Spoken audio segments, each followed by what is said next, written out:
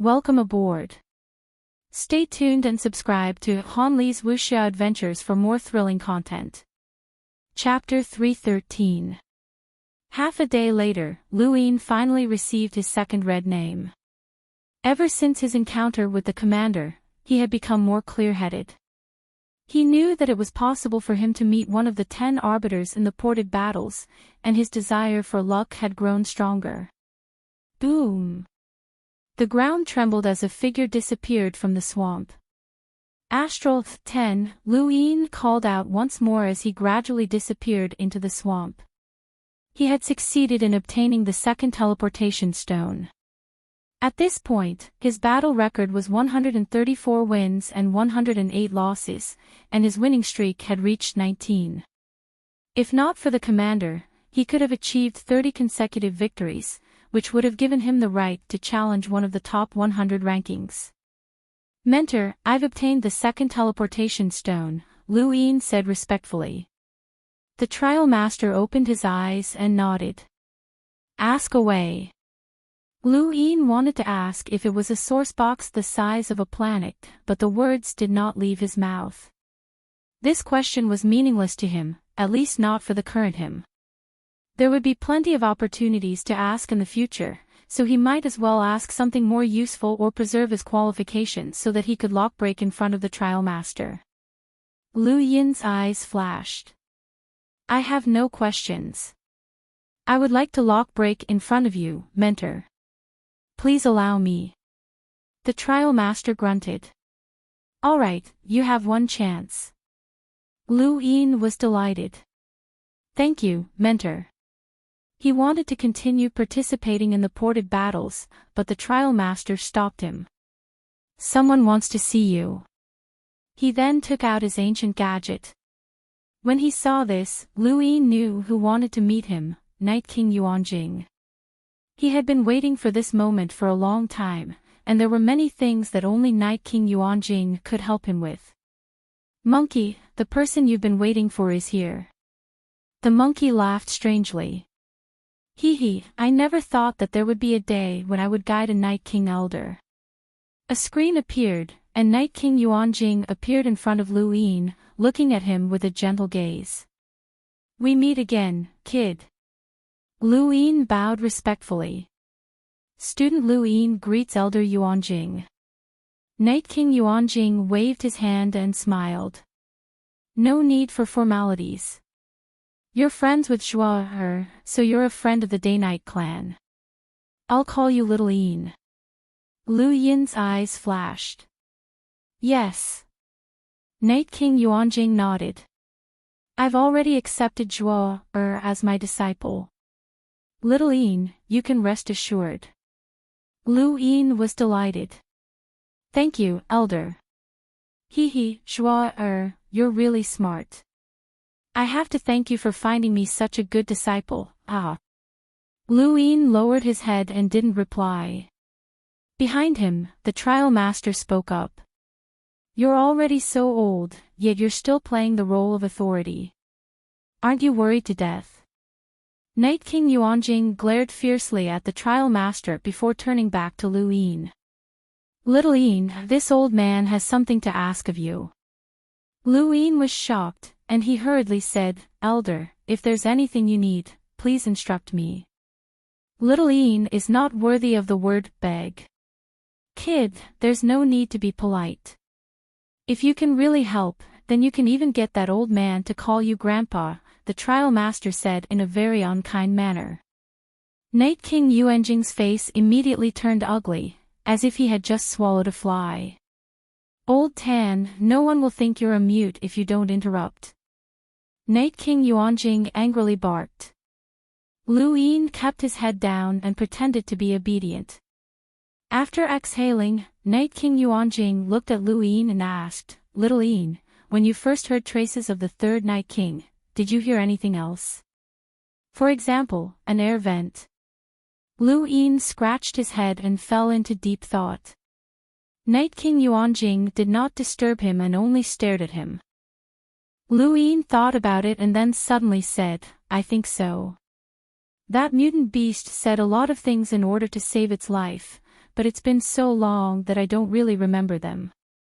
Night King Yuanjing's breathing quickened, and he stared at Lu Yin fervently. Don't worry, take your time. This old man has time, so take your time. You must remember. The trial master's turbid eyes also looked at Lu Yin with a complicated expression. Lu Yin thought about it for a while and then said in distress, Elder, I'm sorry. Too many things have happened recently, and there's been too much trouble. Please allow little Yin to go back and think about it. Once I've thought it through, I'll immediately inform Elder. Night King Yuanjing waved his hand. Trouble? What trouble? Tell me, and Grandpa Yuanjing will help you resolve it. Lu Yin was speechless, as the trial master's form of address had changed too quickly. The trial master rolled his eyes. Lu Yin was put in a difficult position. That's not very good. Elder, you have to deal with a lot of matters in the Night King clan every day. It's not good for little Yin to trouble you with such a small matter. Night King Yuanjing waved his hand. There's no need to be so polite. Little Yin, if you have any trouble, feel free to look for Grandpa Yuanjing. Grandpa Yuanjing will definitely help you resolve it. Lu Yin nodded and helplessly said, if that's the case, then please help Frostwave Weave, Grandpa Yuanjing. Little Yin's hometown has been bullied, and it's really hard to accept. However, there's nothing that I can do. Who bullied you? Night King Yuanjing glared at Lu Yin and asked angrily. Lu Yin thought about it and felt that he was in a difficult position. Night King Yuanjing's eyes flashed. It can't be that brat Yanqing, right?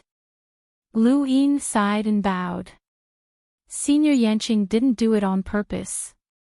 Humph, that brat still dares to meddle in Frostwave Weave's affairs. This old man has already warned her. All right, this old man understands. Don't worry, the Day-Night clan will no longer interfere in Frostwave Weave's affairs. Night King Yuanjing then continued, Little Yin, is there anything else that you need Grandpa Yuanjing to resolve? Lu Yin replied, does Grandpa Yuanjing have a way to delay the Outerverse Youth Council selection? Night King Yuanjing was astonished. Delay the Outerverse Youth Council selection. Why? Lu Yin was helpless. There's someone in the Outerverse Youth Council who's Little Yin's enemy. If he's elected, then Little Yin's future days will be troublesome, and it might even affect Little Yin's hometown. Night King Yuanjing nodded. Alright, this old man agrees. I'll contact Jin Wu and have him delay the selection. He then looked at Lu Yin again. Anything else? Lu Yin knew that he could not do too much. He had crushed Zhanglong Day-Night and the others on Shenwu continent, and this Night King Yuanjing definitely knew about it. The Day-Night clan would definitely be furious, but they had held themselves back because of the matter with the third Night King.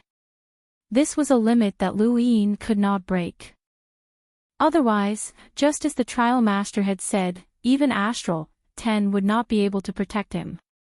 Night King Yuanjing's current attitude towards Lu Yin was due to the fact that Lu Yin was a student of Astral 10, as well as the Outerverse Lockbreaker Society's contributions. However, fear was fear, and that did not mean that the Day-Night clan could not do anything to Lu Yin. These two matters were more than enough. Thank you, Grandpa Yuanjing, but there's nothing else. Right, Little Yin remembered something. Lu Yin looked up and blinked. The great realm of nothingness does indeed have many vents, and these vents can produce void wind. Even an almighty powerhouse can't do anything about it. Some of these vents are entrances to the great realm of nothingness. Right, how do we find the entrances? Night King Yuanjing's eyes were filled with excitement as he stared at Lu Yin. The trial master also looked at Lu Yin, and his gaze was no longer cloudy. Lu Yin replied, there's a way. Find the largest vents, and the smallest vents closest to the largest vents are the safe entrances. Night King Yuanjing's eyes lit up. The smallest vents closest to the largest vents. Are you sure? Lu Yin shook his head. I'm not sure. That's what that astral beast said in order to save its life. I don't know if it's true or not, but I'm just telling the truth. Night King Yuanjing nodded. All right, I understand.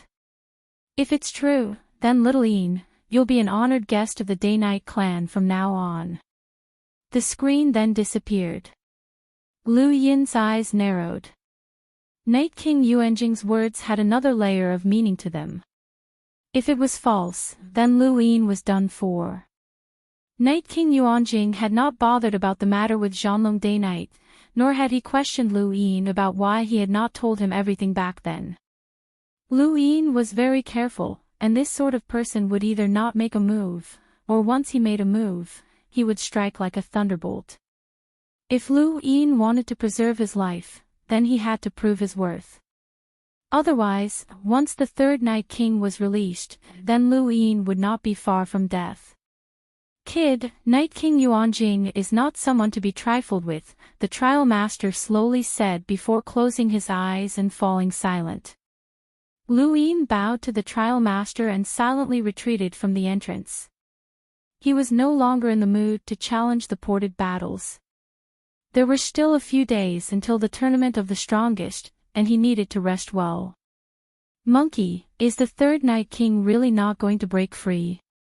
Lu Yin asked worriedly. The monkey was helpless. No, definitely not. How many times have you asked? This monkey swears on the Celestial Ice Phoenix clan that he definitely won't break free. Lu Yin raised his brows. What does the Celestial Ice Phoenix clan have to do with you? That's my future harem, so of course it has something to do with me. This is the most vicious oath I've ever made. Also, you have to have faith in the Void Wanderer ancestor. That old guy can be considered one of the oldest existences in the astral beast domain. Forget about the Day-Night clan, even the old guys from your human domain's Hall of Honor might not be able to rescue the third Night King. Don't worry. Although the monkey had spoken with certainty, Lu Yin was still worried. The Day-Night clan's inheritance was too long. Hundreds of thousands of years. Millions of years. Generation after generation, their inheritance had never been severed. Lu Yin did not know what methods they had. Lu Yin's deepest impression of the Day-Night clan was that inheritance stone. Qingyu had stolen it, but the Day-Night clan was not worried at all. They had clearly stated that anyone who obtained the inheritance stone had to hand it over or face death. This was the Day-Night clan's confidence, and this confidence was reflected in their strength. This strength was not something Lu Yin could imagine, so it was hard for him not to worry. It was time for him to make preparations for the third Night King's escape. He had to prepare for the worst. Not long after, Night Queen Yanqing, who was in Astral 3, received a notice from her clan. From this moment onwards, the Day-Night clan is not allowed to interfere with the war in Frostwave Weave. Violators will be investigated. Night Queen Yanqing shock, why? Why was this happening? They had warned her not to interrogate Jua Day-Night, but not long after, she had been accepted as a disciple by Elder Yuanjing. Now, they were warning her not to interfere in Frostwave Weave's affairs. Lu Yin must have been the one behind this. What had he done to make the elders speak up for him? Night Queen Yanqing looked at the notice, and there was a deep fear in her eyes. Lu Yin had hidden himself well, and he had even been able to influence the elders of the Night King clan.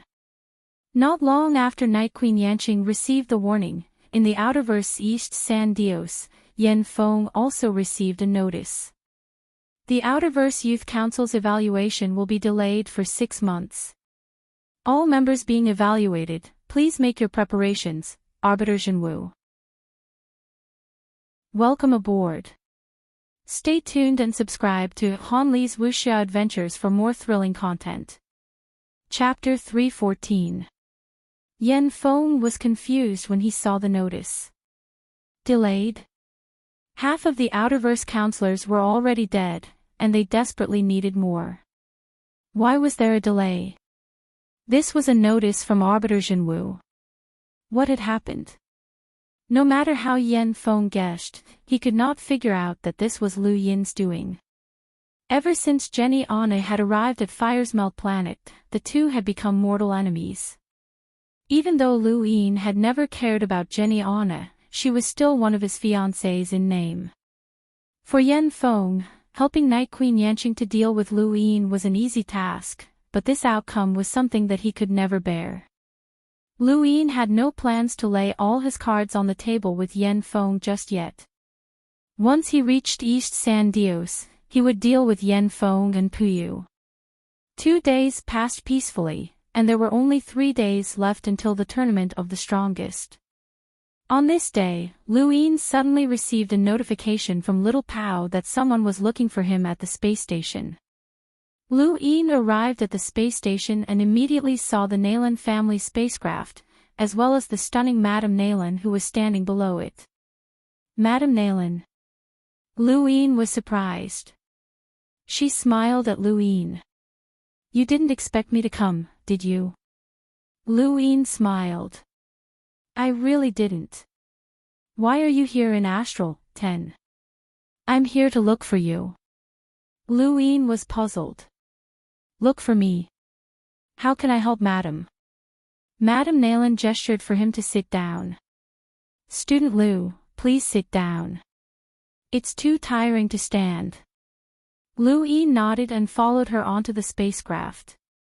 It was still the same lounge, the same luxurious ingredients, and the same expensive wine. To tell you the truth, I'm here to ask Student Lu to help me unlock a source box. Madame Nalan went straight to the point. Lu Yin was surprised. Madam, as the head of the Nalan family, you must have many lockbreakers by your side. Why are you looking for me? Student Lu, you're not willing. She smiled. Lu Yin solemnly replied, Madam, you've saved me twice. Even if you ask me to go through a mountain of blades or a sea of flames, I'd not hesitate. I'm just curious. Madame Nalan smiled and stared at Lu Yin with her beautiful eyes. I don't feel at ease finding other lockbreakers. He was only a 2-star discerning elementary lockbreaker, and with the Nalan family's wealth, it was not impossible for them to hire a perceptive intermediate or even a boundless advanced lockbreaker, let alone a discerning elementary lockbreaker. However, Lu Yin did not probe any further. He thought back to the first time he had met this woman and how she had been assassinated. There were simply too many conflicts within large families. Since you think so highly of me, I won't decline. Let's begin, Lu Yin said. She looked at him helplessly. Student Lu really is a cultivation maniac. We just sat down. He smiled awkwardly and didn't stand on ceremony. He picked up the thigh of an unknown astral beast and began to chew on it. He had to admit that it was delicious, the meat was fresh and tender, and it even contained the power of star energy. A single bite was enough to fill his mouth with an indescribable sense of satisfaction. He took a sip of the red wine and exhaled in satisfaction. Madam, this glass of red wine must be expensive. If Student Lu likes it, I can give you some, Madame Nalan said with a smile. Lu Yin smiled as he declined. This woman was so attentive to him, which was strange. He never believed in free lunch, let alone such an expensive one. This woman was a top tycoon in the Outerverse with her seductive beauty, and her background was related to the Sword Sect. She could not be underestimated, and he wondered if the Sword Sect had asked her to rope him in. However, after some thought, he rejected the idea. He was only a Lemeter, and no matter how talented he was, how could he compare to the 10 Arbiters? The Sword Sect had produced 10 Arbiters, and even if they admired him, they would not try to rope him in without any bottom line. But if they did try to rope him in, could he refuse? Lu Yin recalled that this woman had saved his life twice. Are you thinking about what I'm trying to do with you? A fresh and beautiful face with a boundless charm appeared in front of Lu Yin, causing him to retreat in fright. Madame Nayland smiled. "Student Lu, am I really that scary?" Lu Yin laughed dryly. "You're too beautiful, and I can't bear it." Madame Nayland's eyes curved into crescents. "You really know how to talk. We've met a few times already, but I haven't told you my name yet. I'm Lu Fuxue." Lu Yin's eyes flashed. Indeed, the surname Lu was a primeval surname, and it was also the surname of the sword sect's leader. Drifting clouds form snow, and the taste of the world is boiled into tea. What a good name. Madame Nayland sighed. Student Lu's literary talent is astonishing. Then, I wonder if you can decipher my other name, Lu Tianmu. Lu Yin did not think too much about it and blurted out, "Sirius is scattered, and Su is like autumn." Madame Nayland covered her mouth and giggled. She clapped her hands. Student Lu is quick-witted. You can probably compete with those from the erudite flow zone. Madame Nayland, who is this Lu Tianmu that you mentioned? Lu Yin asked curiously. Both of them had the surname Lu, and they were not simple people. Madame Nayland's lips curled up, and a teasing look flashed through her eyes. You'll find out in the future. Madame Nayland had asked Lu Yin to unlock 3 source boxes. 2 of them were certified 3 stars discerning elementary source boxes, and they were both stone-like. The 3rd source box had not been certified, but it was about the same size as the other 2 source boxes. Its appearance was a little strange, as it was a severed palm. No, it looked like a severed palm. This severed palm piqued Lu Yin's interest, as there were no identical source boxes in the universe. Every lockbreaker would encounter all sorts of strange source boxes, but a severed palm-shaped source box was still considered strange. Lu Yin spent 2 hours to unlock the first source box, and it was only a 3 stars discerning elementary source box. He did not even use the giant emperor's third eye, and he only used his domain and Sirius to unlock it. This was 13 times faster than his first attempt, which represented his improvement. Unfortunately, the item within the first source box had long since dissipated, so his efforts had been wasted. The second source box took Lu Yin 2.5 hours, and he obtained a very ancient wooden board. There were some words on it, but Lu Yin could not understand them, so he handed it over to Madame Nayland. Madame Nayland had someone preserve it for archaeologists to study, as perhaps they would be able to obtain some useful information. The fact that it had been sealed away by the universe meant that an almighty powerhouse had come into contact with it. Only then would it have some value. Any item obtained through lockbreaking was not simple, and the most classic example was the Ross Empire. The founder of the Ross Empire had unintentionally unlocked an item, a long dress made of very ordinary materials that did not have any star energy. He had originally planned to throw it away, but he was unwilling to do so, so he handed it over to his subordinates to study.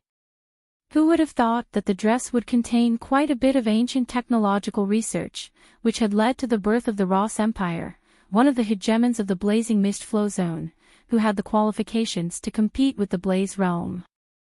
Of course, the Ross Empire had only been a coincidence. Many powers had unlocked items that contained words, and it was unrealistic to try and decipher them. Even if they could, they might not be suitable for the current era. Furthermore, a portion of the research results had already been exposed, as too many years had passed. In any case, anything that could be unlocked had value, and this value needed to be carefully considered. Lu Yin looked at the severed palm in front of him and touched it with one hand. Suddenly, his fingertips were pricked by something, and he frowned in confusion. "Seventh bro, something's not right. This thing isn't easy to deal with," the monkey suddenly said in a serious tone.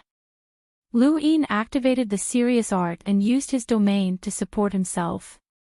He then took out the giant emperor's third eye and focused on the severed palm.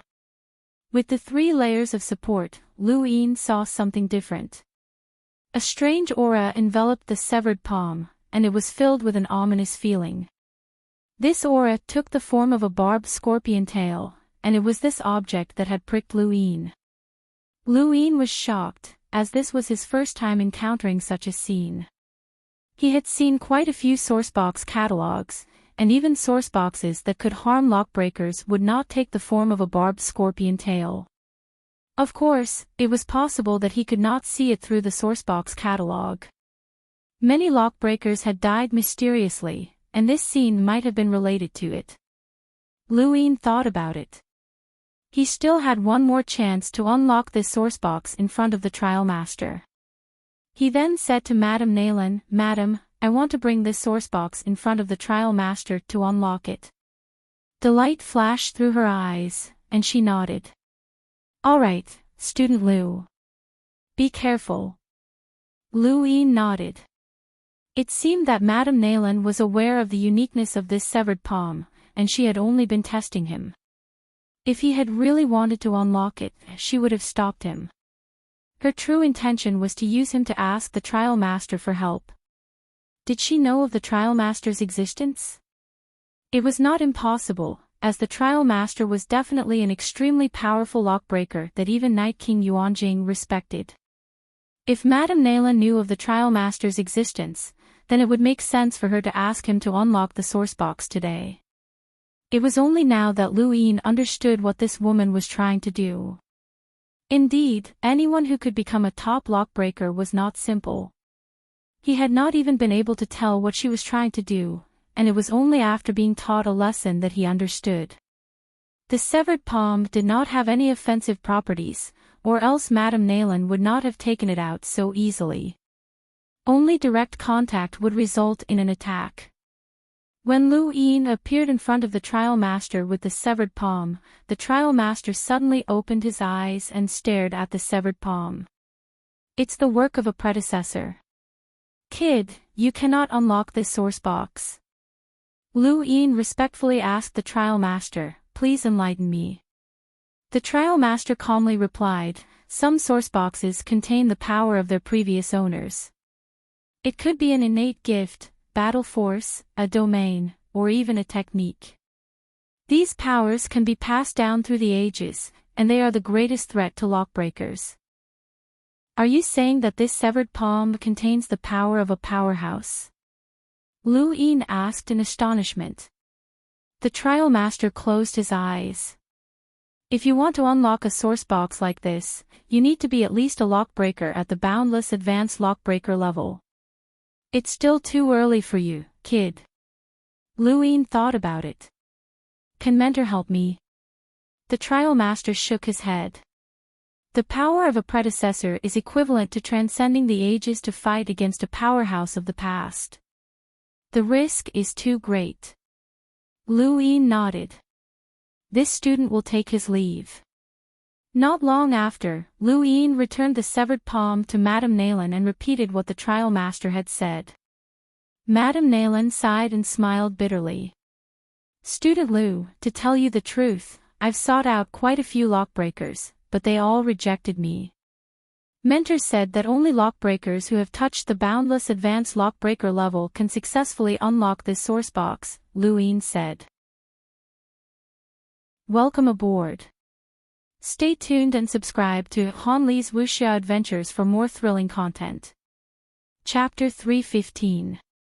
She shook her head. Boundless Advanced. Our Naylan family doesn't have the qualifications to invite you. Forget it, we'll talk about it when we have the chance. Lu-Yin watched her put away the severed palm and couldn't help but say, "Madam, you've saved me twice. When I reach the boundless advanced level, I'll definitely help you unlock." Madame Naylan smiled happily. "Then I'll be waiting, future boundless advanced lockbreaker." Lu-Yin laughed dryly. The boundless advanced level was still very far away. After unlocking the 2 sourceboxes, he wasn't far from the 3 stars discerning elementary level, but he could only dream of reaching the boundless advanced level. "Here's your reward." She took out a Mavis bank card and handed it to Lu-Yin. Lu Yin's brows rose. Madam, you're looking down on me. Madame Nayland smiled and very naturally put away the card. She then looked at Lu Yin. If you don't want any reward, then let me tell you something that might interest you. What is it? Another genius from the sword sect. Lu Yin teased.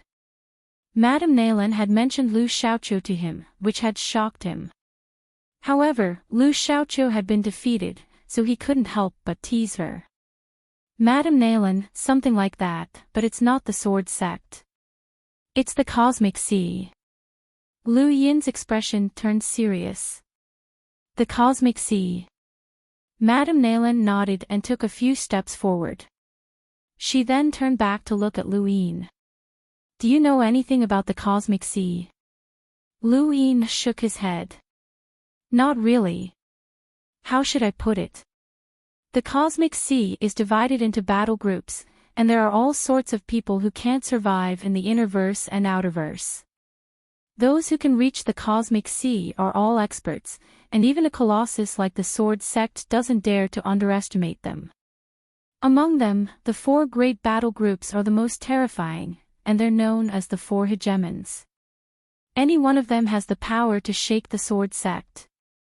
There are many other battle groups below them, and if these groups want to survive in the cosmic sea, they have to pay tribute to the 4 great battle groups every year, which is equivalent to a protection fee. Of course, there are also some groups that aren't willing to pay tribute, such as the Arcane Arrow Crew and the Unyielding Crew. The Arcane Arrow Crew. He thought back to Silas, who had fought at the Heavenly Drum. He seemed to be from the Arcadian Arrow Crew. It's very difficult to survive in the cosmic sea. Even powers like the Sword Sect and the Day-Night Clan would only be courting death if they went there. The fact that those battle groups have been able to survive until now shows just how terrifying they are. Among them, the Unyielding Battle Group is the most shocking because their commander is only a Lemeter, Madame Nayland said solemnly. Lu Yin was shocked. A Lemeter. Madame Nayland nodded. That's right. He's a Lemeter, and he's recognized by the entire cosmic sea as a candidate for the 10 Arbiters. He's qualified to challenge the younger 10 Arbiters, and he possesses a terrifying innate gift. He's an absolute expert. Lu Yin recalled that his family had once mentioned an expert from the cosmic sea. Could it be this person? Uncle Spectre didn't explain it clearly either. Madam, what's that person's name? Madame Nayland turned around, her eyes flashing. Yi Xingqian. Lu Yin blinked. What a good name. Logically speaking, a battle group led by a mere Lemeter shouldn't have been able to survive in the cosmic sea.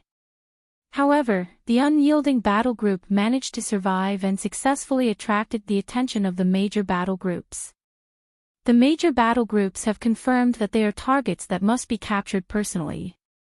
Will this Yi Xingqian participate in the Tournament of the Strongest? Rumor has it that he might. Nate endured his injuries and bid farewell to Night Queen Yanqing before leaving Astral 3. They wanted to return to the cosmic sea. Since they had lost, there was no need for them to participate in the top 4. Night Queen Yanqing urged them to stay, but the two still left. They were too ashamed to stay. You've improved again, Night Queen Yanqing said seriously as she looked at Lu Xiaoqiu. Lu Xiaoqiu glanced at her with disdain. Even the students in the distance could see his disdain, and this caused Night Queen Yanqing to become furious. Lu Xiaoqiu, what is the meaning of this? In the Day-Night Clan, only Zhanlong Day-Night is worthy of being my opponent, Lu Xiaoqiu replied.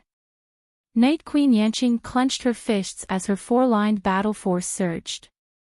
You're too arrogant. Lu Xiaoqiu turned around and looked at the many students of Astral 3. Help me tell Lu Yin that I, Lu Xiaoqiu, am waiting to battle him with the 4th sword. Many of the students were shocked. The 4th sword was unimaginable. During the Astral Combat Tournament, only Lu Yin had been able to force Lu Xiaoqiu to use the 2nd and 3rd swords. He had even used the second sword to defeat that arrogant expert from the cosmic sea. Now, he had actually comprehended the fourth sword. Welcome aboard. Stay tuned and subscribe to Han Li's Wuxia Adventures for more thrilling content. Chapter 316. When Night Queen Yanqing heard that Lu Xiaoqiu was going to use the fourth sword, she felt a wave of disappointment wash over her. Her four-lined battle force had retreated, so she didn't even have the confidence to withstand the third sword, let alone the fourth sword. This was Lu Xiaoqiu's strength. After speaking, Lu Xiaoqiu left Astral 3. From start to finish, Night Queen Yanqing had not dared to make a move. Just as Lu Xiaoqiu had said, out of all the Lemeters in the Day-Night clan, only Zhanlong Day-Night was worthy of being her opponent. Zhanlong Day-Night. It was Zhanlong Day-Night again. That person should have already died on the Xinwu continent, and his name should not have existed. Night Queen Yanqing was filled with resentment. She absolutely had to comprehend the day-night restoration technique. News of Lu Xiaoqiu defeating a powerhouse from the cosmic ocean in Astral 3 quickly spread, and it was accompanied by news that 2 powerhouses from the cosmic ocean had withdrawn from the tournament of the strongest. Lu Yin stared at his gadget in shock. These 2 from the cosmic sea were really unlucky. One had been dealt with by Lu Yin, while the other had been dealt with by Lu Xiaoqiu. They could only blame themselves for being too arrogant and acting all high and mighty all the way to the sword sect, which had ended up provoking a monster like Lu Xiaoqiu. However, Lu Xiaoqiu's improvement had been great as well, and the fact that he dared to mention the fourth sword meant that he had fully comprehended it. He would be facing the fourth sword in his next battle, and this made Lu Yin excited. He was also looking forward to seeing what the fourth sword would be like. When he saw Lu Xiaoqiu, Lu Yin was reminded of Li Zimo from the Xinwu continent. That person's talent in the way of the sword was no less than Lu Xiaoqiu's, and he was a true genius in the way of the sword. Lu Yin wondered what Li Zimo would do if he joined the sword sect. Ding! A notification popped up, and when Lu Yin looked at it, he was shocked. The participants for the Tournament of the Strongest have been confirmed. The Human Domain's Astral Combat Academy Starsabil, Han Chong, Grandini Mavis, Lu Yin. The Astral Beast Domain's Tian Ho, Embermane, Huaishou, Feng Zhou. The Technocracy's Yun, Ben, Domi, and Yar Pat. The Cosmic Sea's Lu Xiaoqiu and Zi Jun. Lu Yin looked at the notice with a strange expression. Lu Xiaoqiu was actually participating as a representative of the Cosmic Sea. The sword sect was truly shameless to think of such a thing. But who was this Zi Jun? Where are you hiding, Lu Yin? Lulu shouted as she appeared. Lu Yin's eyes lit up when he saw Lulu, and he shot out a gust of wind. Lulu cautiously dodged it and turned around. Her lips curled up when she saw him. So you were hiding here. What, are you afraid of participating in the competition? She leapt up onto a tree and sat down less than 3 meters away from Lu Yin, swinging her snow-white legs in a carefree manner. Lu Yin laughed. You're teasing me right after completing a mission. Lulu giggled. I'm not teasing you. On the contrary, I'm here to give you some information. Information? Lu Yin was surprised. Lulu pointed at herself. Mavis. Lu Yin's eyes lit up. You want to tell me about Grandini? Lulu nodded. You're both from the Mavis family. You wouldn't betray her, would you? Lulu harumphed. That woman dared to show off in front of me, so of course I had to teach her a lesson. However, I didn't betray her, I just told her some things. Many people know about this, and only trash like you, who has no background, no friends, and no fortuitous encounters, doesn't know. Lu Yin was speechless. He could admit that he had no background, but no friends. What a joke. He had plenty of friends. Wait a minute. It seemed that he really did not have many. As for his fortuitous encounters, damn, there were many, but he could not talk about any of them. What a fierce girl. The Mavis family is a terrifying race, the monkey said. Fine. What do you want to tell me, little traitor? Luwine teased. Lulu rolled her eyes. Don't underestimate Grandani. Don't think that she'll be easy to deal with just because she has 4-line battle force. Let me tell you, that's because she hasn't worked hard enough and hasn't truly used her innate gift. Once she truly shows her might, none of you will be able to handle her. Innate gift? Luwine was curious. Lulu rolled her eyes. Don't expect me to tell you about the Mavis family's innate gift. That's impossible. All I can say is that once she truly uses her innate gift to increase her strength, there will be a huge change in the short term. Don't even think about the strength she had during the astral combat tournament, it's completely useless. Of course, if she doesn't use her innate gift to increase her strength, then forget about it. Looking at Lulu, Luwine thought back to the trial on Earth. This girl had used her strength to subdue an Explorer Realm sea turtle. That was an explorer, which was incomparably distant to them back then, but it had been subdued just like that. Luwine could not understand it, but he knew that it must have been because of the Mavis family's innate gift, but what kind of innate gift was that? It was so terrifying. I understand. I'll treat it seriously, Luwine said. Lulu raised her head and thought about it. Actually, it's good that her strength has increased. Based on how wretched those old fellows in the Astral Combat Academy are, they definitely won't let their own people fight each other. If you guys want to fight, it'll be at the end. You seem to be very certain that I'll be able to fight until the end. Luwine was puzzled. Lulu smiled. I'm not certain, but I hope so. After all, you're our leader, and it won't look good for us if you lose. She then leaped down and left. Monkey, what's the Mavis family's innate gift? Luwine asked. 7th bro, how would I know what their innate gift is? The monkey asked. You don't know. Luwine was suspicious, this damned monkey knew everything. The monkey was helpless. What I know comes from the records of powerhouses. Those powerhouses did not record the Mavis family's innate gift, so I naturally don't know. However, there's one thing that I'm certain of, the Mavis family is terrifying, so terrifying that it's definitely beyond your imagination. Nonsense. If they can control the universe's economy, then they must have an ancient powerhouse with a power level in the hundreds of thousands, Luwine said. The monkey solemnly replied, hundreds of thousands. Then you're underestimating the Mavis family. Although there are no records, there are definitely powerhouses with power levels in the millions, and there's definitely more than one. The Mavis family definitely has one. Luwine was shocked.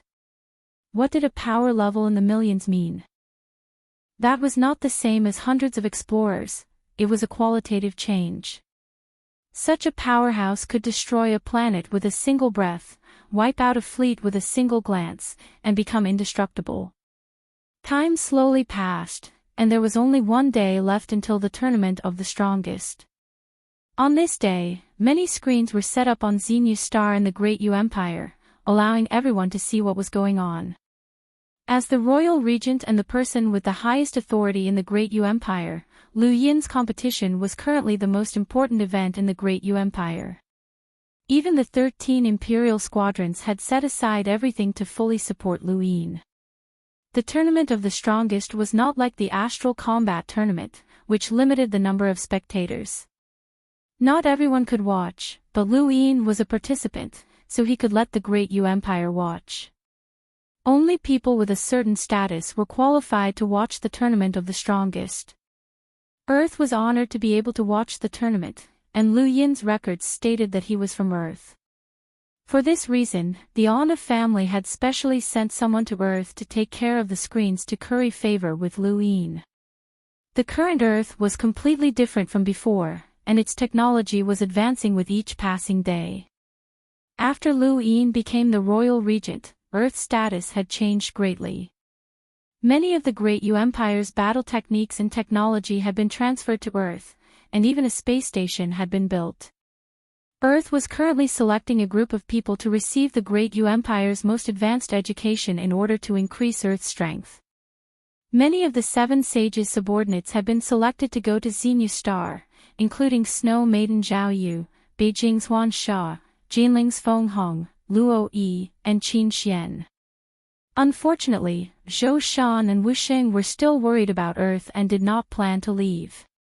Among those selected, there were even a few who displayed innate gifts, which shocked the Great Yu Empire. Innate gifts were rare, and several had suddenly appeared on Earth. Even the captain of the 12th Imperial Squadron, Ban Zhou, was interested in Earth. On a rocky planet in the Frostwave Weave, Wendy Yushan's face was pale as she looked at her gadget. The tournament of the strongest was about to begin, and her injuries were almost fully healed. In East San Dios, many people were watching under a giant screen.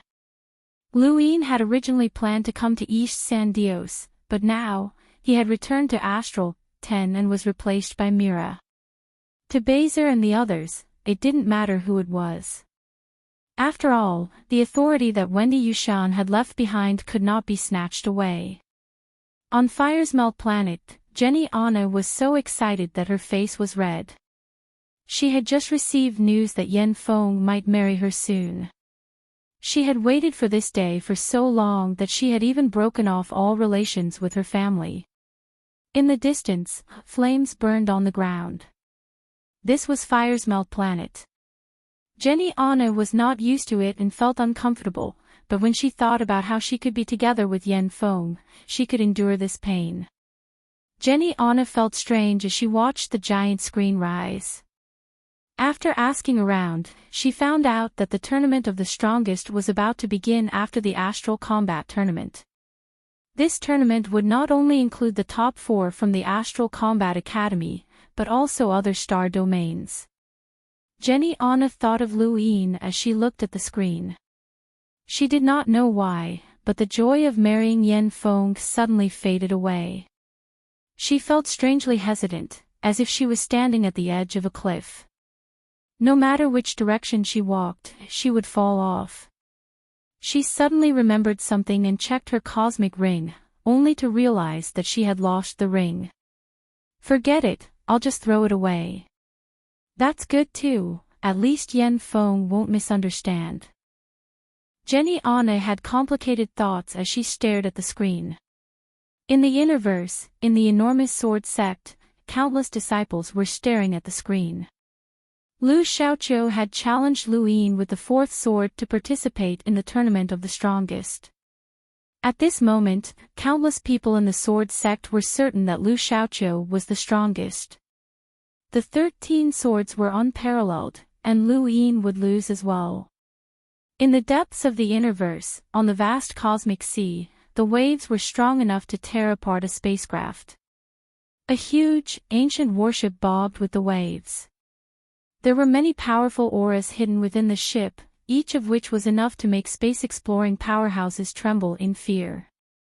Above these hidden auras, there was one that stood above them all. Although it was faint, it was incomparably domineering. It was as if the entire universe would bow down to this aura. Captain, this kid won't disappoint you. That's right, Captain. This kid has always been alone without anyone's help. It hasn't been easy. That's right, Captain. Take a good look. Boom.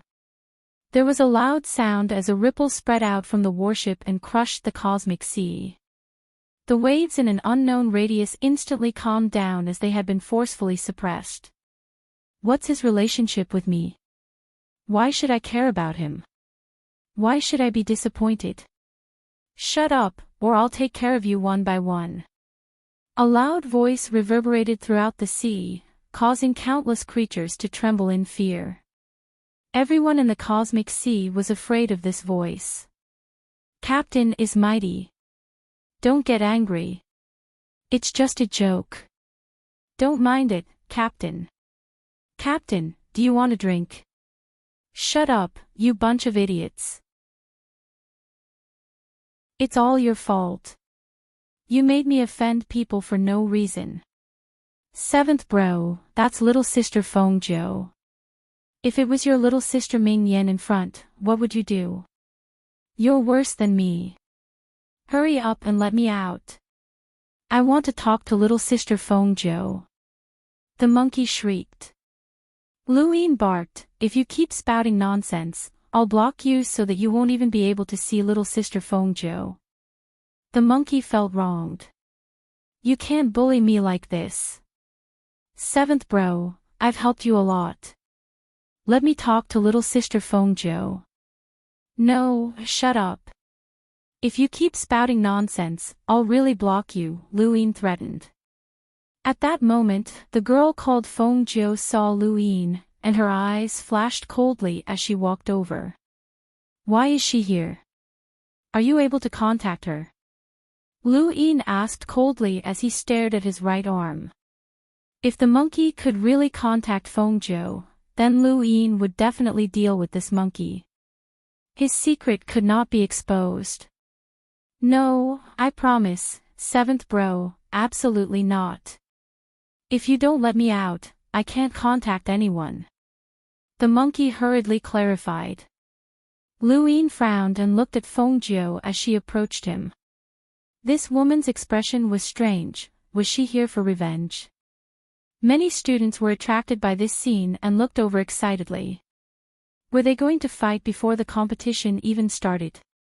Han Chong and the rest looked over in surprise as well. Did Luyin know someone from the astral beast domain? You're Luyin? Feng Zhou asked coldly. Luyin nodded. That's me. You've been to the war front? Feng Zhou asked coldly. Luyin frowned. That's none of your business. Did you kill the monkey? Feng Zhou asked coldly, her tone filled with killing intent. Luyin raised a brow and looked at his right arm strangely. What did she mean? Was she really here for revenge? Did this woman like monkeys as well? Was it unrequited love? Feng Zhou, my little sister. I'm here. The monkey shrieked, causing Luyin's right arm to burn. Luyin gritted his teeth in anger. Why aren't you answering me? Did you kill the monkey? Feng Zhou asked again. Luyin looked up. No comment. Feng Zhou sneered. You killed him, but you don't dare to admit it. That's how you humans are. Hypocritical and cowardly. That's right, humans are hypocrites. Sister, I'm here, the monkey shrieked again. Luyin felt a headache coming on. One of them was spouting nonsense in front of him, while the other was shrieking in his head. This made him more and more annoyed. Avenge him if you can. You have to be prepared to die on the battlefield. Luyin turned around and walked away. He didn't even want to deal with this crazy couple. Feng Zhou blocked Luyin's path once again and gritted her teeth. Tell me what he said before he died. The monkey is a coward who's afraid of death, and he would definitely think of a way to save his own life, but you still killed him. You're too cruel. Coward and afraid of death. What a joke. I'm synonymous with courage, the monkey shrieked. Luyin was speechless and immediately left the life-seek realm. Feng Zhou clenched her fists. I'll kill you, Luyin. Outside Astral 10's Trial Zone Mountain, Luyin heard the monkey making a ruckus as soon as he appeared. Seventh bro, let me go. I want to see Sister Feng Zhou. Let me go. I want to go in. Luyin felt a headache coming on. She clearly doesn't like you.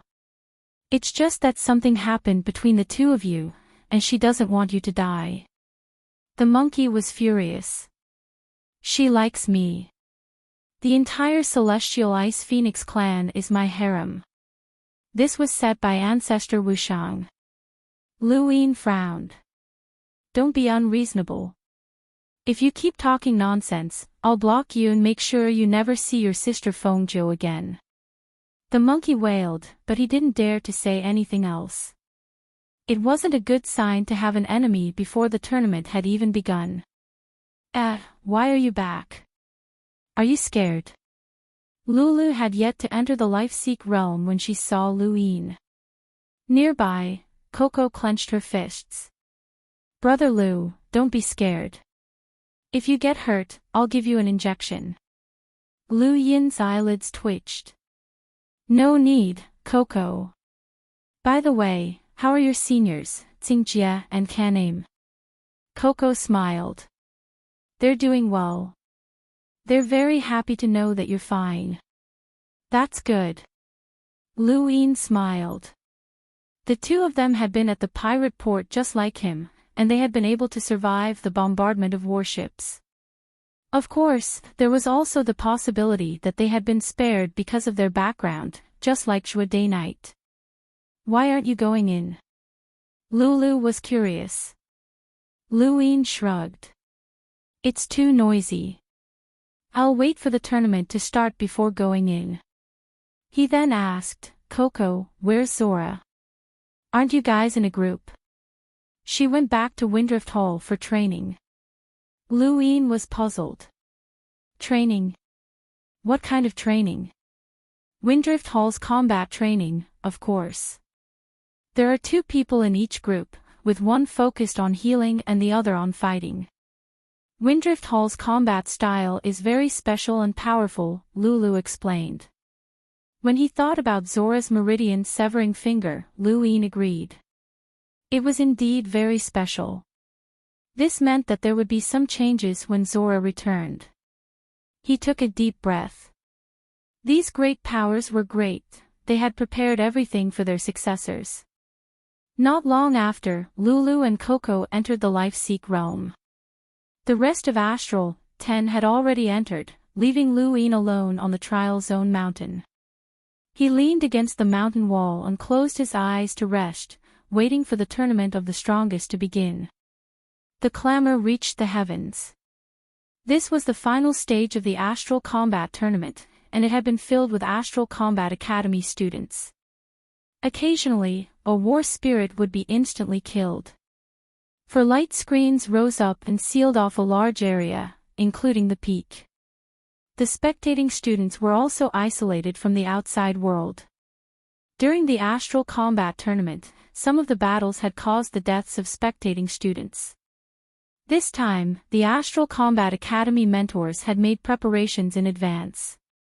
Any of the following battles would be considered a battle of the strongest. The 4 contestants stood around the light screens. The Astral Combat Academy was in the east, the Astral Beast Domain was in the south, the Technocracy was in the west, and the Cosmic Sea was in the north. The area isolated by the light screens was very large. Lu Yin stood in the east, and if he did not use his star energy, he would not be able to see the other contestants from the Technocracy. There was a loud boom in the sky as 14 bamboo sticks circled in the air. They were split into 2 different colors, and they were dazzling. The colors were not fixed and constantly changed. Contestants, please draw your own sticks, a loud voice boomed out, causing the entire area to dim. This was the voice of an absolute powerhouse. Many of the students felt their hearts tremble as they felt a sense of oppression. In the west, the Technocracy's contestant, Yun, frowned, and a trace of contempt flashed through her eyes. She did not seem to care about the absolute powerhouse who had spoken. As the voice sounded out, all of the contestants used their star energy to form arms and grabbed at the sky. They did not try to snatch the sticks, but rather casually picked them up. Everyone was very confident in themselves. There were 7 different colors and 14 contestants. The first battle was between the Astral Combat Academy's Grandani Mavis and the Technocracy's Domi. Lu Yin had not expected Grandani to be the first to go up. Lu Yin's expression turned serious. The Mavis family's terrifying innate gifts meant that they were not ordinary. This battle would allow him to see Grandini's current strength. She was definitely different from the astral combat tournament. Below the peak, Grandini Mavis and Domi faced each other. Everyone held their breaths as they watched. The technocracy was very mysterious to humans. Aside from the soldiers at the border warfront, no one else knew anything about them. Welcome aboard. Stay tuned and subscribe to Han Li's Wuxia Adventures for more thrilling content. Chapter 318. Why can machines be brought to the life-seek realm? Aren't they external objects? Lu Yin asked curiously. To the side, Starsabil answered, the trial zones recognize objects that are part of a cultivator's body. For example, the tamed beasts of the Beast Tamer's flow zone. The technocracy has already completely integrated machines into the body. Lu Yin was shocked. To be able to perfectly integrate machines with the body was truly a terrifying technique. The Ross Empire was considered one of the top technological empires, but they could not achieve such a feat otherwise. The trial zones would have had at least one expert from the Ross Empire. Bang! A huge shockwave rumbled as if the heavens and earth had collided. The ground split in half, and a powerful shockwave swept through the clouds. Huge spatial cracks spread out from the point of impact, spreading out in all directions. Many students were scared witless, but fortunately, they were stopped by the barriers. Dust filled the sky as many tiny spatial cracks flickered. Grandini Mavis and Domi appeared before everyone, their fists clashing against each other. With another loud bang, they both retreated. Grandini's right fist trembled as blood dripped onto the ground. She had been injured. On the other hand, Domi did not seem to have changed at all. Lu Yin's eyes widened as he stared at Domi's right fist. What a tough metal. It did not even budge. The next second, two strange beams of light shot out from Domi's eyes and swept towards Grandini. She hurriedly dodged, but the ground had been pierced through. The beams of light were not too strong, but Grandini did not dare to touch them. At that moment, Domi raised both of his palms and another two beams of light shot out. A total of 4 beams swept through the ground as they chased after Grandini. Many students from the Astral Combat Academy gritted their teeth. Anyone could see that Grandini was at a disadvantage. The Mavis family's strongest points were their physical bodies and monstrous strength, but these were useless against Domi. His tough metal was not something that Grandini could break through. Those beams of light don't seem like much on the surface, but their penetrative power is extremely strong. They don't cause any damage to space either. It's an attack method that Limiters from the technocracy are used to. Even now, no one has been able to break through it. They can only evade or block it with their own abilities, Han Chong said with a serious expression. Lu Yin looked at Domi. With the support of his domain, he was well aware of just how terrifying that light beam was. Compared to what Han Chong had said, Domi's light beam was definitely much more terrifying than what the other Limiters in the technocracy could use. Otherwise, Grandini would not have been forced into such a miserable state. Perhaps it was because she had been forced into a corner, but Grandini's battle force finally erupted. Four-lined battle force enveloped her body, and she bent her right fist. Her feet tapped against the ground as she instantly appeared in front of Domi and punched out. Domi did not dodge, and he countered with a punch just like before. To him, it did not matter if it was a contest of physical strength.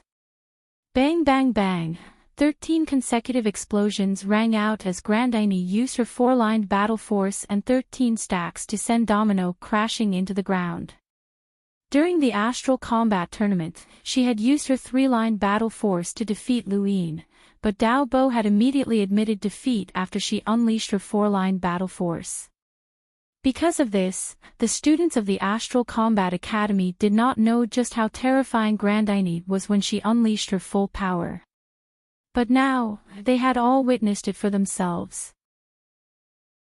She's been acting like she's the boss ever since she entered, and she hasn't changed at all. It's hard to say. Hey, you've noticed it too. That woman's eyes are about to reach the sky. She deserves a beating. I've noticed it too. She's really arrogant, even more so than Kwang Wang. In the distance, Kwang Wang's face darkened. In the crowd, Lulu sighed in relief. Fortunately, that damned woman had not let her down. She had not lost face for Mavis. At that moment, the screen that had isolated the arena suddenly moved back. Everyone was pushed aside, and the arena expanded. Soon, the arena was restored. The second match began. On one side was Han Chong, and on the other side was another participant from the technocracy. It was that arrogant woman, Yun. When he saw Han Chong enter the arena, Lu Yin's eyes trembled. Back in the Shinwu Continent's Tower of Resonating Light, he had seen Han Chong's strength for the first time. That obscure and unparalleled pressure had shocked him. Of course, it was not that Han Chong had definitely surpassed him at that time. It was just that their strength was different, but this strength could not be underestimated. Many students were disappointed when they saw Yun enter the arena. The technocracy's battle style was the same, and they relied on their powerful defenses to forcefully resist. Many people felt that it was pointless. Of course, there were also some who cheered for Han Chong, hoping to teach Yun a lesson.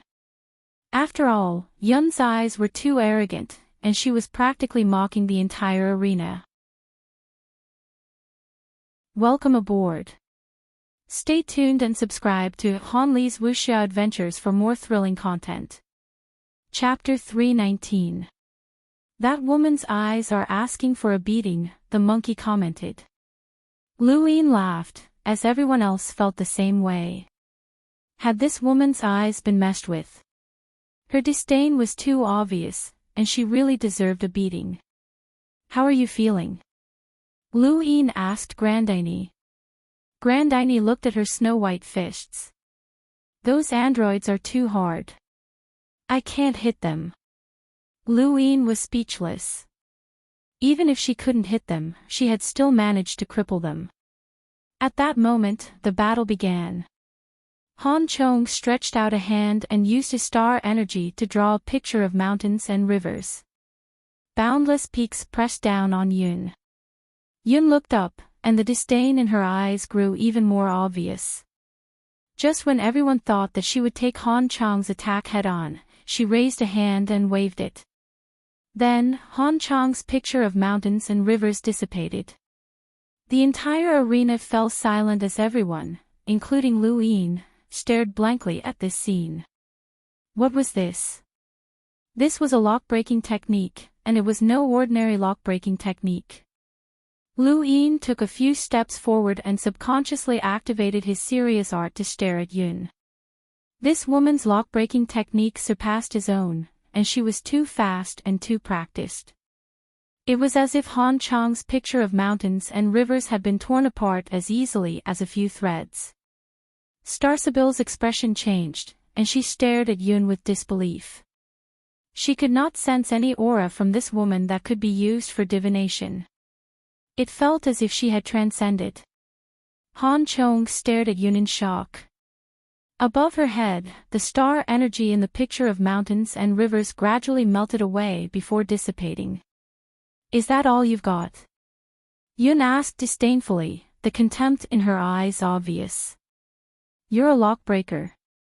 Han Chong was shocked. Yun sneered. You can say that. I'll give you one more chance. If you don't have what it takes, then scram.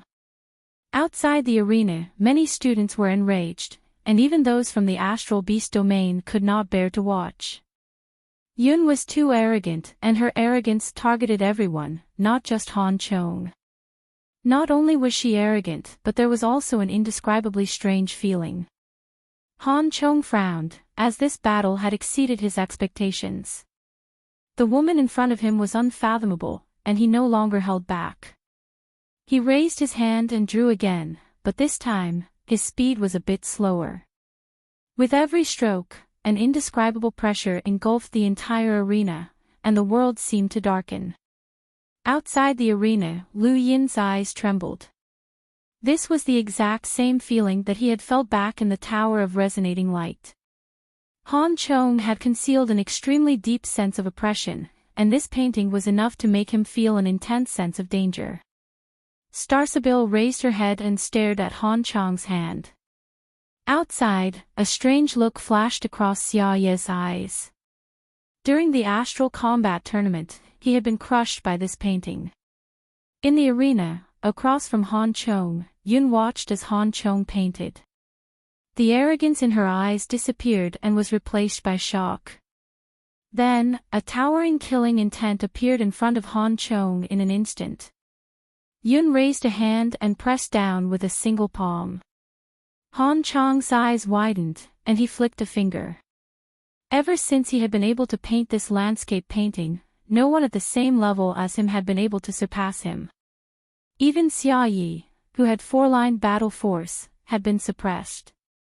Yun's palm pressed down on the landscape painting, and for some reason, the heavens and earth shook as a strange wave of energy swept through the entire Life-Seek realm. It was very subtle, and no one noticed it except for Han Chong and Yun.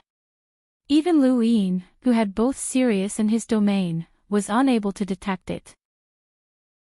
The wave of energy only lasted for an instant, and in the next moment, Yun's palm tore through the landscape painting and pressed down on Han Chong's chest.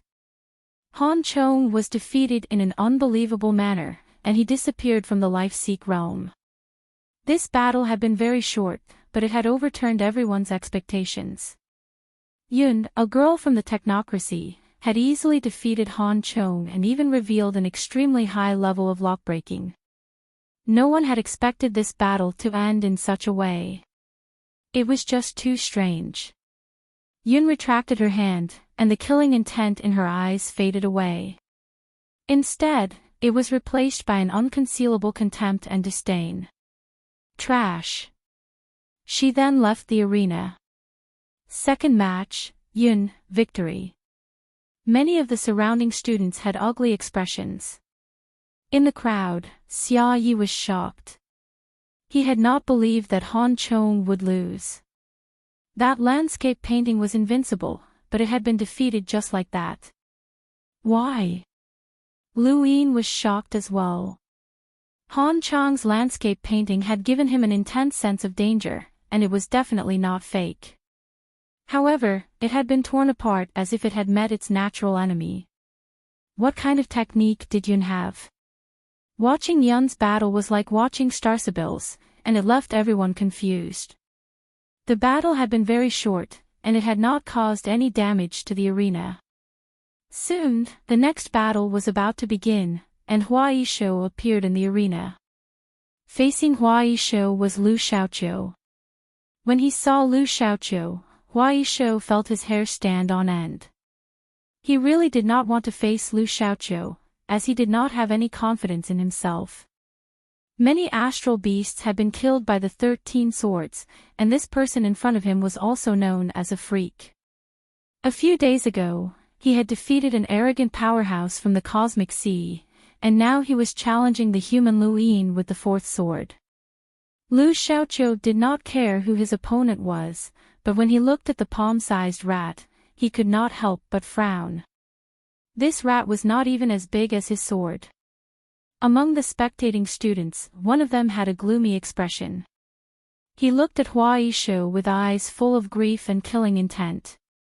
He was Heart Phoenix. To the Phoenix family, the Hua Yishou tribe was the enemy that they wanted to kill the most in the astral beast domain. This tribe had devoured many of the Phoenix family's disciples, and they were a great enemy of the Phoenix family. Unfortunately, the Hua Yishou tribe did not pay much attention to the Phoenix family. It was not that they looked down on them, but that they had too many enemies, and they could not tell who was who. Tian, is Huaishou a match for that human? Feng Zhou asked, looking at the black-robed Tian. Tian answered, he can block 3 swords at most. Feng Zhou was helpless. If he loses in the first round, the human will be proud. That's how hypocritical humans are. There is no such thing as absolute fairness in the tournament. Humans will almost never face each other in the first round, Tian said. Feng Zhou was shocked. Are you saying that someone tampered with the draw at the beginning? Tian did not answer, but his meaning was clear. Feng Zhou gritted her teeth and glared at the distant Lu Yin. Despicable human. 7th bro, look.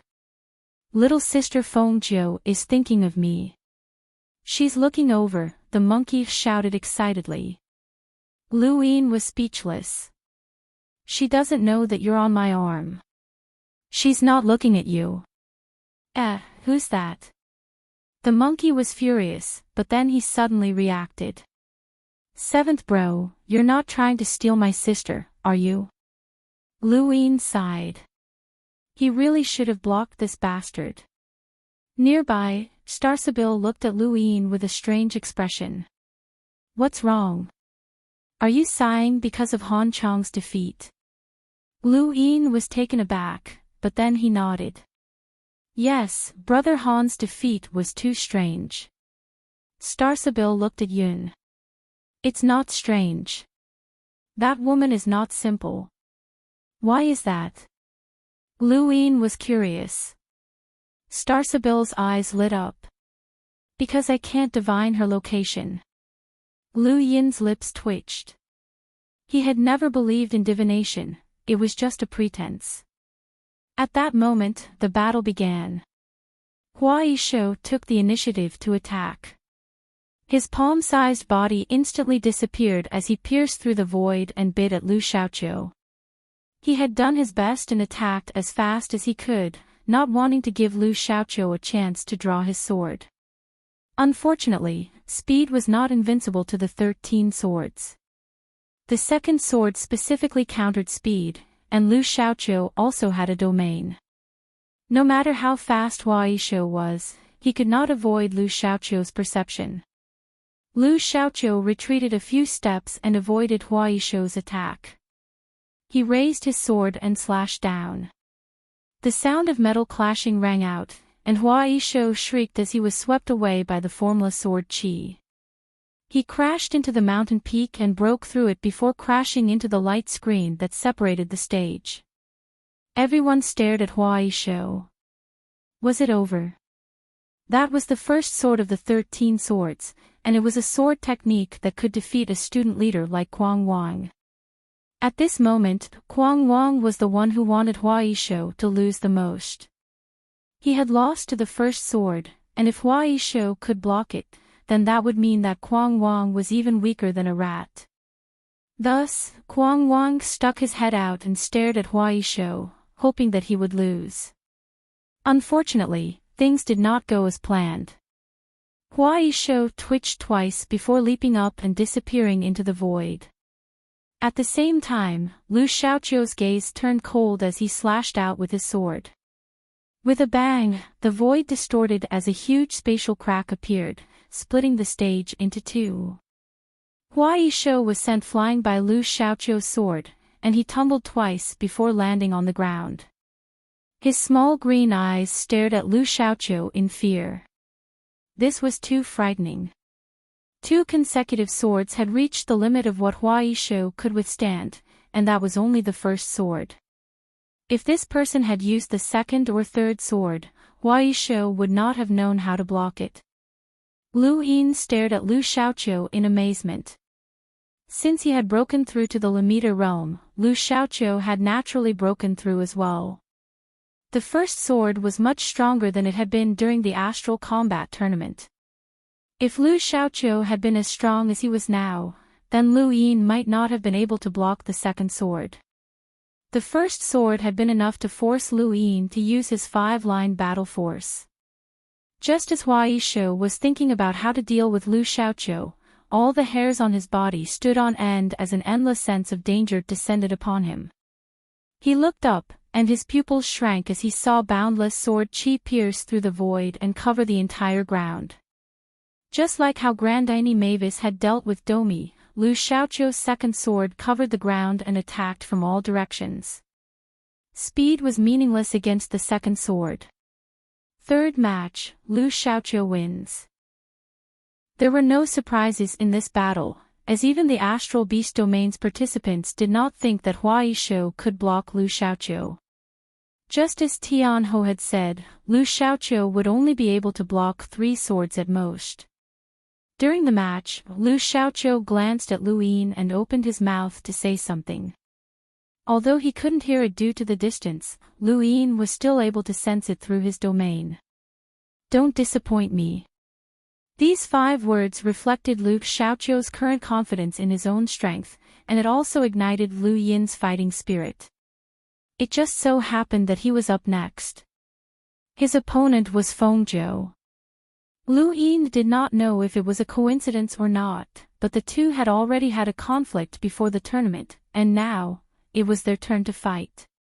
Everyone held their breaths as they watched the arena. Lu Yin stood in the middle of the arena and looked at Fengzhou across from him. His head hurt, and the monkey kept crying out, "Seventh bro, have mercy. Have mercy. That's your future sister-in-law." Across from him, Fengzhou was excited. She had not expected to be able to avenge the monkey so quickly. In reality, she was not interested in the monkey, but he had helped her a lot in the past, so they could be considered friends. It was only right for her to take revenge, and that monkey knew many secrets. Welcome aboard. Stay tuned and subscribe to Hanli's Wuxia Adventures for more thrilling content. Chapter 320. Seventh bro, I'm begging you. Have mercy. The monkey was still crying out. Lu Yin, as long as you tell me what the monkey said before he died, I'll let you lose with dignity, Fengzhou said as she stared at Lu Yin. Seventh bro, please let Sister Fengzhou lose with dignity, the monkey shouted. Lu Yin was furious. Shut up. If you keep talking, I'll kill you. For a moment, Lu Yin's ears fell silent. On the other side, Fengzhou's fury completely exploded. She thought that Lu Yin had said, "You're looking for death." Her long blue hair danced in the wind as the sky turned white. An extreme chill whizzed through the air and pressed down from the sky. It was as if a giant block of ice had crashed down, freezing everything in the world. All of the students were shocked, and their limbs stiffened. The extreme cold made it impossible for them to speak. Even the mentor's screens that isolated the battlefield started to sparkle. From a distance, the battlefield looked like a giant square block of ice. As the wind blew, an endless chill swept through the life-seek realm. Lu Yin had not expected Fengzhou to erupt so thoroughly, and he was caught off guard by the cold. Even the ice on his body started to form. On the other side, Fengzhou's gaze was cold as she raised a finger. This is the lesson you deserve. Then, a blue light swept out from her fingertip and froze the void. It descended upon Lu Yin and instantly pierced through him before disappearing into the void. At this moment, even the cracks in the void were frozen into white crystals. No one had expected this battle to erupt so quickly or so terrifyingly. This chill was even more terrifying than the baleful aura from the astral combat tournament. What about Lu Yin? Was he dead? To the east, Starsabil was solemn. What a powerful chill. As expected of the celestial ice phoenixes, even she had to treat this chill seriously. To the west, Yun from the technocracy had a look of admiration in her eyes, but it was quickly replaced by disdain. Among the many spectating students, Big Pow, Little Pow, Michelle, and the others all had ugly expressions. The chill was too strong. Kuang Wang, Lu Xiaoyun, and the other student leaders also had solemn expressions. Even they had a hard time dispelling this chill. This was the strength of the Astral Beast Domain's Academy head. To the south, Tian Ho's eyes, which were hidden beneath his black robes, stared at the frozen Lu Yin with a solemn expression. This person was unharmed. Feng Zhou was second only to him among the contestants from the Astral Beast Galaxy. Tian Ho had originally thought that this round was in the bag, but looking at Lu Yin, he had a bad premonition that this person wasn't ordinary. On the Great Yu Empire's Xenia star, everyone was dumbfounded. Had the royal regent lost? Countless people stared at the field at the same time. Everyone was staring at Lu Yin, including Feng Zhou. Seventh bro, don't be angry. Have mercy, please don't be angry. The monkey's voice was still ringing in Lu Yin's ears. Lu Yin's gaze turned icy, and he drew out star energy from his right arm to block the monkey. He was angry. The shielding monkey needed to isolate star energy, which meant that he couldn't use his right arm. Kacha the solid ice shattered, and Feng Zhou's gaze turned cold. Lu Yin hadn't died. Her ice was enough to freeze everything, and even Embermane's flames were afraid of it. Of all the contestants, aside from Tian Ho and Starsabil, there shouldn't be anyone who could easily dissolve her ice. There was a loud bang, and the ice covering Lu Yin's body completely shattered. There were a few thicker layers of ice on his body, which had been caused by Feng Zhou's strands of cold energy. It seemed as if they had pierced through his body, but they had merely brushed past him. His body was completely unharmed. Lu Yin looked up at Feng Zhou, and his body suddenly vanished. At the same time, Feng Zhou's eyes flashed with blue light, and with her body as the center, an extreme frost swept out in all directions and froze the void. Her attack was omnidirectional, and no matter how fast Lu Yin was, even if he was hidden in the void, he would still be frozen. Suddenly, a palm appeared in front of Feng Zhou and approached her. Lu Yin walked out of the void, his five-lined battle force glowing with a dark gold light.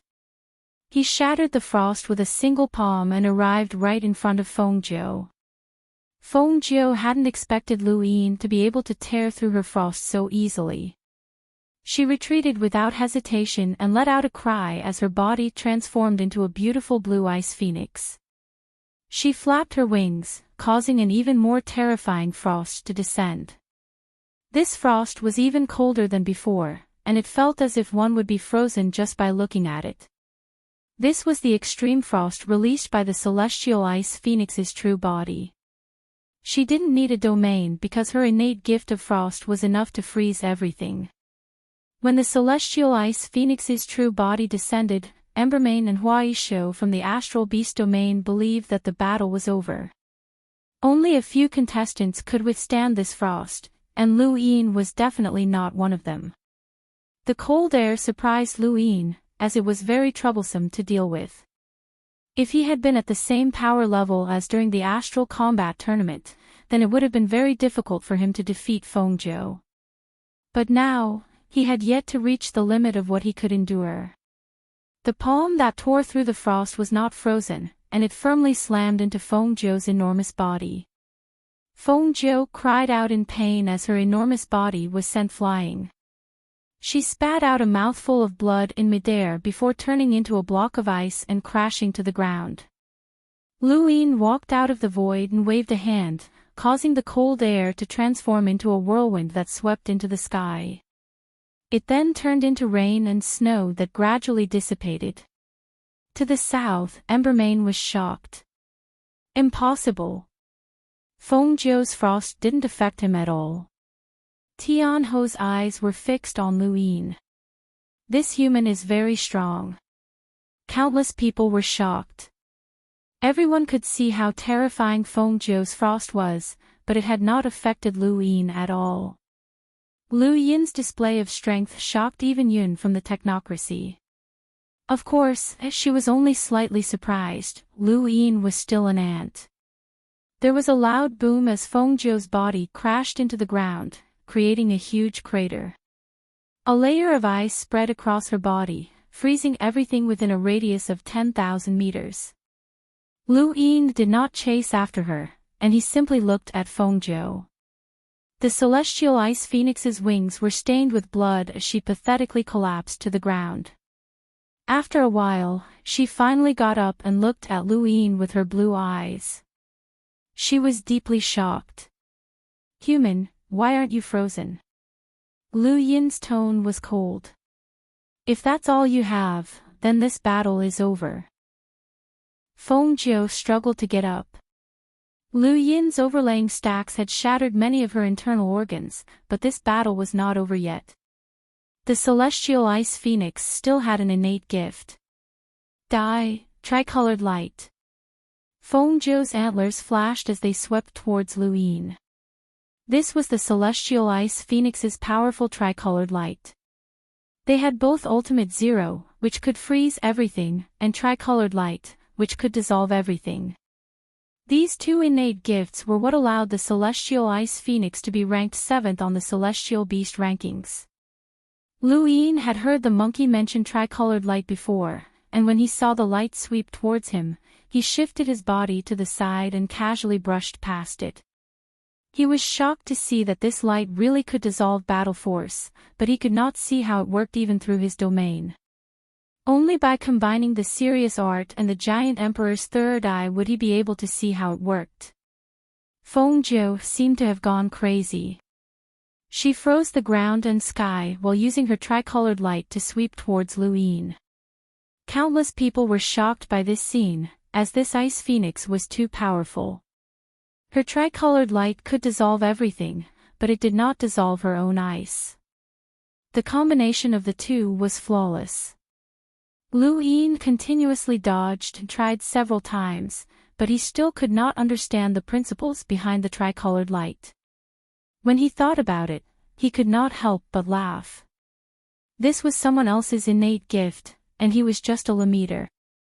If he wanted to understand this innate gift, then he was thinking too much. He then looked at Fengjiu. It was time for this battle to end.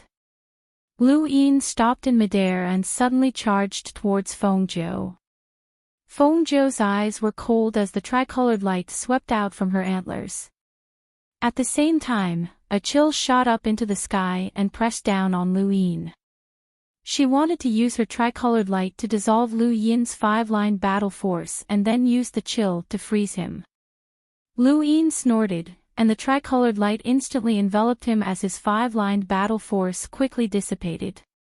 Fengjiu was excited, as this was the way to go. Without his 5-line battle force, she was confident that her body's extreme chill would be enough to freeze this person. Unfortunately, Fengjiu had forgotten that there was a gap between the tricolored light dissipating and the chill freezing. Although this gap was only 2 seconds, it was more than enough for Lu Yin. So what if he did not have 5-line battle force? He had not even used his 5-line battle force to dissolve the chill that Fengjiu had released when she was in human form. Lu Yin passed through the tricolored light and appeared in front of Fengjiu. Under her astonished gaze, he struck out with a palm. 9 stacks, 17-fold shockwave palm. Boom! The ground cracked open and formed a deep pit. Fengjiu's body was heavily pressed into the ground as a huge void crack extended from her back. It was as if thunder had been suppressed and scattered in all directions. The ground exploded, and even the ice that had been about to freeze Lu Yin shattered. However, Fengjiu's body disappeared in an instant. She had not been able to withstand Lu Yin's attack. The crowd watched this scene in shock. Lu Yin's 5-line battle force had been dissolved, but he had still been able to instantly kill Fengjiu. Just how strong was his physical body? 4th match, Lu Yin, victory. In the distance, Night Queen Yanqing clenched her fists. It was this attack that had completely buried her glory during the astral combat tournament. At that time, he had only used 5-line battle force, but now, he could use it with his physical body alone. He had even defeated Fengzhou, which meant that he had become even stronger. At this moment, someone realized something. Did you guys notice? Lu Yin hasn't used his right hand at all. Welcome aboard. Stay tuned and subscribe to Han Li's Wuxia Adventures for more thrilling content. Chapter 321. When Tian Ho saw Starsabil enter the arena, he raised his body slightly. This woman was his opponent. In the west, Yun from the technocracy glanced at Starsabil. This woman gave her a very strange feeling. How should she put it? Starsabil's opponent was called Yar Patel, and he was a participant from the technocracy. He was not in human form, but rather a wolf-shaped machine. He followed Yun around like a docile puppy. In front of their screens, countless people were enraged. Starsabil's opponent was actually that arrogant woman's pet. Many people could not accept this. Yun sneered, these people were not even worthy of being her pet. Starsabil herself did not care much, and she quietly watched the wolf-shaped machine walk into the arena in admiration. Her body suddenly moved to the left, and in the next instant, a sharp mechanical claw pierced through the void. Yar Patel's body appeared and pierced through the void while the original Yar Patel gradually disappeared. This was extreme speed, and it even surpassed Huaishou's. Countless people were shocked, as they could not even tell that Yar Patel had moved. Even Lu Yin's heart skipped a beat. What incredible speed! However, what shocked him even more was that Starsabil had dodged. No, she had not dodged, but had instead taken a step forward. How had she done it? It was not just Lu Yin, countless people were confused. They were shocked by Yar Patel's speed, but they were even more confused as to how Starsabil had managed to dodge. Yar Patel's attack had missed, and he turned around to attack again. However, before he could do anything, lightning flickered around his body and he exploded. His body then disappeared from the Life-Seek realm. Everyone was silent, including those who were watching the battle from their screens. Xenia Star, East San Dios, the various great powers of the Interverse, and the Sword Sect were all shocked. Yar Patel had been defeated, and he had been defeated in a baffling manner. No one had even seen Starsabil make a move, but if she had not, then how had Yar Patel been defeated? Yun from the technocracy had a solemn expression, and her gaze changed as she stared at Starsabil, deep in thought. Tian Ho took a step forward and raised his body once more. The power of divination is reserved for attacks. This is the Starsabil sect. Everyone was shocked by Starsabil's performance, including Lu Yin. Lu Yin had never believed in divination, but at this moment, he was at a loss. Yar Patel's speed was so fast that even Lu Yin had not been able to see through it. If it had been Lu Yin, he would have had to endure the attack, but Starsabil had dodged in advance. If this was not a divination, then what was it? Furthermore, Lu Yin had not been able to discern how she had defeated Yar Patel. Just like in the previous astral combat tournament, this woman had always won mysteriously, but her victories had always been shocking. Fifth match, Starsabil, victory. Countless people were shocked. Starsabil. She was Starsabil. It wasn't just the outside world, many students of the Astral Combat Academy did not know that she was Starsabil. Regardless of how shocked the outside world was, Starsabil calmly walked out of the battlefield and smiled at Lu Yin. Her gaze was gentle, but Lu Yin felt a chill run down his spine. Divination, this mysterious ability. Did it really exist? What was her method of attack? With his control over his domain, he couldn't see it at all. He could only see it with the support of Sirius and the giant emperor's third eye. If he was Yar Patel, how could he fight? Many people were pondering the same question. How could they fight Starsabil? How? This was unsolvable. While everyone was still immersed in their shock, the next battle had already begun. It was between the cosmic seas June and the astral beast domains Embermain. The students of Astral 7 were the most familiar with Embermain. Not only had he defeated Dai Ao, but he had also defeated Astral 7's leader, Lu Xiaoyun, which had greatly shocked Astral 7. On the other hand, June had an ordinary appearance, and no one knew much about her strength. They only knew that she represented the cosmic sea. The two representatives of the cosmic sea who had participated in the tournament of the strongest had been defeated one after the other. Like Lu Xiaoqiu, she had joined later. In many people's opinion, although June's strength was unknown, she should not be Embermain's match. After all, Embermain had easily defeated Lu Xiaoyun. However, the current battle had exceeded everyone's expectations. Against Embermain's flames that could melt anything, June was actually able to handle them with ease. Lu Yin was puzzled. This movement technique seemed very familiar, as if she had been training in the ocean for many years. Silas from the cosmic sea had also used this movement technique. Could this woman really be from the cosmic sea? The most depressed of all was Embermain. He believed that his flames could burn anything, even the void. However, every time he attacked the woman in front of him, he was blocked by a formless green light. It was very strange that he could not break through. With a whoosh, Embermain lashed out with his tail and viciously swatted it at June. He wanted to change his attack method. In his previous battle with Dai Ao, Embermain's tail had been able to force Dai Ao back, but against June, he could not even make her move. A shockwave spread out from the point of collision, tearing apart the earth and shattering the clouds. June's hands turned green and flashed through a strange path as they slammed into Embermain's body, sending him flying. Embermain turned his body around in midair, causing an incomparable scorching heat to spread throughout the void. Countless sparks flickered, and it was as if another sun had appeared between heaven and earth. Many students felt helpless. Previously, it had been cold, but now, it was scorching hot, and they were unable to resist it. This was a power that had reached the peak of the Lamita realm, and it was too terrifying. Embermain's eyes flickered with flames, and he opened his mouth. A wisp of flame pierced through the void and shot towards June. In the distance, Lu Xiaoyun's heart skipped a beat.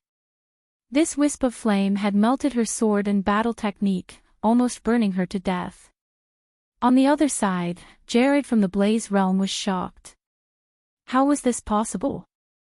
He could not be more familiar with this wisp of flame. This was the flame that activated his inherited battle technique, the karmic flame sword. Why did this flame mink have it as well? June's expression changed slightly in the face of this extreme flame that could incinerate everything. She seemed to exclaim in surprise as she took a step forward with her right foot. A dark green light spread out from her body and dispersed the scorching heat. In an instant, everyone felt as if the world had changed, and the battlefield had transformed into a dark green jade. Starsabil, Lu Yin, Tian Ho, and the rest all changed. Many of the powerhouses in the audience, including Lu Xiaoyun, Quang Wang, and the rest, were overwhelmed with shock. This was a force field. Only those who had comprehended a domain to a certain extent could display a force field that could change the natural environment of the world. This woman was currently the strongest domain expert. In front of their screens, the spectators from the various great powers were similarly shocked. How powerful was this woman to be able to display her own domain's force field while still in the Lamita realm? Embermain's flames were frozen by June with a single hand, and then they really did turn into jade. They fell to the ground, lifelike, like a dusty source box. Everyone was shocked, but no one spoke as they stared at the scene. Embermain's pupils shrank as he stared in shock. His flames had actually been frozen into jade. Even though he could not display the true might of his flames as a Lamiter, they were not something that could be casually frozen. This woman. Embermain was still immersed in shock when a dark green jade hand appeared in front of him. Then, Embermain lost consciousness as he too was frozen into jade. This was an innate gift that could turn everything into jade. This was Zijune's strength, and she was able to release her own force field and change the environment. She was the only one who had been able to do so, and she far surpassed the various powerhouses who had clashed with their domains during the astral combat tournament. 6th match, Zijune, victory. Zijune calmly stood there and looked up. Her gaze swept across everyone. My name is Zijune, and I come from the Cosmic Sea. I'm from the Longevity Squadron. As soon as she spoke, countless people were shocked. The Longevity Squadron was a title reserved for the Cosmic Sea's 4 pirate squadrons. The 4 pirate squadrons were the 4 squadrons that dominated the Cosmic Sea, and the Longevity Squadron was one of them. Lu Yin was astonished. Was this woman really from the Cosmic Sea? Was she from the Longevity Squadron? Her strength far surpassed Silas's, and more importantly, she was about the same age as Lu Yin and the others. Silas, who had fought against Lu Yin earlier, was much older than Silas. Strictly speaking, they weren't from the same generation, but this woman was. This was the true power of the Cosmic Sea's top powerhouses. Lu Yin suddenly thought of Yi Xingqian. That person's strength definitely surpassed this woman's, as he was a publicly recognized 10 Arbiters candidate. There was only one match left in the first round, and the 2 competitors were Tian Ho from the Astral Beast Astral Domain and Ben from the Technocracy. Both of them were very eye-catching. Tian Ho was wrapped in a black robe that obscured his appearance, while Ben was even stranger. Just like his name, he looked like a book that floated in all directions. These 2 matches piqued the interest of many, and their attention was temporarily drawn away from Starsabil's and Zijune's battles. Very few people knew that the black-robed Tian Ho was the strongest participant from the Astral Beast Astral Domain, but Ben knew. It wasn't because he understood the Astral Beast Astral Domain, but because Yun had told him before the battle, "You're not his match." Just those 5 words had convinced Ben that he was no match for Tian Ho. Outside the arena, Starsabil, Yun, and Lu Yin all looked at Tian Ho with serious expressions. This fellow was very strong, and even someone as arrogant as Yun treated him differently, just like how she viewed Starsabil. Among the spectating students, one of them turned pale when he saw Tian Ho.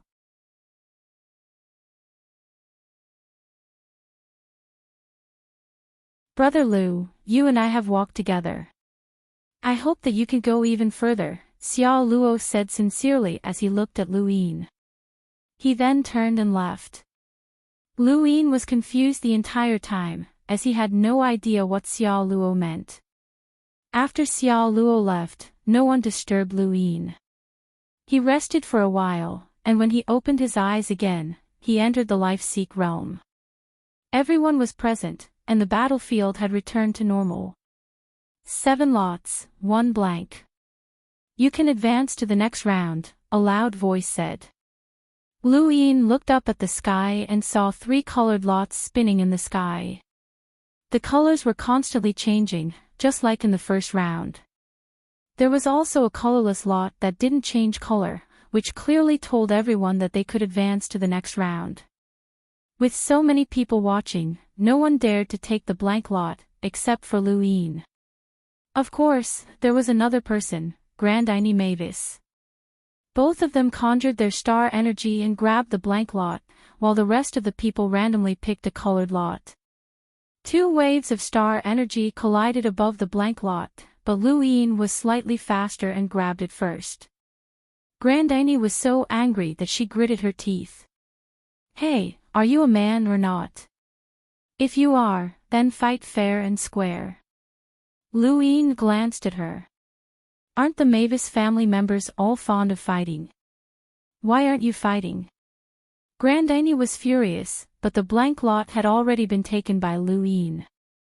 She had no choice but to snort and take the last colored lot. At this moment, everyone from Astral 10 had awkward expressions on their faces. Everyone else had casually picked a lot, but Lu Yin had taken a blank lot. It was obvious that he didn't plan on fighting this round, and many people felt that he lacked confidence. Even Xenia Star was speechless. "The royal regent does things very casually," one of the ministers said helplessly after some thought. "Yes, the royal regent is conserving his strength. Of course, he's a wise man, On Earth, Zhou Shan laughed heartily as he recalled Lu Yin's time on Earth. This guy was still the same as before, unwilling to suffer any losses or do more than necessary. Wendy Yushan looked at Lu Yin on the screen, and her eyes lit up. This man was getting closer and closer to her. Now that the Yushan family had died out, perhaps he was the closest person to her. Marriage was out of the question, but she would just treat him like an older sister. In East San Dios, Yen Feng heaved a sigh of relief when he saw Lu Yin voluntarily concede. From his perspective, this was Lu Yin showing weakness. Although Lu Yin was still far from being as strong as he was, the two of them would inevitably become enemies in the future. Furthermore, Lu Yin was about to marry Jenny Anna, which would further escalate their conflict. In the life-seek realm, Grand Annie looked at Lu Yin with even more displeasure. She was the first to fight, and her opponent was Tian Ho. Lu Yin shrugged, feeling a little sympathy for Grand Annie. Although she was from the Mavis family, in terms of power, she should not be able to compare to Tian Ho. If he had given the blank lot to Grand Annie, then he would have been the one to face Tian Ho. "Just you wait," Grand Annie threatened Lu Yin softly. She clenched her fists and stepped into the arena. Lu Yin laughed, as this woman did not seem to be confident. Otherwise, with the Mavis family's belligerent nature, she would not have backed down. Boom! The ground trembled as smoke and dust flew everywhere. Giant cracks spread across the surface of the ground, and at the same time, multiple spatial cracks flickered as if lightning had torn through the sky. Grandini's 5-line battle force glowed with a dark gold radiance, and just like when she had faced Domi, she covered the entire battlefield in her attack range. Many were speechless, as this woman had used her full strength from the very beginning. This showed just how much pressure Tian Ho was exerting on her. Lu Yin's gaze trembled. 5-line battle force combined with 13 stacks was the move that Grand Annie had used to defeat Domi from the technocracy. He wondered how Tian Ho was faring. When the dust settled, the void distorted, and Tian Ho slowly stepped out, his entire body spotless. Grandini's pupils shrank, and she clenched her fists and punched out once more. Tian Ho's figure distorted, and he merged into the void once more. Grandini's punch missed, and the wind from her fist pierced through the void, tearing a giant crack in the void. Unfortunately, although her attack was powerful, it was useless. Everyone was shocked, as Tian Ho was too mysterious. Grand Annie had used her full strength, but she could not even touch him. Suddenly, Tian Ho appeared behind Grand Annie and placed a hand on her shoulder, causing the void to distort. This scene was very familiar, as the technocracy had been exiled into the void with a single attack and had not been able to retaliate. Grand Annie felt an unimaginable tearing force, and her green clothes were torn apart. She growled as her dark gold 5-line battle force revolved around her body and forcefully pushed Tian Ho away. She turned around and kicked him, causing him to merge into the void once more. He retreated and stared at Grand Annie in shock.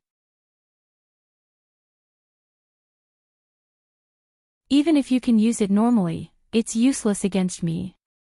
The Mavis clan is invincible," Grand Annie shouted. Her eyes widened as she stared into Tian Ho's eyes. At the same time, she charged forward and pressed down on Tian Ho's head. She raised her left hand, and 5-lined battle force flowed along her body and gathered onto her left palm. 17 stacks. In the sky, a palm covered in a dark golden radiance pressed down with 17 stacks, causing the void to tremble and almost tear the sky apart. Countless people who saw this scene were aghast. Tian-ho slowly raised his head, but he did not move, allowing the palm to strike his head. In that instant, even the participants from the astral beast domain felt their scalps go numb. This palm had shocked them, and if they had been in Tian-ho's place, they would have definitely died. The participants from the technocracy also stared at the palm. This palm was very powerful, and it contained 17 stacks and 5-line battle force. Lu Yin, Starsabil, Han Chong, Lu Xiaoqiu, Zi Jun, and the rest all watched on solemnly. This palm strike would determine victory and defeat.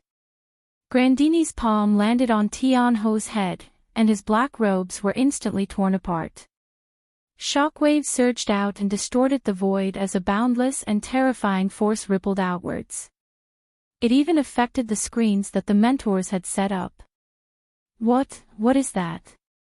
Some students stared blankly at the sky, as if they had seen something inconceivable. High up in the sky, beneath Grandini's left palm, there was a black humanoid creature quietly standing there. It was like a human-shaped vortex that had no flesh or skin, but it had eyes, ears, mouth, and nose, as well as arms and legs. Everyone stared blankly. What was this thing? Lu Yin was confused. What was this? Starsabil suddenly took a step forward, her expression solemn. So it was this creature. No wonder it was so terrifyingly strong. In the technocracy, Yun was shocked that such a creature had been born again. The participants from the astral beast domain were also shocked, as this was the first time they had seen Tian-ho's true form. Countless people were shocked and confused, but at the same time, many people seemed to have thought of something, and their faces paled. The astral beast domain has given birth to another creature. Immediately request for destruction, one of the mentors from the Astral Combat Academy said. It's useless. The higher-ups have already reached a consensus. If this creature dares to appear, then it must have some confidence. No wonder it's called Tian-ho. In front of their screens, many seniors from various powers who had hidden themselves were shocked. The astral beast domain actually dared to bring such a creature here. It looks like this ceasefire is inevitable, and the humans don't have the initiative. In the Sword Sect, the sect leader stared at his screen with a deep chill in his eyes. This creature had once brought an unerasable humiliation to the Sword Sect, as one of their previous sect leaders had been devoured by such a creature. Han Chong felt strange, but he did not ask any further questions. At that moment, the second match was about to begin. This match was even more interesting than the previous, as one of the participants was Lu Xiaoqiu.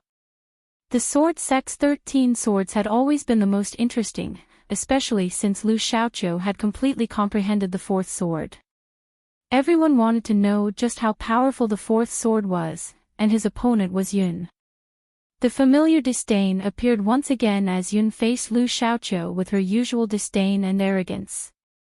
In front of their screens, many people were furious, especially the disciples of the Sword Sect, who wanted nothing more than to insta-kill Yun with the 13 swords. Lu Xiaoqiu did not dare to be careless against Yun. His star energy transformed into an iron sword that flickered as the space around it distorted before it even moved. Yun was astonished. Not a bad sword technique. What's it called? The Sword Sect's 13 swords, Lu Xiaoqiu replied indifferently. Yun suddenly understood. So that's the 13 swords. How many swords can you use? Let's see how many you can take. Lu Xiaoqiu slowly raised his sword. Yun sneered. Ignorant. I heard that your sword sect proclaims itself to be the emperor of the sword. Let's see if you can use a sword technique that can defeat me. She pointed at Lu Xiaoqiu with a single finger.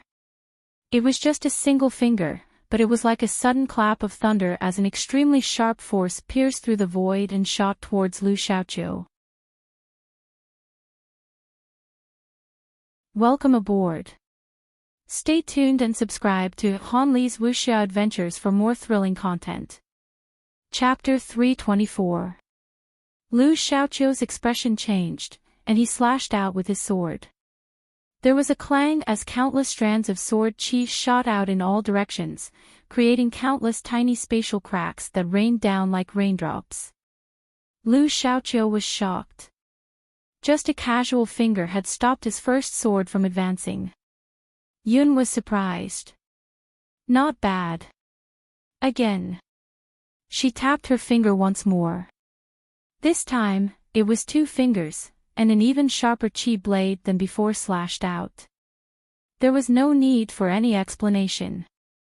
The qi blade cut through the void and slashed towards Lu Xiaoqiu. Countless people were dumbfounded. How could an attack that was comparable to the 13 swords with just 1 finger possess such a terrifying battle technique? Lu Xiaoqiu did not dare to be careless, and he waved his sword, causing countless strands of sword qi to fall from the void and collide with the blade. Just like the previous battle, the entire battlefield was reduced to rubble. Lu Xiaoqiu's second sword blocked the blade once more, but he was still at a disadvantage. The 13 swords had never been suppressed like this before. Countless disciples from the sword sect were stunned. They were well aware of how powerful the 13 swords were, but it had been easily dispelled and even suppressed. How had that woman from the technocracy done it? Even the sword sect's leader frowned. This shouldn't be happening. That woman had not used any powerful battle techniques, so how had she been able to suppress the sword qi from the 13 swords? The disdain in Yun's eyes grew even stronger. Is that the second sword? Hurry up, I want to see your so-called complete 13 swords. He was well aware of the power of the 13 swords, so how had that woman blocked it? The strands of energy that had shot out from her fingertips were not a powerful battle technique at all. Or was it that he could not see it with his own eyes? He suddenly thought of a secret technique. Could it be some kind of powerful technique? At that moment, Yun raised her entire palm, and a surging energy tore through the sky and caused the earth to tremble. A majestic pressure swept through the battlefield and even spread outwards, shocking many of the Astral Combat Academy students. This was the first time that Yun had revealed her terrifying power. No one had been able to understand her previous battle with Han Chong, but now, they could feel it. My power is not something that you can understand. I'll give you one more chance to display the remaining swords, or die. Yun was cold and arrogant. Lu Xiaoqiu was not angered. Among his peers in the human domain, he was considered one of the strongest leaders. However, he had never been arrogant, as his opponents were also the strongest from the other stellar domains. This scene was not unexpected, and it all depended on whether or not his fourth sword would be able to overwhelm the crowd. Facing the people from the technocracy, Lu Xiaoqiu gave up on the third sword. Spiritual attacks were not very effective against them, so he decided to use the fourth sword. The terrifying and sharp fluctuation of Yun Shan's palm grew stronger and stronger, as if it was pointing at the sky. Lu Xiaoqiu stood with his sword in hand, and the star energy fluctuations around his body dissipated as he closed his eyes. Yun coldly snorted, "You're courting death." As she spoke, she pressed down with her palm, and the entire space seemed to be crushed. The oppressive pressure made it hard for everyone to breathe. Even the light screen separating the battlefield began to distort, showing the might of Yun's palm. In the next instant, Lu Xiaoqiu suddenly opened his eyes. A formless aura swept out like a hurricane, causing countless people to see the incomparably huge sword above his head. This was a force field. The second person to comprehend a force field in the tournament of the strongest had appeared. Yun Shan's palm collided with Yun Shan's long sword, causing an explosion in the void that separated the sky from the earth. An incomparably large spatial crack appeared between them, as if the Milky Way had separated the two places. A powerful pressure descended. Even though it was formless, it was still shocking. Many students spat out mouthfuls of blood and collapsed to the ground. He could feel the terrifying might of this collision, and it was as expected of the fourth sword. During the astral combat tournament, it was fortunate that he had managed to trick Lu Xiaoqiu. Otherwise, he would have been defeated if Lu Xiaoqiu had used the fourth sword. Even five-line battle force would not have been able to withstand the fourth sword. However, what was even more terrifying was Yun. Just one of her palms was comparable to the fourth sword. Many people, including the sword sect's leader, could not understand why her attack was so powerful. It was as if she had been born with an innate advantage. On the battlefield, Yun looked excited. Interesting. Your 13 swords is not bad, but it's a pity that you've reached your limit. Then, the phantom image of a mountain appeared above the palm that had been attacking the fourth sword. In that instant, the life-seek realm trembled once again, but no one noticed. This mountain was majestic and imposing, and its peak could not be seen. It was just like Han Chang's myriad miles landscape painting, except that it was a little more monotonous. Even so, the moment this illusory mountain appeared, the fourth sword crumbled, followed by Lu Xiaoqiu's sword formed from star energy. Finally, Lu Xiaoqiu himself collapsed and disappeared from the life-seek realm. Shockwaves spread high into the sky before transforming into visible star energy droplets that rained down like rain from the rain observatory. Second round of the drawing of lots. Second match. Victory, Yun. Everyone was still immersed in shock. Lu Xiaoqiu had been defeated yet again. Even though he had comprehended the fourth sword, he had still been defeated in the tournament of the strongest. It was not that he was weak, but rather that his opponent had been too strong. Yun was cold and arrogant. She had the right to look down on everything, just like a queen. Starsibyl's face was solemn, and her eyes flickered. As expected, this woman was still not within the range of her divination. Tian Ho had donned his black robes once more, and his eyes were fixed on Yun as a trace of fear flashed through them. Lu Yin's eyes narrowed, as his strength still needed to be improved. This Yun was too deep, and he could not even see her bottom. Even the fourth sword had been destroyed. Although Lu Xiaoqiu had lost this battle, he did not have any regrets. He had used his strongest attack, and there was nothing he could say about his defeat. It was even more thorough than when he had been defeated by Lu Yin. However, the sword sect was in an uproar. They had no idea why Lu Xiaoqiu had been defeated, or how that palm had been able to destroy the fourth sword. Even the sect leader could not understand. In the depths of the universe, atop a lonely cliff, a planet hung upside down. A white sword was stabbed into the ground, and beneath it, a space-exploring astral beast howled in anguish as it was suppressed. The tournament of the strongest was being broadcasted on a screen in front of it. Ha ha ha ha, the 13 swords have been suppressed. Even your sword sect has such a day. Ha ha ha ha, Arbiter Lu, your 13 swords are not invincible. The astral beast suppressed by the white sword laughed maniacally, and as it laughed, the planet collapsed. This astral beast had the strength of a hunter. Beside the white sword was a girl with long black hair and large glasses. Her eyes were like gods as she stared at the screen. Her left hand pressed down on the sword's hilt, and with a flash of light, the sword was unsheathed and sheathed. The powerful astral beast with the strength of a hunter was cut to pieces. Only 2 people were left in the second round of the drawing of lots, Starsibyl and Zijun. Facing Starsibyl, Zijun's originally indifferent expression became much more serious. The experts of the Cosmic Sea looked down on the inner verse and outer verse because aside from the border warfront, there were no other places in the inner verse that could compare to the dangers of the Cosmic Sea. But no matter how much she looked down on the universe, Zijun did not dare to be careless against Starsabil. This woman was famous throughout the universe and possessed a mysterious power. In particular, Starsabil's battle with the technocracy's Yar Patel had raised her mysteriousness to the peak. Her ability to predict her opponent's movements and predict her opponent's attacks was enough to make one's scalp go numb. No one liked to be schemed against, and Zijun was no exception. Thus, she erupted with her full strength as soon as she appeared. Her dark green force field swept out in an attempt to suppress Starsabil.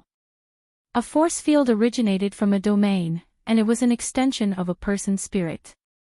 It was also an indication that one's comprehension of a domain had reached a certain level. Powerhouses could use their force fields to complement their techniques and battle techniques to increase their power level by more than a single level. Zijun was one such example, and she could even combine her innate gift with her own. She leaped up and faced Starsabil, pressing down with a single palm. Jade sifting technique. The world seemed to solidify, turning into an indestructible jade that could not be broken. Starsabil was suppressed by this jade, and no matter how she tried to dodge, she could not avoid it. Divination could help her avoid some attacks, but it could not avoid an attack that enveloped the entire battlefield and even sealed the void. With a boom, the battlefield was crushed. In the void, four enormous spatial cracks appeared like four coiling pythons, causing many to tremble. Zijun's full strength was astonishing, and this attack was comparable to Yun's single palm strike or Lu Xiaoqiu's fourth sword. The oppressive attack even caused many students to vomit blood. This was the strength of an expert from the cosmic sea. What about Starsabil? Was she dead? Outside the battlefield, Lu Yin's eyes narrowed. No, Starsabil was not even in her original position. He had risked using the serious technique just to observe Starsabil's battle trajectory. What he had seen was Zijun's attack descending and Starsabil's body being crushed. However, that was not her body, but rather an afterimage. From the very beginning, Starsabil had not been in her original position. Lu Yin looked up, and at the same time, Zijun's entire body trembled. She abruptly looked up and saw Starsabil's indifferent gaze. Astral disorientation. This battle technique caused Zijun to freeze in place.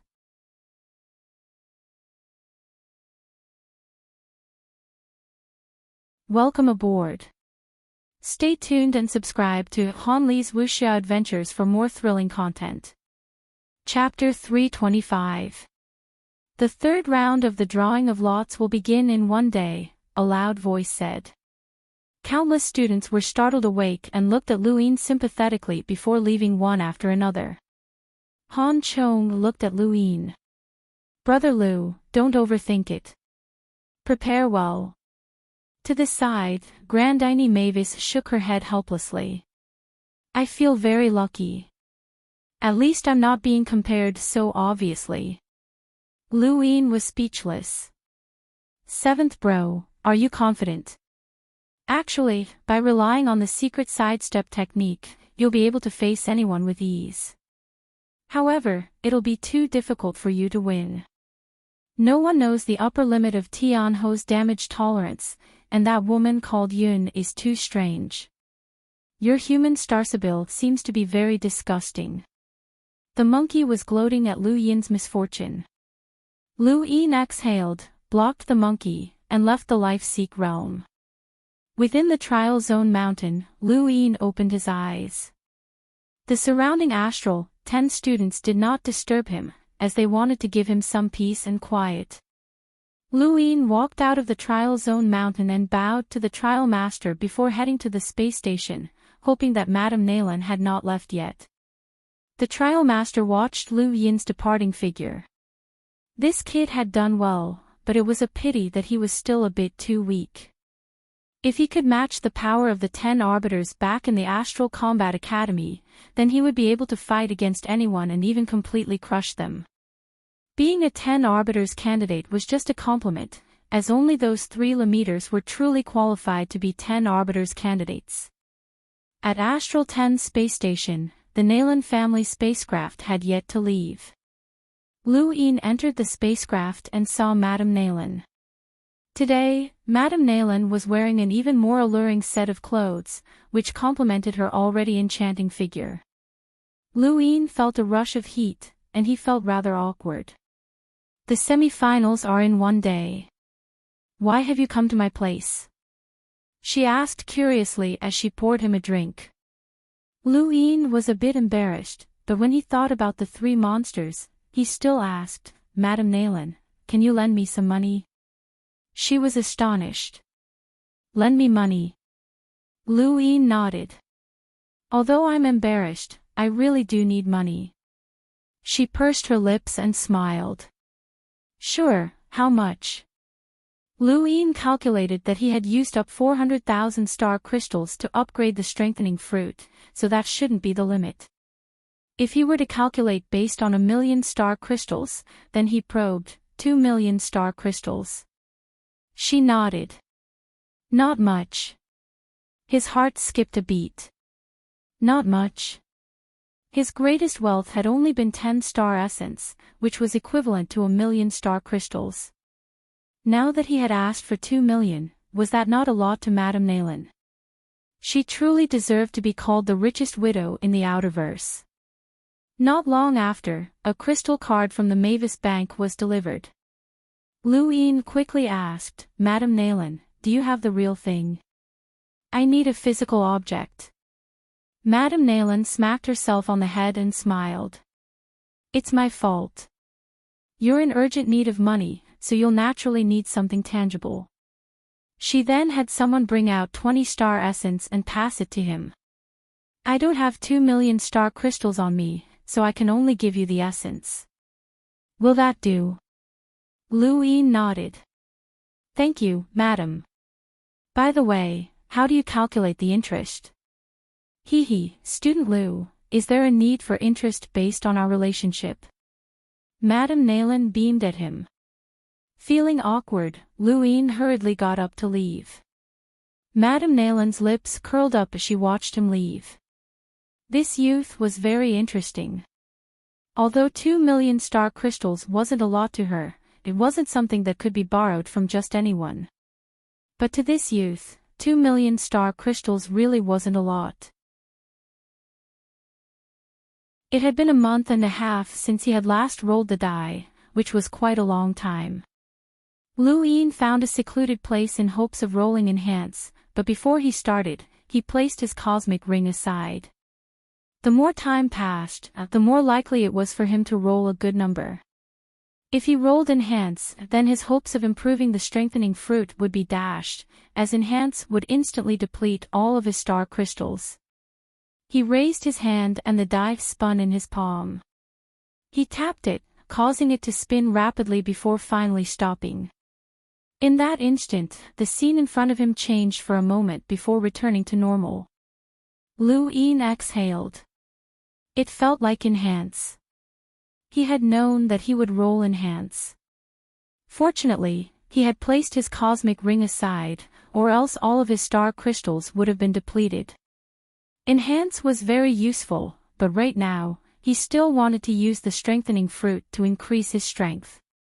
Enhance was a gamble. He might be able to fuse with a powerhouse and increase his strength, or he might be able to fuse with someone like Wuxia, but he couldn't afford to gamble. He used a cube of star crystals to restore the die and tapped it again. At the same time, he retrieved his cosmic ring to prevent himself from rolling time stop.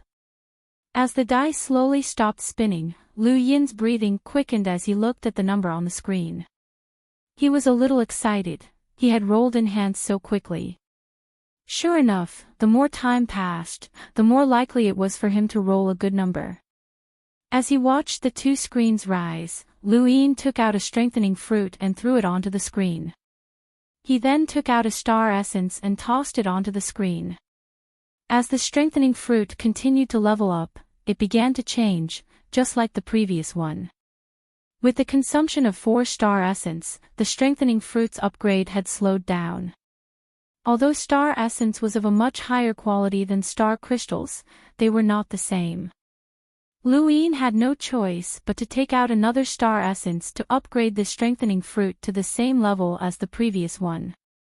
5-star essence was equivalent to 500,000 star crystals, which was enough to upgrade one strengthening fruit. Lu Yin watched as the strengthening fruit distorted the void and vaguely saw the meridian circulating. Lu Yin thought about it for a moment and then tossed the strengthening fruit back up. He tossed out 2 more star essence, and the strengthening fruit fell down once more. Unfortunately, only half of the fruit had fallen down. He calculated that he would need another 3-star essence if he wanted to level up again. This meant that he would need double the amount of energy he had used to upgrade the fruit. Lu Yin gritted his teeth and tossed out another 3-star essence. The strengthening fruit fell to the ground with a thud. This time, the sound of meridians circulating was even louder and clearer, as if it was real. At the same time, the distortion and the void became even more obvious. She was the one who had instantly defeated Silas. These two are fighting, which means that Tian Ho's opponent is the human Starsabil, Feng Zhou said. Tian Ho growled, "I've been waiting for a long time." Feng Zhou looked at Lu Yin and then at Starsabil. She was thinking about who would win in the end, but she could not come to a conclusion. However, Lu Yin would definitely be the first to be defeated.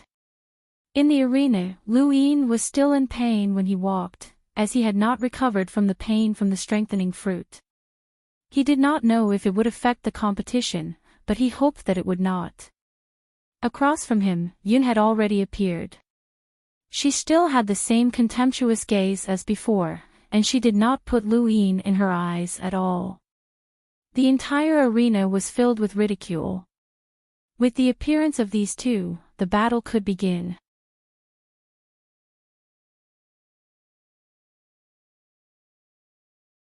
Lu Yin had not retaliated from start to finish, and he had not even dodged. Many people even guessed that he had been controlled by Yun's special battle technique, such as an illusion.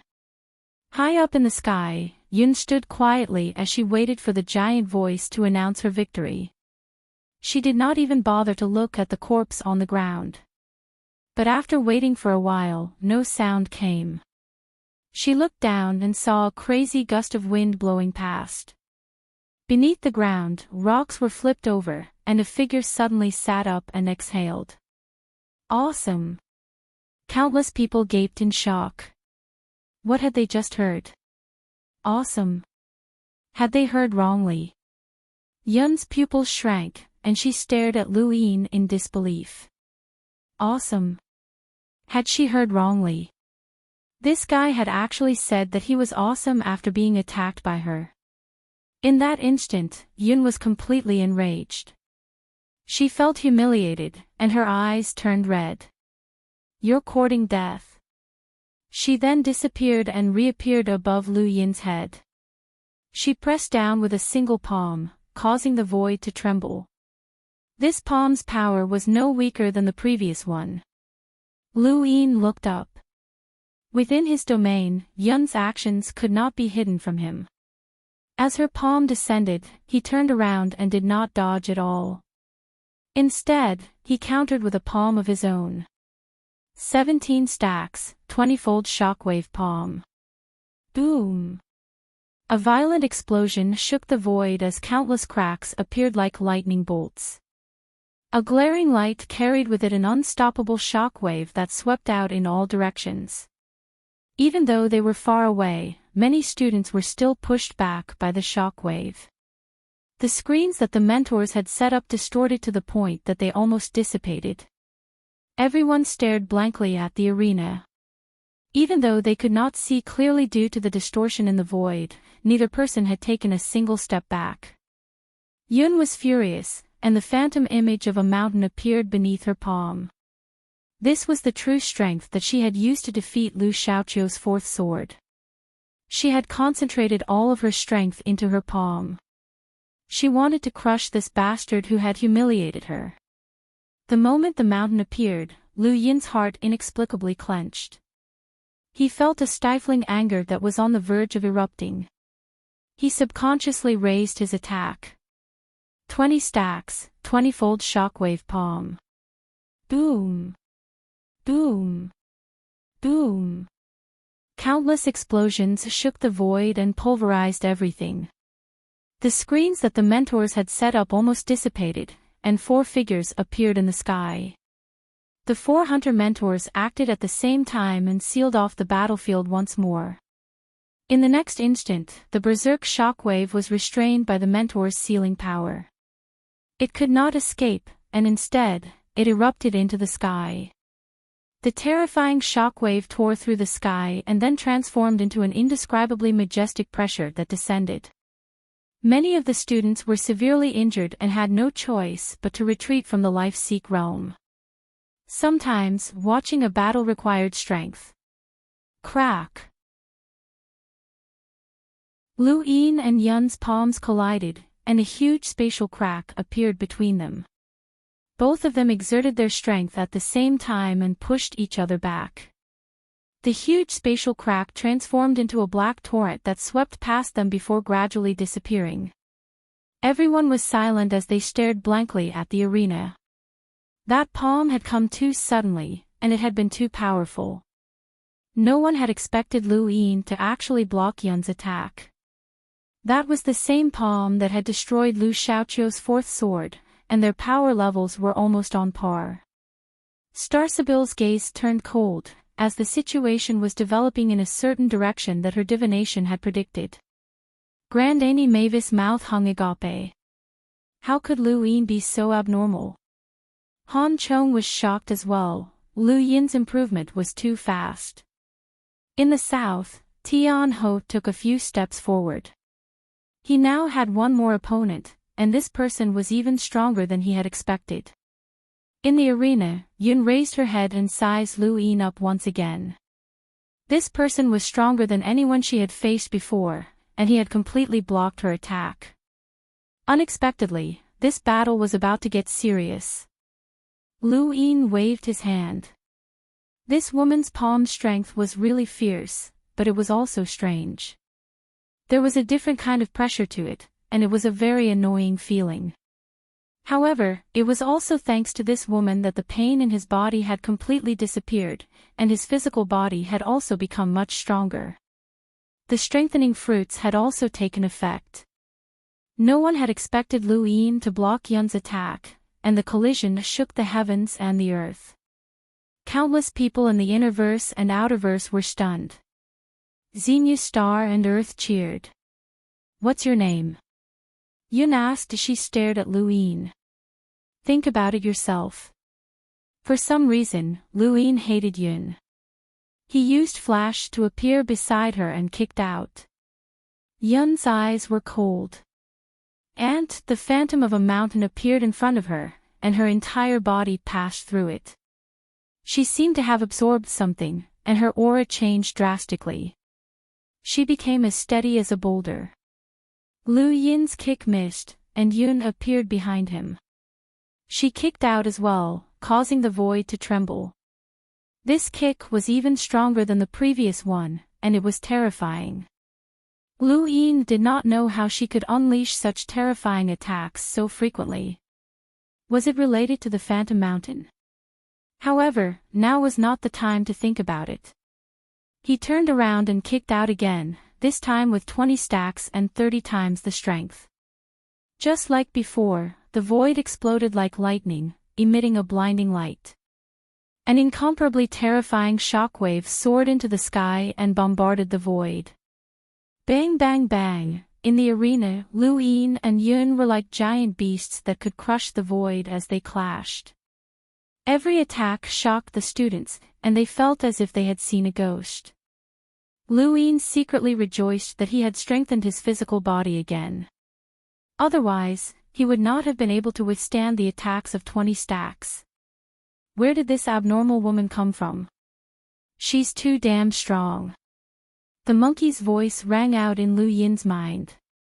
Lu Yin had the same thought, this woman was too abnormal. Yun's shock was no less than Lu Yin's. In fact, she was even more shocked than him. She had believed that her strength that was enough to suppress the man in front of her had been ineffective.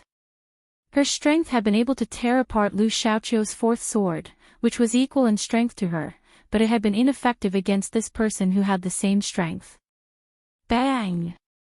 Countless spatial tears transformed into black streaks that swept out in all directions. The shock wave swept out once more, distorting the void. The two clenched their right fists together, and neither was able to push the other back. I remember now. Your name is Lu Yin. Yun shouted. Lu Yin sneered. Correct. Who are you? Are you immune to my strength? Yun growled, deliberately lowering her tone. Lu Yin's heart skipped a beat. What did she mean? Did this woman have an unusual background? Same as you, Lu Yin replied. Yun's pupils shrank. Bullshit. Our strength is fundamentally different. How dare you trick me? Her eyes flashed red as she launched two attacks at Lu Yin. Lu Yin tilted his head and dodged. With the support of his domain, Yun's every move could not be hidden from him. However, he had forgotten that this woman was from the technocracy and that her body was made of machinery. Wait, if she was made of machinery, then how could she display such a terrifying battle technique? Sizzle. There was a thump as the two collided once more. Their knees collided, and Lu Yin suddenly erupted with five-lined battle force. A dark golden radiance flickered as he clenched his left hand into a fist.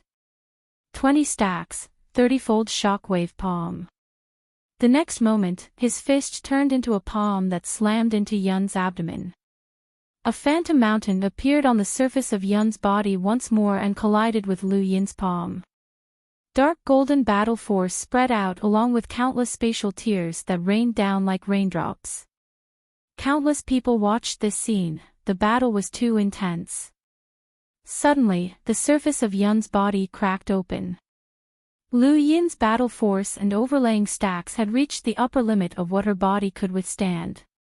In the end, her body was made of machinery, so there was bound to be an upper limit. Thanks to Akira Nato. Heavenly Slayer's reward is the third. Thank you for your gifts.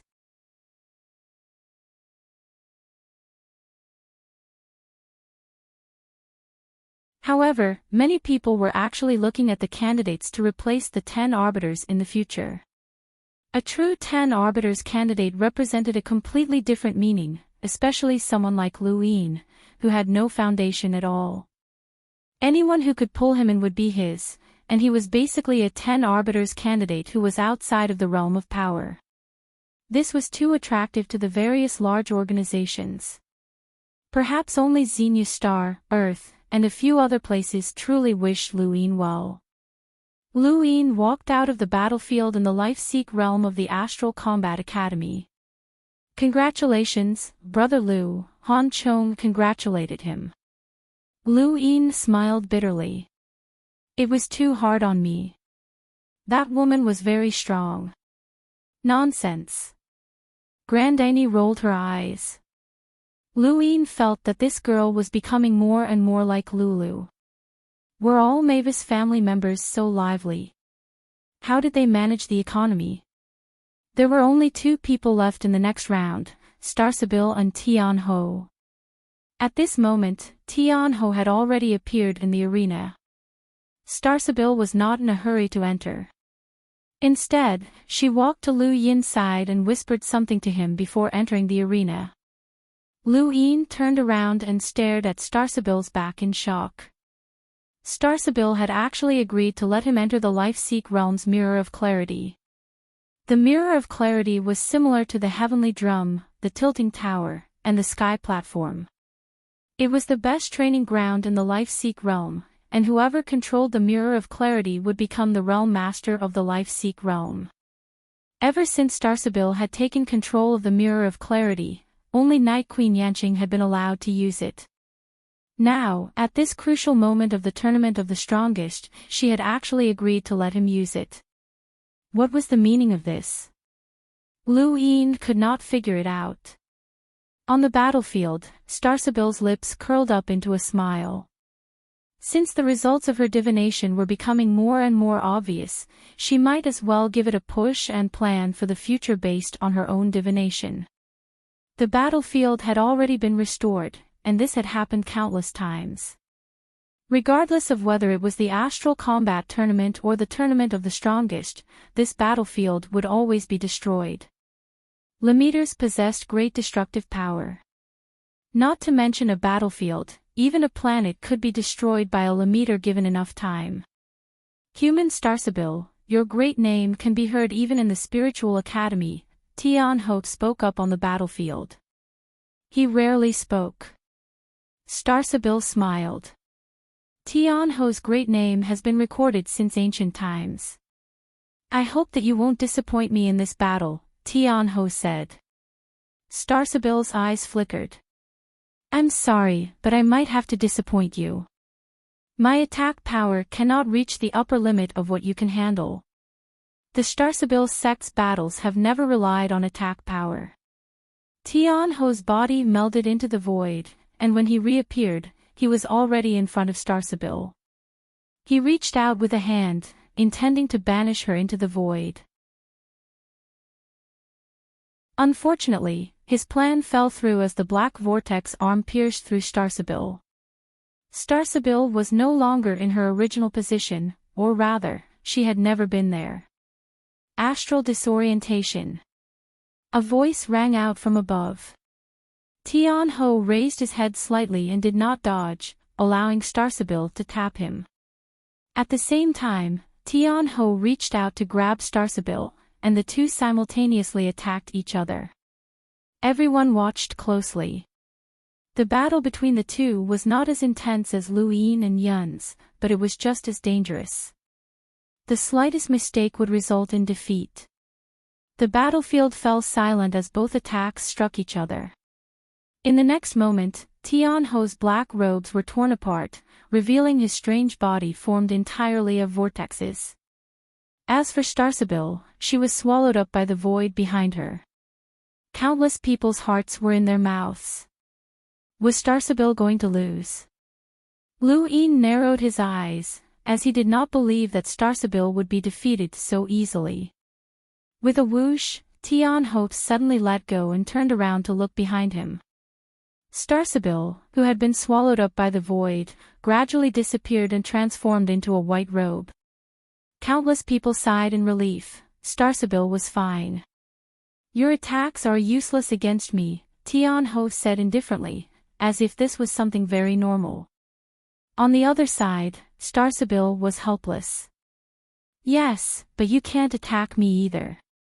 Not necessarily. Tian Ho raised his head high as a black vortex gradually expanded beneath his feet. The battlefield limits you. If this was a battle to the death, then you and I would not be able to determine a victor. Unfortunately, in this restricted battlefield, even your divination abilities are useless. My attacks will devour the world, and your defenses will not be able to block them. The vortex then rapidly expanded, as if a black hole had been placed on the ground. As they watched the expanding vortex, some students' eyes flickered before they suddenly collapsed to the ground. They were not dead, but rather unconscious. Everyone, don't look at the vortex, one of the mentors could not help but shout from high up in the sky. Everyone was horrified, as this was too strange.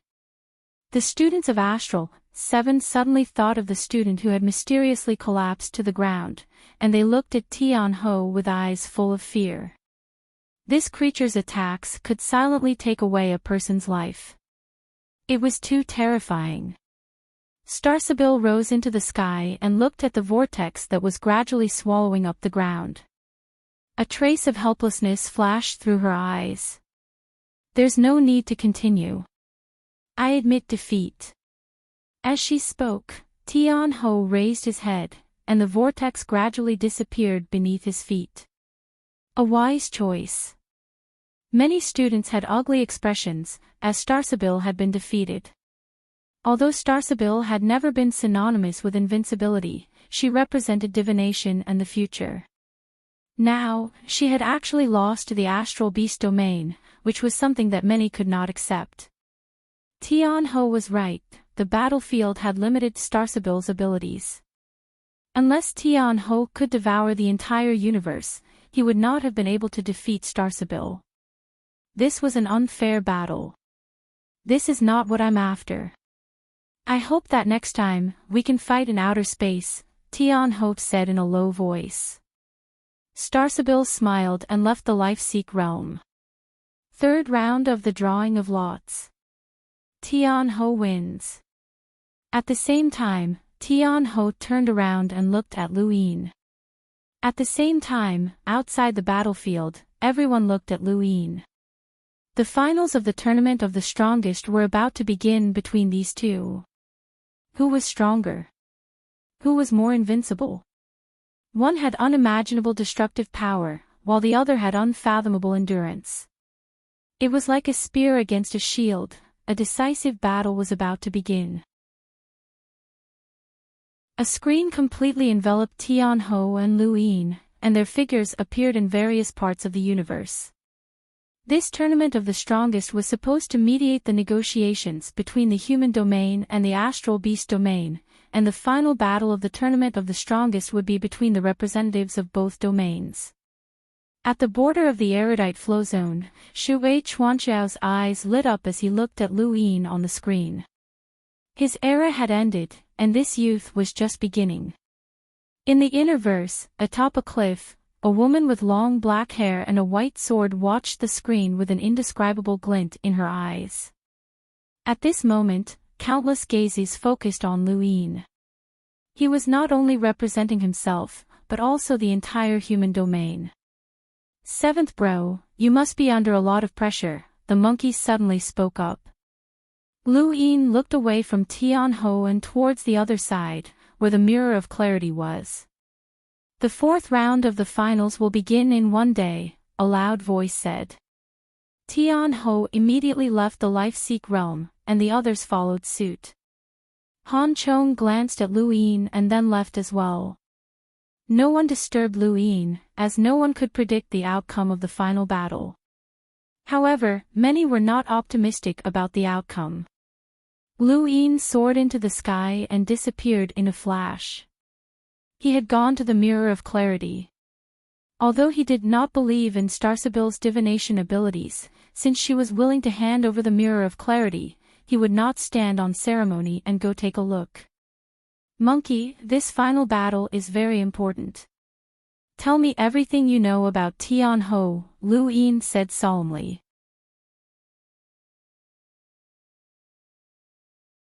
Welcome aboard. Stay tuned and subscribe to Han Li's Wuxia Adventures for more thrilling content.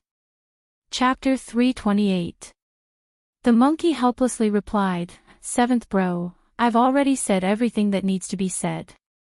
Anyway, this thing is very difficult to deal with. From what I know, no one in the same realm has ever defeated a cosmic Ho alone. Back then, they had to surround and attack the cosmic Ho, just like how we dealt with the day-night restoration technique. Even human powerhouses that far surpassed the cosmic Ho couldn't do anything." Lu Yin was puzzled. Do you think that the cosmic Ho are bred freely? They're the treasures of the astral beast domain, and there are plenty of powerhouses protecting them. The cosmic Ho that have appeared throughout history have all been plotted against by you humans, and they've all died in the end, the monkey said. If that's the case, then the astral beast domain still dared to send this cosmic Ho to us. They're really bold. The monkey added, this is indeed strange. It's as if the astral beast domain's rulers are certain that the humans won't act against the cosmic Ho. Could it be that Butian also calculated this? That's too strange. Not long after, Lu Yin arrived at the Life-Seek realm's mirror of clarity. There was nothing special about it, it was just a smooth mountain wall that looked exactly like a mirror. It was flawless, and it could even reflect a person's appearance. This was the place where countless experts had fought over, and whoever controlled this mountain wall would become the Life-Seek Realm's realm master. It was rumored that the Mirror of Clarity could simulate one's battle techniques and make up for any flaws, but Lu Yin did not know if this was true. Even if it was true, Lu Yin did not think that he would be able to improve much in a single day. It would be great if he could bring this mountain wall to the time-stop space, where he could simulate it without limit. Unfortunately, that was impossible, as his die could not appear in the trial zones. Lu Yin walked up to the Mirror of Clarity and appeared within. The next moment, his figure transformed into a physical body and attacked. Lu Yin also seemed to enter the Mirror of Clarity and fought against an identical version of himself. The serious art, overlaying stacks, multiple shockwave palm, flash, sky beast claw, day-night punch, and so on. Every battle technique that he had learned was displayed one by one. He was able to see his own battle techniques through the eyes of his opponent and experience them for himself. It was a wonderful feeling. 2 hours later, Lu Yin's body trembled and his consciousness retreated from the Mirror of Clarity. He looked at his palm. It seemed that he had used flash at times, and his overlaying stacks had been too wasteful. Also, seventh bro, what's wrong with you? Have you gone crazy after being in a daze for 2 hours? The monkey shouted. Lu Yin frowned, finding this annoying. He didn't even think about it before immediately blocking it off. He then looked at the mirror again, where he reappeared and battled with an identical copy of himself. Just as he had guessed, if he could stay in the mirror for a period of time, his battle prowess would definitely increase. Unfortunately, it would only last for a day. A single day was not enough for him to transform, and he had been pondering this question the third time he had left the mirror. There were less than 15 hours left until the final competition. He needed to rest for a few hours, which meant that he had less than 10 hours left. It was impossible for him to become stronger in 10 hours. Could his attack reach the upper limit of what Tian Ho could withstand? Lu Yin didn't know, and neither did the others, because no one knew what Tian Ho's limit was. Hold on. Lu Yin's eyes suddenly lit up. He had reached a dead end. Why did he have to surpass the upper limit of what it could bear? Was there no way to surpass the upper limit and injure its main body?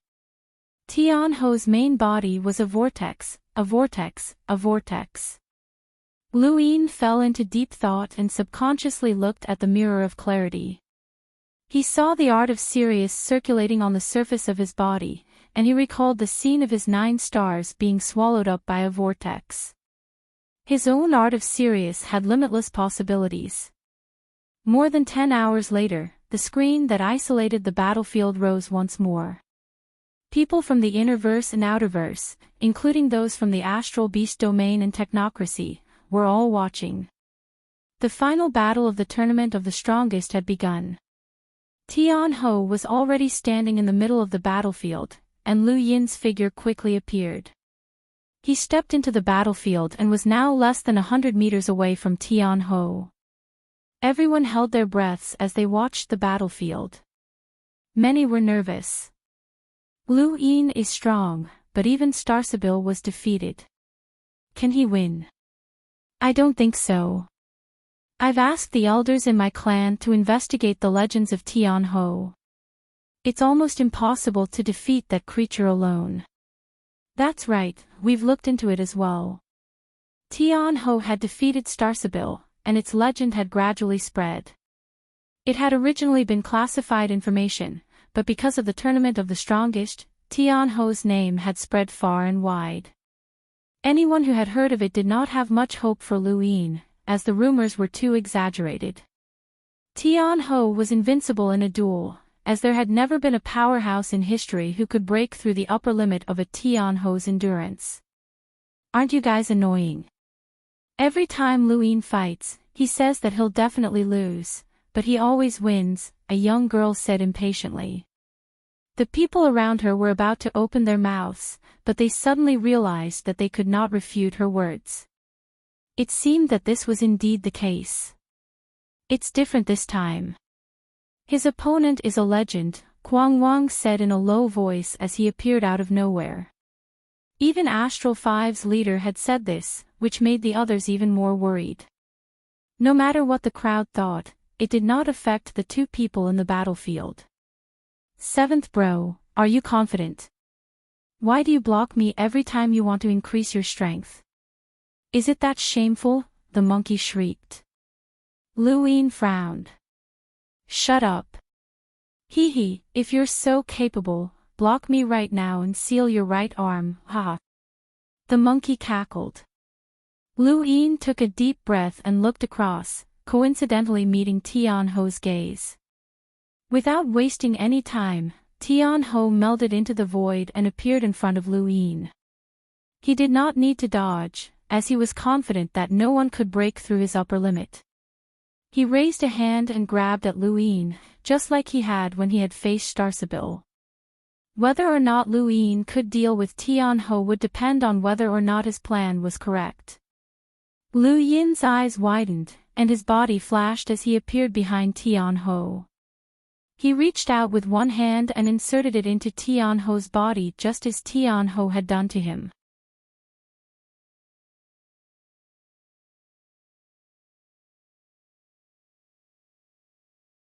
Welcome aboard. Stay tuned and subscribe to Han Li's Wuxia Adventures for more thrilling content. Chapter 329. Lu Yin leaped up and endured the palm strikes as he used flash to charge at Tian Ho. This time, he struck out with both hands, but Tian Ho's gaze froze. He did not use Phantom Spirit Palm to counter Lu Yin's attack, instead choosing to dodge. Lu Yin's palms slammed into the void and tore through space. Many people were confused, as they could not understand this battle. No one knew whether Tian Ho could be attacked or not. Lu Yin panted heavily as the palm imprint on his chest gradually healed. He looked at Tian Ho solemnly. This fellow was very difficult to deal with, and it would be extremely difficult to hit him. Tian Ho looked at Lu Yin solemnly. If this is your limit, then I'm very disappointed. Lu Yin's eyes narrowed, and he felt extremely sullen. If not for the live broadcast, he could have used the serious technique without any hesitation. No matter how Tian Ho attacked, he would have been attacked as long as he got close. Then, he would not have had to worry about not being able to defeat Tian Ho. It seems like you've really reached your limit, and this is all you can do. Still, you're not bad to be able to attack me once. Tian Ho's tone was low as he melded into the void and attacked Lu Yin with Phantom Spirit Palm again. Lu Yin struck out with both hands, but Tian Ho easily dodged them. Although Tian Ho was not extremely fast, his ability to meld into the void was something that no one could compare to. There was a thump, and Lu Yin's attacks missed. His entire body was pressed into the ground by Tian Ho once more, and a trace of blood appeared on his back. Tian Ho's attack power was very strong, and it was worthy of the title of someone who had almost reached the peak of the tournament of the strongest. If he had been in the human domain, he would have been a 10 Arbiter's candidate, but it was not easy to withstand his attacks. Once, twice, thrice, under countless gazes, Lu Yin was completely at a disadvantage. Tian Ho fought seriously and used his battle techniques. In the eyes of the Astral Beast Domain's experts, this battle was already over. Lu Yin had done well, as Tian Ho had not used any battle techniques against anyone during the tournament of the strongest. He had also not actively avoided anyone's attacks, not even Starsabil. Lu Yin was the only one who had forced him to back down, but that was all he could do. There was a thump, and Lu Yin spat out a mouthful of blood. He had endured more than 10 attacks from Tian Ho, and no matter how strong his physical body was, he could not take it anymore. Many sighed, as Lu Yin had still been defeated. Throughout history, there had never been an expert of the same level who had defeated a Tian Ho. Tian Ho was not someone who could be dealt with alone. On Xenia's star, Hua Qingshan and the others were helpless. It was time to turn off the screen. If they watched any longer, it would be a huge blow to the royal regent's image. On Earth, Zhou Shan and the rest were grieving. After all, Earth was too small to be of any help to Lu Yin. He could only struggle alone on the most dazzling stage of the universe. Some sighed, while others were happy, but no one showed it. After all, Lu Yin was now representing the human domain. Starsibyl's eyes flickered. Could it be that the results of the divination would lead to a different path? She was not confident either. Tian Ho was simply too difficult to deal with. Lu Yin spat out another mouthful of blood, but he endured the pain and rushed out of the ground. He panted heavily as he looked at Tian Ho. Tian Ho's gaze returned to normal. Your physical body is very powerful. Even amongst your peers in the astral beast domain, even the astral beasts famous for their physical bodies, it would be difficult for them to compare to you. However, that's all there is to it. He wanted to cut off all means of retreat and use his body to forcefully endure his opponent's attacks in exchange for an opportunity to attack. This was a battle of attrition and luck. Come on, Tian Ho, Lu Yin growled as he used flash to charge towards Tian Ho. Tian Ho's eyes lit up as palm images filled the sky. Lu Yin did not dodge, and instead, he viciously swatted at Tian Ho with his tied hands. Tian Ho hurriedly dodged, and when Lu Yin saw that Tian Ho had dodged, he immediately dodged as well. The phantom soul palm missed, and so did Lu Yin's attack. Tian Ho was shocked, as this person wanted to take him down with him. Lu Yin's plan was gradually being exposed, and Tian Ho could see through it. Many others could as well, but it was very strange. Tian Ho seemed to be very afraid of Lu Yin attacking with both hands. Did Lu Yin have some kind of ability that could make him so afraid? Many people thought back to Lu Yin's attack at the start of the battle. Again. Lu Yin shouted excitedly, as he had found a way. Tian Ho gritted his teeth. If you want to go all out, then go all out. Skymender's disciple fears no one. He then used another phantom soul palm to press down on Lu Yin. This time, Tian Ho did not dodge, and neither did Lu Yin. His bound hands viciously slammed into Tian Ho's body. Sirius's palm stopped the vortex from spinning, and Lu Yin's shockwave palm struck out. Tian Ho was sent flying by Lu Yin's attack, but Lu Yin's back was also struck by the phantom soul palm and pressed into the ground. Both of them had been struck by each other's attacks at the same time, and many were stunned. It worked. Lu Yin's attack worked, some students cheered excitedly. Following that, many students grew excited, as Lu Yin had begun his counterattack after withstanding more than 10 attacks from Tian Ho. On Xenia's star, Hua Qingshan, who had been about to turn off his screen, relaxed. Had Lu Yin finally counterattacked? In a corner of the universe, Wendy Yushan's eyes lit up, and a trace of joy flashed through them. In the innerverse and outerverse, various great powers were shaken. What a strong battle awareness. If his hands weren't bound, his movements would have been slower, and Tian Ho would have been able to dodge. This kid isn't bad, the sword sect's leader praised Lu Yin. At this moment, the battle had only just begun. Lu Yin's new tactic forced Tian Ho into a battle of attrition. This battle seemed very desperate, as both sides were using their physical bodies to endure each other's attacks. After 10 minutes, even a strange life form like Tian Ho was starting to find it difficult to endure, and it was obvious that the rhythm of Tian Ho's attacks had begun to slow down. Lu Yin's body was covered in blood, and there were countless wounds of various sizes. How interesting. You were actually able to force me to this extent, Tian Ho exclaimed as he looked at Lu Yin. Lu Yin frowned, but he did not back down. I'm also very surprised that you were able to injure me. Ha ha ha ha, Master was right. You really are a variable. Tian Ho seemed to be very happy. Outside the arena, Yun's gaze was still filled with contempt, but when she looked at Lu Yin, her gaze turned hostile. However, no one cared about her at this moment, as they were all focused on the final battle. Seventh bro, I admire you so much. You're so awesome. The monkey shouted excitedly. That's Tian Ho. You're the only person in the same realm who can force Tian Ho to this extent. You're too awesome. Shut up. It hasn't used its full strength yet, Lu Yin growled. It hasn't used its full strength. That's impossible. This thing already displayed heaven-defying strength, but it still hasn't used its full strength. The monkey shrieked. Lu Yin stared at Tian Ho's eyes. He had a premonition that Tian Ho had not become a legend just because of what had just happened.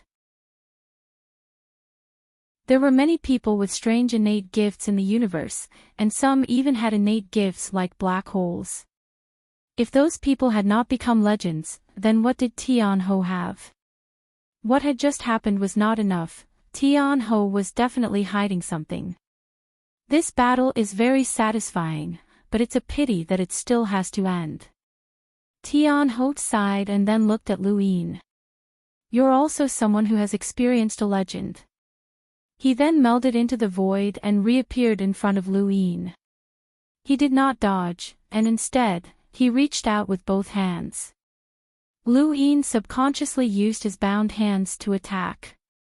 There was a thump, and a shock wave surged out from Tian Ho's back, distorting the void. Tian Ho grabbed Lu Yin's shoulders tightly. You can feel fear now. Lu Yin's pupils shrank, and a chill ran down his spine. He attacked again in a futile attempt to force Tian Ho away, but Tian Ho still managed to withstand Lu Yin's attacks.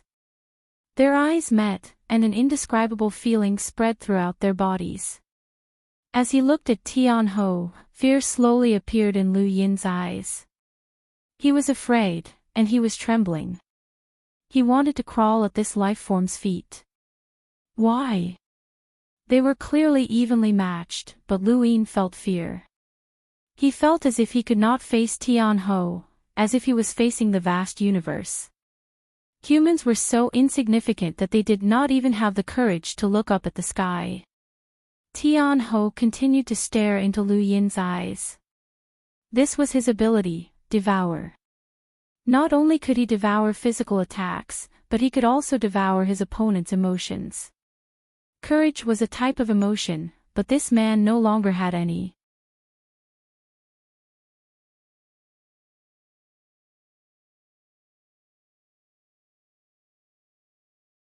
The monkey did not believe him. Can't it devour emotions? Then find something that doesn't have any emotions to fight it. Lu Yin's tone grew colder and colder, and as he spoke, a faint red color appeared on his body. This was the color of blood, and an iron-blooded aura filled the air. The monkey was shocked. That's the aura of a battlefield. Right, that's what you gained from the heavenly drum. You think of yourself as a soldier. On the battlefield, only the brave would survive. No matter how cowardly a person was, they would forget themselves when they entered the battlefield and become immersed in the slaughter. Lu Yin, who was filled with a murderous aura, was like a veteran of the battlefield. He was fearless, and there were no other emotions in his eyes aside from the desire to kill. Tian Ho was shocked, and it had a bad premonition as it watched the faint red color spread. There was a whoosh, and Lu Yin appeared in front of Tian Ho. He viciously smashed down with his bound hands, and Tian Ho hurriedly dodged. He used a phantom soul palm while attempting to devour Tian Ho's emotions. Even if Lu Yin was immune to being devoured by emotions, he could still delay Tianho's attack and create an advantageous opportunity for himself. Unfortunately, Lu Yin retracted his domain and firmly blocked Tianho's devouring. Tianho was blasted into the ground by Lu Yin's attack, but Lu Yin was also struck by the phantom soul palm. However, as Tianho's injuries worsened, the attack gradually weakened, and the damage it dealt to Lu Yin was no longer as great as it had been in the beginning. Impossible. Even the veterans at the border warfront can't withstand being devoured by emotions. How can you? Tianho was in disbelief. Veterans did not fear death, but their emotions remained unchanged. It was impossible for Lu Yin to rely on a battlefield's murderous aura to block Tianho's devouring. If it could be done so easily, then Tianho would not have become a legend. Of course, Lu Yin wasn't just relying on this. He also had the Stonewall Scriptures, and he had started reciting them the moment Tianho's domain expanded. The Stonewall Scriptures combined with his domain and the murderous aura of the battlefield, as well as the monkey's incessant chatter, had formed a resistance against Tianho's devouring of emotions. All of this was his own ability, and it was also the result of all of the coincidences that he had encountered since he had started cultivating. He had used everything he had in order to defeat Tianho. There was no equality between people. Tianho was a life form that was invincible among those of the same level, but if not for Lu Yin's many fortuitous encounters, it would have been impossible for him to fight Tianho. Now, his fortuitous encounter had given him the opportunity to fight Tianho, and Lu Yin did not want to waste it. He wanted to win and be invincible. Bang bang bang, the void exploded as countless spatial cracks extended outwards, leaving countless onlookers dumbfounded. Tianho was furious. He had used all of his strength, but everything had returned to the starting point. It was a battle of attrition, and he could not understand how a mere human could fight him to this extent. In the universe, countless people watched the screens nervously. This battle was worthy of being called a final battle, and it was even more intense than the battle between Lu Yin and Yun. It was also filled with mystery and strangeness, and most people could not understand what was going on. With a boom, the two separated at the same time before colliding once more. It was as if the heavens and earth had collided, and Lu Yin spat out a mouthful of blood as he felt dizzy. The Stonewall Scriptures were almost at his limit, and if he recited any more, he would faint.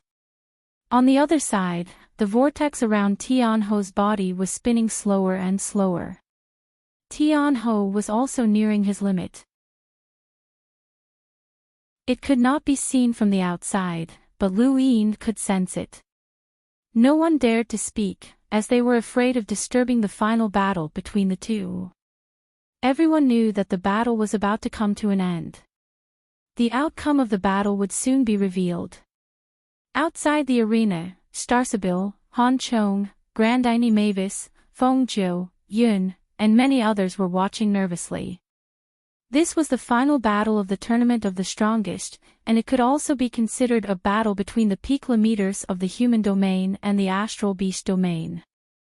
On Fire's Melt planet in Frostwave Weave, Jenny Anna stared blankly at the screen. At her level, she could not understand this kind of battle, but as she watched Lu Yin fight to the death, she did not know why, but she felt as if she could not breathe. It was as if she had lost something that belonged to her.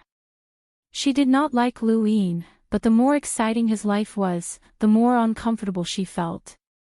As the battle between the two neared its end, countless people in the universe were unable to take their eyes off this scene. Pfft! Lu Yin spat out a mouthful of blood and growled. He forcefully twisted his body and used flash to tear through the void. He appeared above Tianho and viciously smashed down with his bound hands. Tianho's black vortex body was smashed into the ground, but Lu Yin suddenly released his hands and smashed downwards.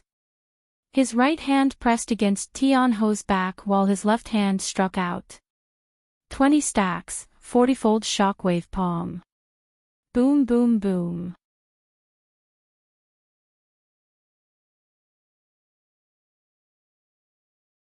However, when he thought about it, he felt a lingering fear. Fortunately, he had increased his physical toughness again. Otherwise, he would not have been able to hold on. He had only lasted a little longer than Tian Ho. Seventh brother, how did you attack Tian Ho's main body? Its vortex's ability to withstand damage is terrifying, so logically speaking, you shouldn't be able to do it. The monkey was curious. Lu Yin ignored it as the other students of Astral 10 gradually opened their eyes. Brother Lu, you're too strong. Coco was the first to run over to congratulate him. Congratulations, Junior. Your name has spread throughout the universe, and it's not just limited to the human domain, Little Pao said with a smile. The others followed suit. Lu Yin smiled. It's just luck. Luck can't win against Tian Ho, Xiao Luo said gently. Lulu's face turned bitter. The gap between us is getting bigger and bigger. This is so troublesome. No, I have to go home and cultivate. Mengyu nodded in agreement. He also wanted to return to the Vast Earth sect and see if there was any way to increase his strength. Michelle looked at Lu Yin with a complicated expression. Her original goal in coming to Astral 10 had been to find fault with Astral 10 and use reasonable rules to suppress it. However, as time passed, she began to acknowledge Astral 10 more and more, especially since the strongest person had appeared by her side. This person was truly a 10 Arbiter's candidate. Everyone left after a few words of congratulations, as they could all see that Lu Yin was very tired. Schutz walked over to Lu Yin. How's the Great Yu Empire? Lu Yin replied, it's fine. You can go back and help me rebuild Yu Academy. Schutz thought about it and then nodded. All right. Schutz had originally been the #1 expert of the Great Yu Empire's younger generation. After spending so much time in the Astral Combat Academy, his strength could no longer be measured by the Outerverse standards. Even in the Astral Combat Academy, he could be considered above average. According to standards, he could be considered an elite of the Innerverse younger generation and was much stronger than his peers in the Great Yu Empire. With his current strength, he could defeat Gerbok in less than 2 moves. As he watched Schutz leave, Lu Yin suddenly wondered if he should bring the Great Yu Empire's younger generation to Astral 10. He had to think of a way. There were still 2 figures on the Trial Zone Mountain who hadn't left. One was Dark Void, and the other was Hui Day Night. Dark Void was eccentric, Michelle was arrogant, Zhao Yilong was indifferent, and Hui Day Night was the last. Lu Yin didn't know what to do with Hui Day Night. Although Hui Day Night had been arrogant in the beginning, he had no ill intentions. Although he had provoked Lu Yin, he had still been beaten up by Lu Yin in the end. When Night Queen Yanqing had summoned the Day-Night clan to deal with Lu Yin, Hui Day Night hadn't appeared. Now, Hui Day Night wasn't on either side. The Day-Night clan didn't accept him, and the people of Astral 10 couldn't talk to him either.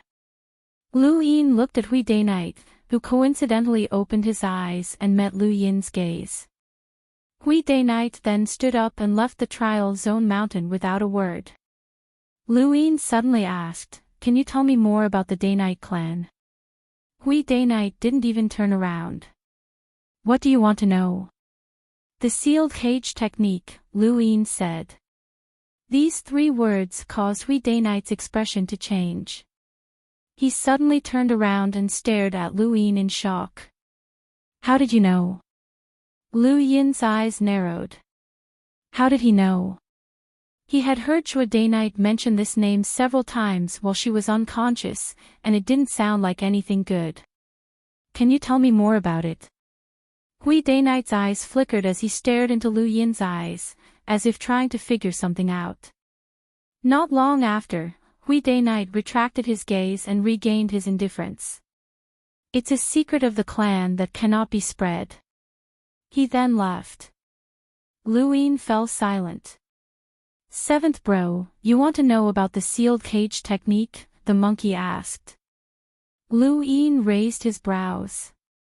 How do you know about it? Of course, the seniors have recorded it before. After all, the Day-Night clan isn't a small clan. Many seniors have records of their matters, the monkey said proudly. Tell me about it, Lu Yin said. The monkey chuckled. I can tell you, but you have to promise that you won't block me in the future. I promise, Lu Yin said immediately. The monkey was stunned and couldn't react. What? Can you repeat that, seventh bro? I said, I promise, Lu Yin said calmly. The monkey fell silent for a moment. Seventh bro, you're being too insincere. You're lying to me. You don't believe me. Lu Yin's tone wasn't very pleasant. The monkey felt helpless, as the script wasn't right.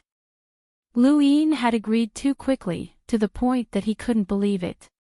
But since Lu Yin had already agreed, he couldn't refute it. Fine, I'll believe you for now. He then coughed twice. The sealed cage technique is a method that the Day-Night clan's Night King bloodline used to control the Day-Night bloodline. In ancient times, the Day-Night clan was controlled by two royal bloodlines, the Day King bloodline and the Night King bloodline. However, for some reason, the Day King bloodline's experts all died, and the Night King bloodline was ruthless enough to create the sealed cage technique to control all of the Day King bloodline's descendants. This method of control is extremely vicious, and it can be said that life and death are in the hands of the controller. Every Night King bloodline descendant is controlled by a group of Day-Night descendants. To put it bluntly, they're slaves. This is the reason why the Night King bloodline is so lofty. It's also because of this sealed cage technique that the Day-Night clan's hierarchy is so strict. They act swiftly and decisively, and they've intimidated the entire universe. Can the sealed cage technique be dispelled? Lu Yin asked as he recalled Zhua Day-Night's pale and helpless face. Of course. Actually, over the years, there have been quite a few good people who have appeared in the Night King clan. They've taken the initiative to dispel the sealed cage technique, but most of them are still being controlled. From what I can see, Hui Day-Night should also be a descendant of the Day King bloodline, but he's been dispelled by the sealed cage technique. Otherwise, he wouldn't have been able to resist your battle with Night Queen Yanqing. Lu Yin had never thought that the Day-Night clan would have such a vicious and terrifying method of control. Is this sealed cage technique also a type of battle technique? Don't worry, the sealed cage technique only targets those from the Day King bloodline. This is also why many people are wary of the Night King clan. In order to control their own kind, they specifically created the bloodline sealed cage technique. It's quite vicious, but it's useless against others. Lu Yin was once again acquainted with the Day-Night clan, no, the Night King clan. This clan's innate nature was something that he detested. By the way, what exactly is the Day-Night clan? Lu Yin was curious. I don't know about that. According to the records, the Day-Night clan produced two extremely powerful individuals in the Day King and Night King bloodlines. That's how the Day King bloodline and the Night King bloodline were born. The rest should be considered neutral. At this moment, Little Pao came in again. Junior, old Kai wants to see you. Lu Yin nodded and immediately left the trial zone mountain. Not long after, he met old Kai in the treasury. Old Kai sized Lu Yin up and down and sighed in amazement. Not bad, kid. You actually made it this far. It's all because you taught me well, Lu Yin flattered. Old Kai rolled his eyes. Insincere. Lu Yin laughed dryly. All right, I called you over for two reasons. First, someone wants to know about Tian Ho's abilities. Second, it's a reward. You've won the Astral Combat Tournament and the Tournament of the Strongest. Lu Yin's eyes lit up. Reward? How much? Old Kai was speechless. Kid, you're too greedy. Luin felt awkward, but he couldn't be blamed. His strength was linked to money, and the more money he had, the faster he would improve. Tell me about Tian Ho's abilities first, Old Kai asked solemnly.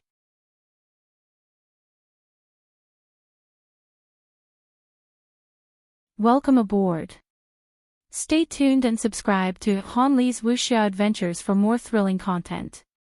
Chapter 332. Luin nodded. Many people considered Tian Ho to be a legend, and many were curious about its abilities. It was normal for the upper echelons of the human domain to want to know more about it. First, Tian Ho's power is not to dissolve, but to devour. It can devour attacks, fuse with the void, and even devour human emotions. It didn't take long for Luin to explain Tian Ho's power in detail. Old Kai's expression turned serious, and his eyes were filled with shock. How did you resist the devouring of emotions? Luin shrugged. My domain is special. I comprehended the murderous aura of the battlefield from the heavenly drum, and I fought him with the spirit of a veteran who did not fear death. Old Kai did not believe him, but he did not ask any further. Everyone had their own opportunities, and Luin was especially special. Old Kai recalled that Luin had been immune to the third sword of the 13 swords and had even been targeted by the Day-Night clan because of it. It was not strange for him to be immune to Tian Ho's ability to devour emotions. Perhaps it had something to do with his physique, as Tian Ho was only a Lammeter after all. Alright, next up is the reward.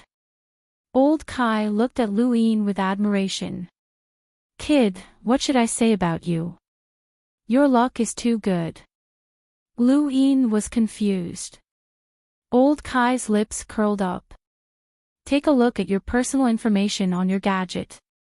Luin doubtfully opened his gadget and entered his information. A page that he had never seen before appeared, and this page was his personal information.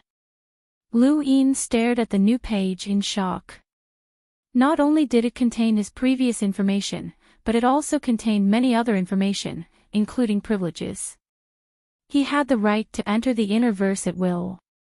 He had the right to enter the Hall of Honor. He had the right to enter the Neoverse. He had the right, a series of rights dazzled Luin. These were all privileges. Old Kai, what's this? Luin was surprised. Old Kai sighed. Your honor points have changed. Now, it's 2. Luin looked next to his name, and sure enough, his honor points had become 2. Someone had long since said that 1 honor point was completely different from 2. Only now did Luin understand the difference. Just 1 honor point was enough to grant him countless privileges out of thin air. Even space-exploring powerhouses would have a hard time obtaining these privileges. Just the privilege of entering and leaving the inner verse at will was enough to make countless space-exploring powerhouses jealous. After all, it was not easy for many space-exploring powerhouses to enter the inner verse, and some even had to sell their dignity in order to curry favor with the Astral River Flow Zone envoy. Now that Luin had this privilege, the Astral River Flow Zone envoy would not dare to obstruct him no matter how bold he was. Even if Luin killed the Astral River Flow Zone envoy's son, he would still be able to enter the inner verse safely, and the Astral River Flow Zone envoy would still have to ensure his safety. That's privilege, and there's a whole lot more of it. Your identity has been reconstructed, and it has entered a confidential process. In other words, it won't be easy for anyone to investigate you, said Old Kai. Mentor, why did I get an extra honor point? You represented the human domain and defeated the astral beast domain and the technocracy. You even defeated a legend, so 1 honor point is not too much. The Hall of Honor personally gave you this, and no one else applied for it. Little guy, you're very lucky to have caught the Hall of Honor's attention. Lu Yin's face twitched, but he wasn't overjoyed. Instead, his heart sank because the monkey had just said, "Congratulations, seventh bro. You've entered the Celestial Vanquishers list." "Ca, old Kai, have you heard of the Celestial Vanquishers list?" Lu Yin asked nervously. Old Kai nodded, and his shocked expression turned into one of sympathy. "Yes. What do you think?" "There's no need to think. You've definitely entered. Although your ranking isn't high, you're definitely someone that the astral beast domain must kill." Lu Yin was speechless. "Are you sure?" "Absolutely. Little guy, the human domain's honor points are as important as the astral beast domain's desire to kill you," old Kai said sympathetically. Lu Yin's heart sank, and his expression turned ugly. "Don't be discouraged. After the tournament, the human domain and the astral beast domain will enter a temporary period of peace. Even if there's an assassination attempt during this period, it won't be an expert. You should be fine," old Kai consoled him. Lu Yin was helpless, but that was all he could do. "Besides the honor points, there are other rewards," old Kai continued. "A cultivation technique manual and a harmless perceptive intermediate source box." Lu Yin was shocked. "There's a harmless perceptive intermediate source box." The source box from last time was sponsored by the Nalan family. This one is from the technocracy, and the cultivation technique is from the astral beast domain. It's called the Jade Circulation Technique. Jade Circulation Technique. Lu Yin was curious. Old Kai replied, "These two items aren't in Astral 10. Wait for someone to send them over. However, the Jade Circulation Technique won't be of much help to you. It helps one comprehend a domain, and since you've already comprehended a domain, there's no need for you to learn it." Lu Yin nodded. The 3 rewards came from 3 different domains, so it was fair. "Alright, all you have to do now is wait for the rewards to arrive." "Right, little guy, where's the personal spacecraft that the Academy gave you?" Old Kai suddenly asked in a stern tone. Lu Yin felt awkward, as he had left the spacecraft in the Great Yu Empire. He hurriedly replied, "Don't worry, mentor. I'll definitely bring it back the next time I come back." "Humph, that's the Academy's property. If you can't bring it back, then you'll have to pay for it," old Kai threatened. Not long after Lu Yin became the champion, there was a huge change at the erudite flow zone's border. A youth descended and waved his hand, taking away the border commander, Shui Chuanshao, with the crime of treason. The human domain's erudite flow zone's border commander, Shui Chuanshao, colluded with a foreign race and betrayed his own people, which resulted in the defeat of the Endless Weaves. This is a heinous crime, and he is to be imprisoned in Kuan's swamp for 10,000 years. Countless people were stunned by this news. Shui Chuanshao was the human erudite flow zone's border commander, and he was also known as the most strategic war commander in human history. His contributions were innumerable, and he had more than 10 honor points. He was one of the few men who stood at the peak of humanity, but now, he had actually been put on trial and imprisoned.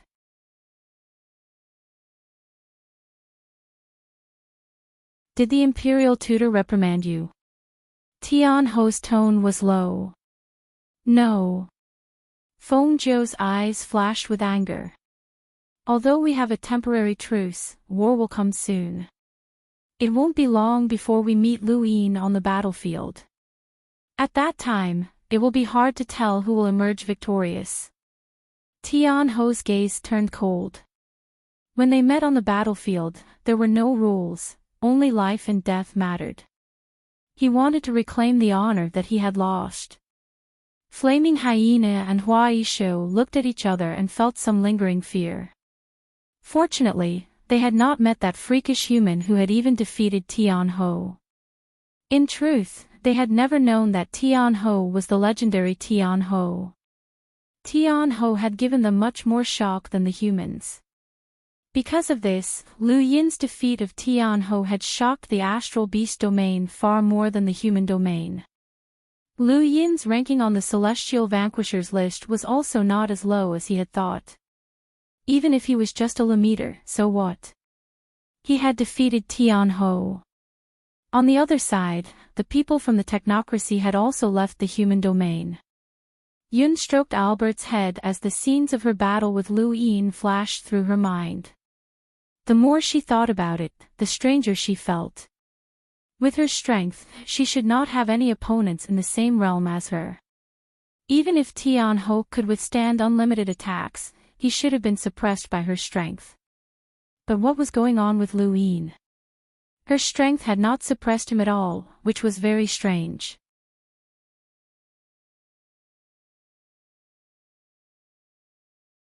Welcome aboard. Stay tuned and subscribe to Han Li's Wuxia Adventures for more thrilling content. Chapter 333. Back in Astral 10, Lu Yin was having a headache. Madame Naylan had told him that she was about to leave and that he still owed her a large sum of money. He did not want to owe her, but he did not have the money to pay her. At the space station, Madame Naylan's lips curled up as she looked at Lu Yin in amusement. "Student Lu, you don't have to be in such a hurry to return the money." Lu Yin felt rather awkward. He was anxious, but he did not have the money. "Madam, I'll definitely pay you back as soon as I have the money." Madame Naylan smiled. "All right, I'll be waiting." At that moment, Lu Yin received a notification, and his eyes lit up. He hurriedly called out to her. "Madam, is the Naylan family interested in buying cultivation techniques?" She was surprised. "Student Lu, you have a technique for sale?" Lu Yin nodded. "It's the Jade Flow technique, a technique that can help one comprehend a domain. The Astral Beast domain offered it as a reward for the tournament of the strongest." Her eyes lit up. If the Astral Beast domain dares to offer something that can help one comprehend a domain in the tournament of the strongest, then it must be worth quite a bit. "All right, the Naylan family will buy it. How much do you want?"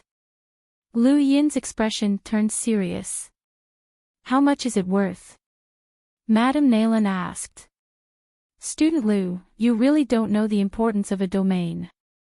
If this technique can help someone comprehend a domain, then even if the success rate is very low, it's still priceless. Let me put it this way, this technique is worth more than the money I lent you. If that's the case, then I'll give it to you, madam." Madame Naylan was astonished. "Student Lu, you should consider this carefully.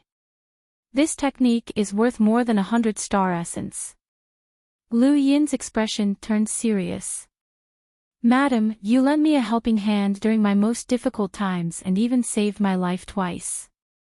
One technique is not enough to make up for it, so this is just a token of my sincerity." Madame Naylan's alluring eyes stared at Lu Yin for a while before she smiled. "All right, the Naylan family will accept your sincerity." Lu Yin shook his head. "It's not for the Naylan family, but for Madam. Madam was the one who saved me, and she was also the one who lent me the money." She nodded. "All right, I, Lu Fuxue, will accept your sincerity. Madam, please wait a moment. The technique will be delivered soon. Have a drink. Who knows when we'll meet again." Madame Naylan's body. He quickly averted his gaze and nodded before following her into the Naylan family spacecraft. Not long after, the Jade Circulation Technique and the Perceptive Intermediate Sourcebox arrived. Lu Yin gave the Jade Circulation Technique to Madame Naylan without even looking at it. To most people, the Jade Flow Technique was useless to them, but it was still a technique and had an instinctive allure. However, Lu Yin hadn't even glanced at it, which caused Madame Naylan's eyes to light up. She had discovered one of Lu Yin's strengths, his boldness. This student had a boldness that did not belong to someone his age. Perhaps it was time to cooperate with the Great Yu Empire. Not long after the Nalan family spacecraft left Astral 10, Lu Yin was just about to head to East San Dios when he suddenly received a message from the Outerverse Youth Council's network. He had already joined, and the network was now open to him. Prospective Representative Yen Feng of the Outerverse Youth Council will be marrying Miss Jenny Anna in 12 days. Congratulations from Baser. Lu Yin's pupils shrank when he saw the message, and his face sank. Then, his rage soared. With Yen Feng's status, he did not have the qualifications to announce Lu Yin's wedding on the Outerverse Youth Council's network. Baser had deliberately done this for Lu Yin to see, and it was also Yen Feng's way of provoking him. Yen Feng clearly knew that Jenny Anna was Lu Yin's fiancée, but he had still made such a big fuss about it. Lu Yin had just become the champion of the Tournament of the Strongest, and his reputation was on the rise. Yen Feng's actions were no different from trying to suppress Lu Yin's reputation. Yen Feng and Baser meant that there had to be someone else behind them. If Lu Yin's guess was right, it should be that woman, Night Queen Yanqing.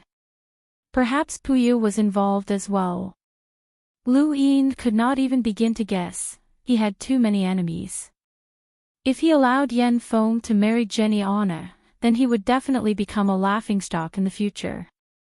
Lu Yin desperately wanted to go to East San Dios, but he still had 12 days, which was more than enough time.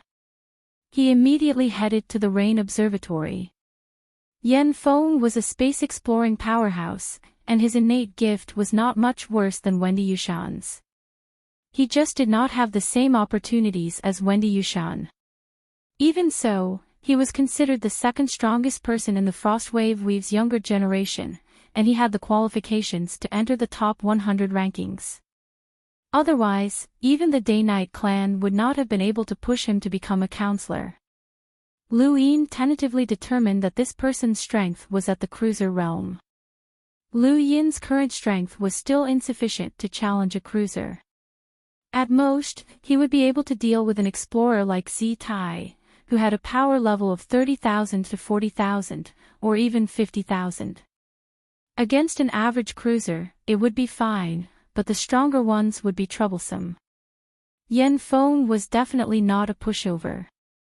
There was only one way to challenge a cruiser, the overlaying stacks Dao. He would learn from the 10 Arbiter's Divine Fist and cultivate it to the 30th level in the Astral Combat Academy. You still want to deduce the overlaying stacks Dao? The Rain Master was shocked. Lu Yin nodded seriously. Please help me. The Rain Master was shocked. You want to challenge the record left behind by the 10 Arbiters? Lu Yin bowed respectfully. Yes, please help me. A rare smile appeared on the Rain Master's face. Kid, you're getting closer and closer to the 10 Arbiters. You've become the champion of the Tournament of the Strongest, and Astral 10 is now qualified to be called the Top Academy. You've brought honor to Astral 10, so this request isn't too much. Stretch out your hand. Lu Yin's breath hitched, and he excitedly stretched out his left arm. Just like before, the Rain Master used one hand to deduce the overlaying stacks Dao. The overlaying stacks Dao increased from 20 to 25, and finally broke through to 30. When the 30th overlaying stacks Dao appeared, the void exploded. This was an incomparably terrifying strength. 30 stacks is no small matter. With a Lemmeter's body, this is truly the limit. Even the 10 Arbiter's Divine Fist couldn't break through this limit. Kid, do what you can, the Rain Master said solemnly. Lu Yin nodded and carefully memorized the 30 stacks Dao. If he had used 30 stacks in his previous battle, he might have been able to break through Tianho's upper limit. It should have been possible. The Rain Master looked at Lu Yin and his eyes flashed. Do you want to know the next limit of the Divine Fist? Lu Yin looked up. I'd like to hear the details. The Rain Master looked into the distance and calmly said, when you break through to the Explorer realm, you need to use 100 stacks to shatter a planet. Lu Yin was shocked. 100 stacks. The Rainmaster nodded. Yes, 100 stacks. He then looked at Lu Yin. Do you know how terrifying 100 stacks is? It can be said that a single palm strike is enough to make even hunters fear it. Even a hunter might not be able to use 100 stacks. This is the power of the 10 arbiters. Lu Yin forcefully suppressed his shock and bowed to the Rainmaster once more. I understand. I'll take my leave now. The Rainmaster nodded. Go on. I'll say the same thing again, do what you can. Lu Yin nodded and left the Rain Observatory. The 10 arbiters were truly monumental existences. Lu Yin had walked the path of the overlaying stacks, and he was well aware that the further one progressed, the more difficult it became. It was not as simple as 1 + 1 = 2. The Divine Fist had actually allowed an explorer to use 100 stacks, which was a freak. Lu Yin knew that even if he broke through to the explorer realm and his body underwent some changes, he would only be able to use 50 stacks at most. It was no wonder why the 10 arbiters had been able to bring the Youth Council to such heights. They were all known as monsters. The higher one went, the more one understood the 10 arbiters, and the more one understood how terrifying they were. They could not be judged by the standards of the younger generation. But now was not the time to think about such things. His first task was to improve his physical body. He only had 10 star essence left, and he could at most upgrade the strengthening fruit to the same level as the previous one. Would that be enough? Lu Yin thought about it and decided that it shouldn't be enough, but he really did not have any money left. Lu Yin, where did you go? Lulu walked over with a surprised cry from nearby. When he saw Lulu, Lu Yin felt as if he had seen a huge pile of money running towards him. He had forgotten that he had a rich second-generation heir by his side. This woman was synonymous with money. The Mavis Bank was such a beautiful organization. Lulu saw Lu Yin staring at her greedily and subconsciously took a few steps back. She stared at him warily.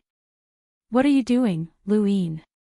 Lu Yin was stunned, but he quickly regained his senses and awkwardly coughed a few times. Lulu, did you call me? Lulu looked at him strangely. I heard that Silver disappeared. Lu Yin nodded. Yeah, he disappeared. What happened? Is he dead or something? Lulu asked. Lu Yin shook his head. I don't know. Aren't you guys close? Lulu was puzzled. Lu Yin was astonished. Who told me that I was close with Silver? Don't lie. That foxy face only treats you differently. He always has that disgusting expression when he sees others. You guys must be close, Lulu said confidently. Lu Yin shook his head. I have nothing to do with him. Don't spout nonsense. He paused and then coughed again. Lulu, do you have money? Lend me some. Damn, seventh bro, why are you borrowing money from everyone? That's not a good habit. The monkey shrieked, as if he had discovered a new continent. Shut up.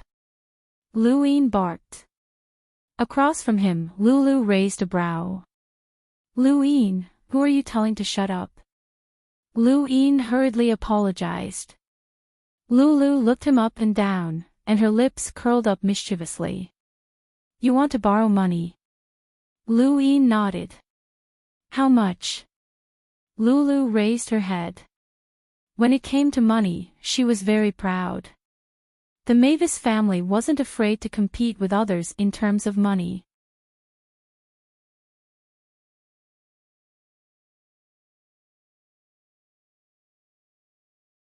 Welcome aboard. Stay tuned and subscribe to Han Li's Wuxia Adventures for more thrilling content. Chapter 334. Lu Yin's expression was serious. I can pay it back. In fact, I borrowed 2 million star crystals from someone a few days ago and just returned it. Is that so? Lulu didn't believe him and looked at him suspiciously. Did you disappear like Silver? If that's the case, you're much worse than Silver.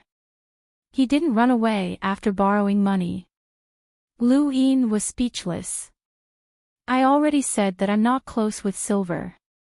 Do you have money or not? No money, right? No money. What a joke. I'm a Mavis, a Mavis. Lulu blew her top and threw out a purple crystal card. Go spend it.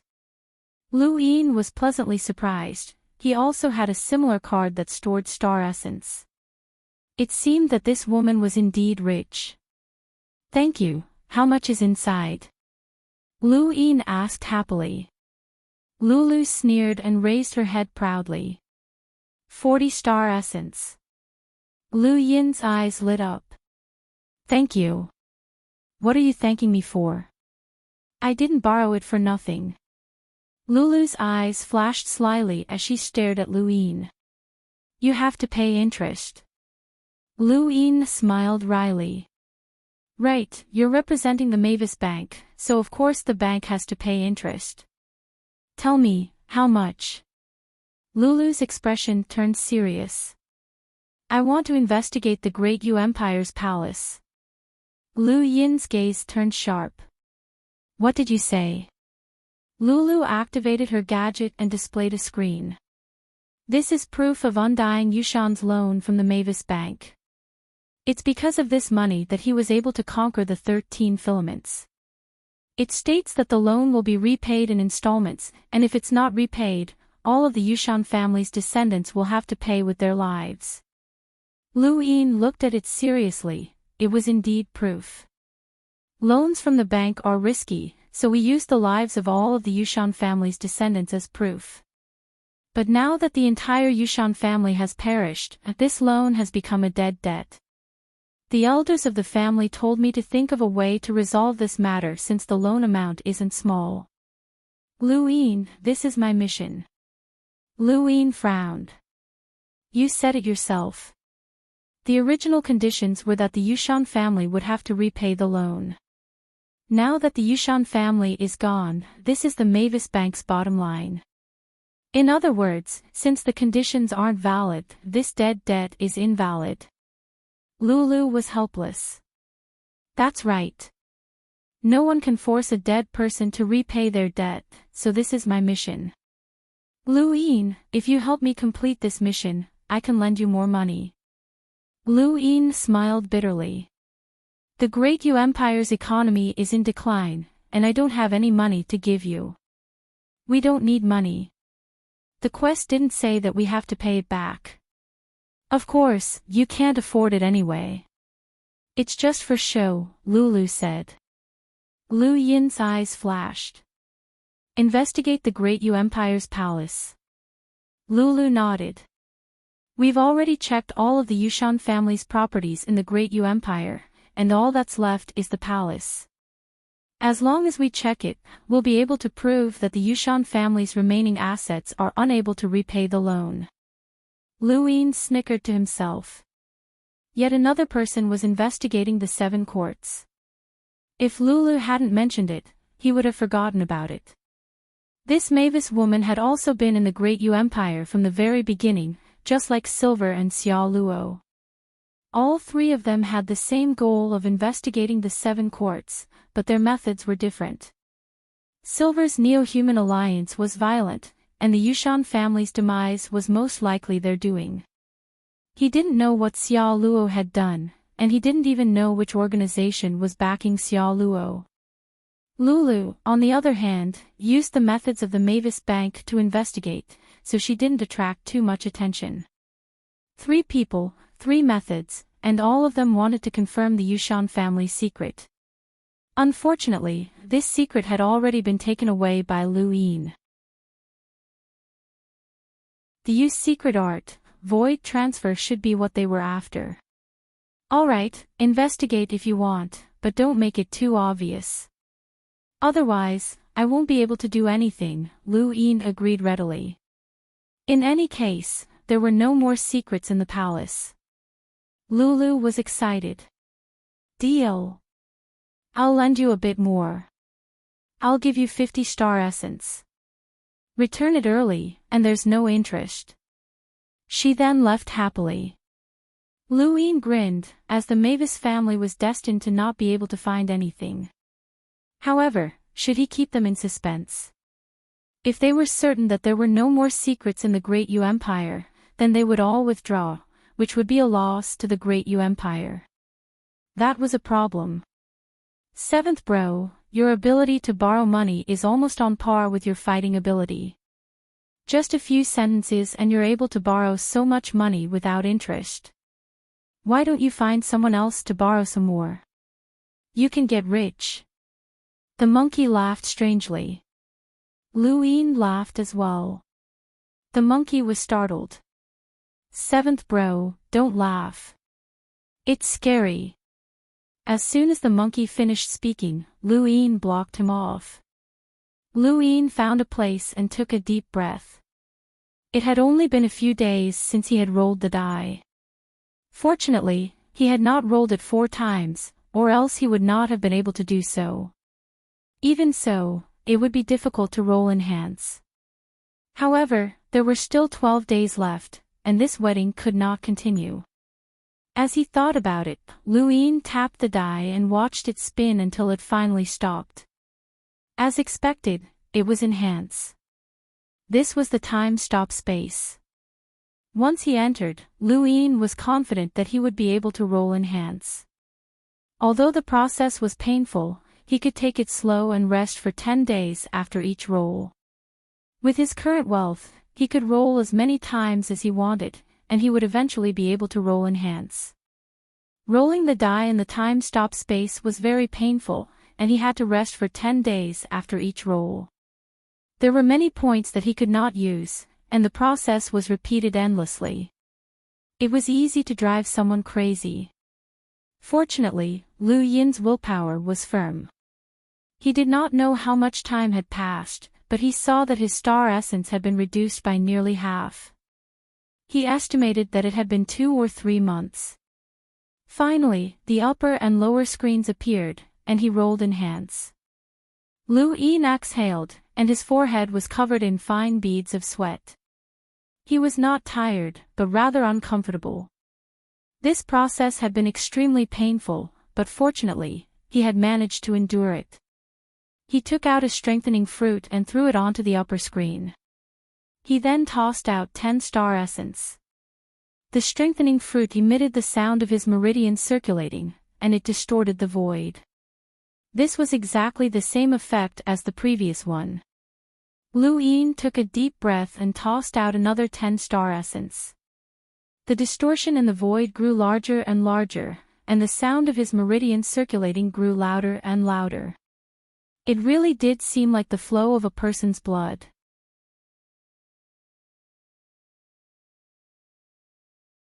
As long as he didn't die from eating it, it would be fine. After thinking about it, he no longer hesitated and swallowed the strengthening fruit. An even more intense pain than the last time swept over him, drowning him like a tidal wave. Lu Yin's deepest impression of this pain was the one he had experienced during Earth's Armageddon, when Lu Shaoge had caused him to be burned. This pain was even more intense than that time. His muscles swelled up, and his veins bulged. His blood flowed faster, and even the air around him began to burn. If he had eaten the last strengthening fruit, he would have been able to endure the pain and fight. However, the pain this time made it difficult for him to walk. Seventh bro, how are you? You won't die, right? The monkey cried out. Lu Yin's eyes were bloodshot, and bean-sized beads of sweat dripped down. Before they could even touch the ground, they were turned into nothingness by the shock waves. Can you come out?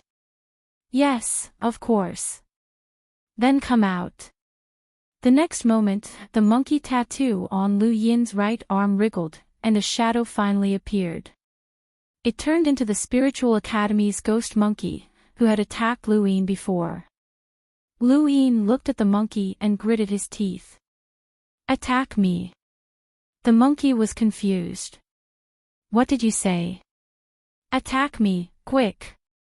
Lu Yin barked.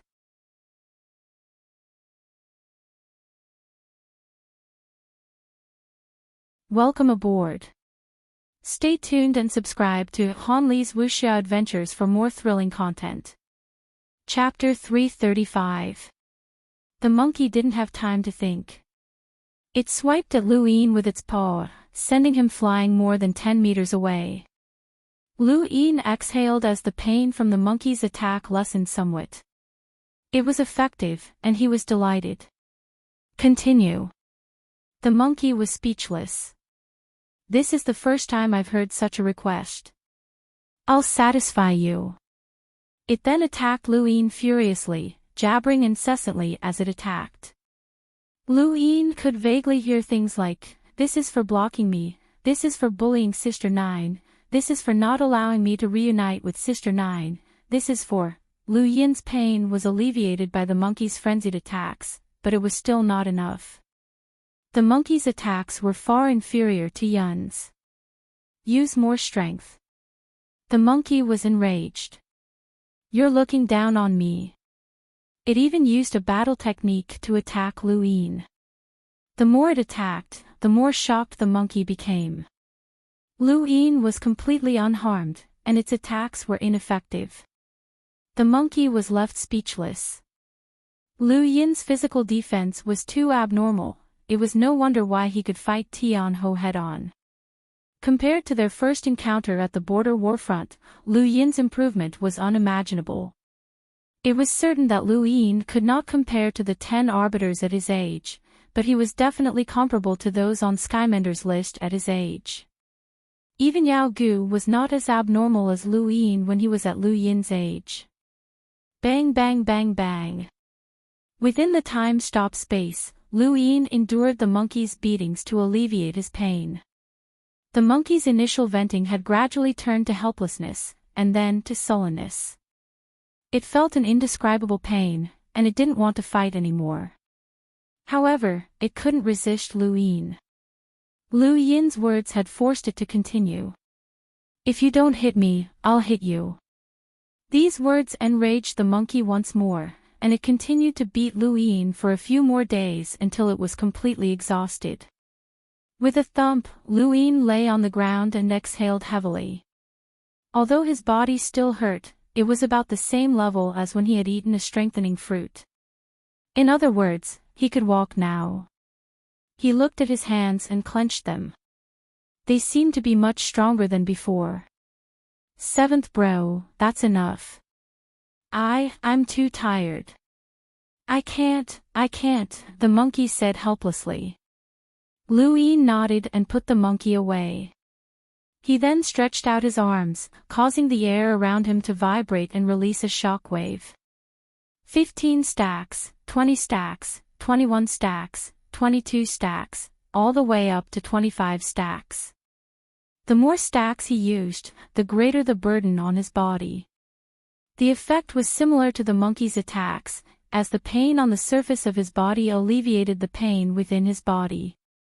Lu Yin gritted his teeth and used 27 stacks, causing the void to distort and shatter into pieces.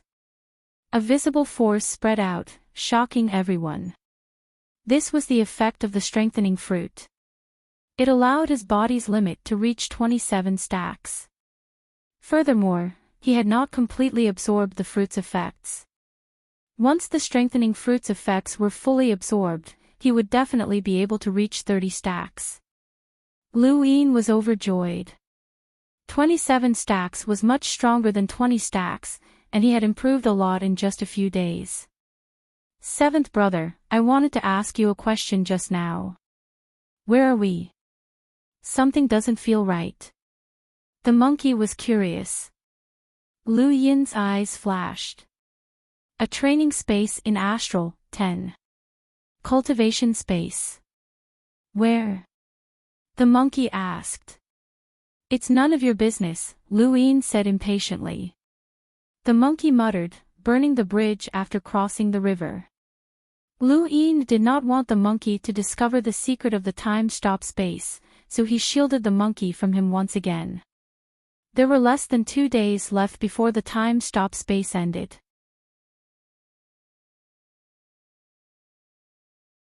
He hoped that Lu Yin would rush over and do something impulsive. That way, he would have a reason to restrict Lu Yin's development in the Outerverse Youth Council, and he would also be able to answer to the Day-Night Clan. When he thought back to the conversation he had with that Day-Night Clan member, Puyu grew excited. Because of Baser, Puyu already had a grudge with that person.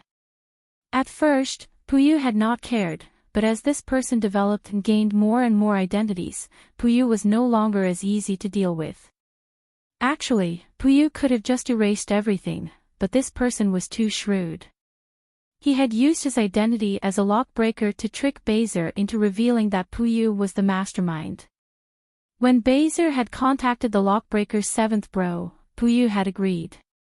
In order to win over the lockbreaker, Puyu had even asked Baser to reveal his own existence. However, after Lu Yin's identity had changed, Puyu no longer dared to underestimate this person. He had investigated Lu Yin and found out that this person was actually the lockbreaker's 7th bro. The moment this identity was revealed, Puyu knew that he had been exposed. Puyu had an irreconcilable grudge with this person, so he might as well suppress him. The Day-Night Clan had not only contacted Yen Feng, but they had also contacted Puyu.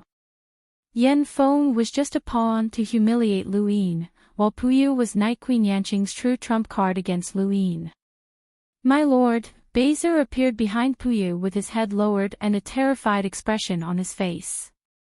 Puyu indifferently asked, "How are the decorations going?" "It's almost done. We're just waiting for Jenny Anna to arrive." Puyu grunted in acknowledgement. "Where's Lu Yin?" "According to our investigations, he's already left Astral 10 and is on his way here," Baser whispered. Puyu smiled in satisfaction. "It's good that he's here. I was just afraid that he wouldn't come." "My lord, is this Yen Feng really worth your help? Even if you want to deal with Lu Yin, there's no need to do this.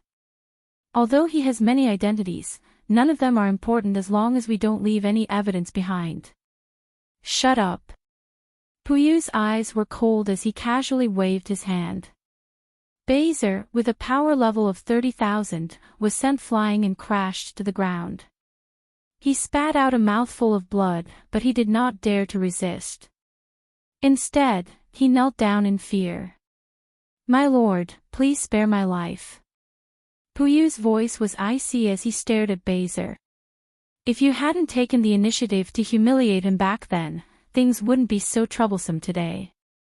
Baser's face went pale. "I'm sorry, my lord." Puyu narrowed his eyes and snorted. "Do you really think that a puny Lu Yin can cause trouble for me? He represents the 10 Arbiters' dissatisfaction with us. All the power in East San Dios is in my hands, and this person was sent by the 10 Arbiters. Only Yen Feng can deal with him." Baser whispered, "My lord, I just feel that Yen Feng is not worthy of your help since he dares to covet Wendy Yushan." Puyu sneered. "Him? Worthy? He's not even worthy of touching a finger of Wendy Yushan's." He then continued, "Keep an eye on him. Fire's Melt Planet has quite a bit of influence in the Frostwave Weave, and we need to use them to track down Wendy's whereabouts." "Yes, my lord," Baser replied respectfully. The darkness of outer space was always so lonely. Only the various planets emitted beautiful lights that adorned the darkness.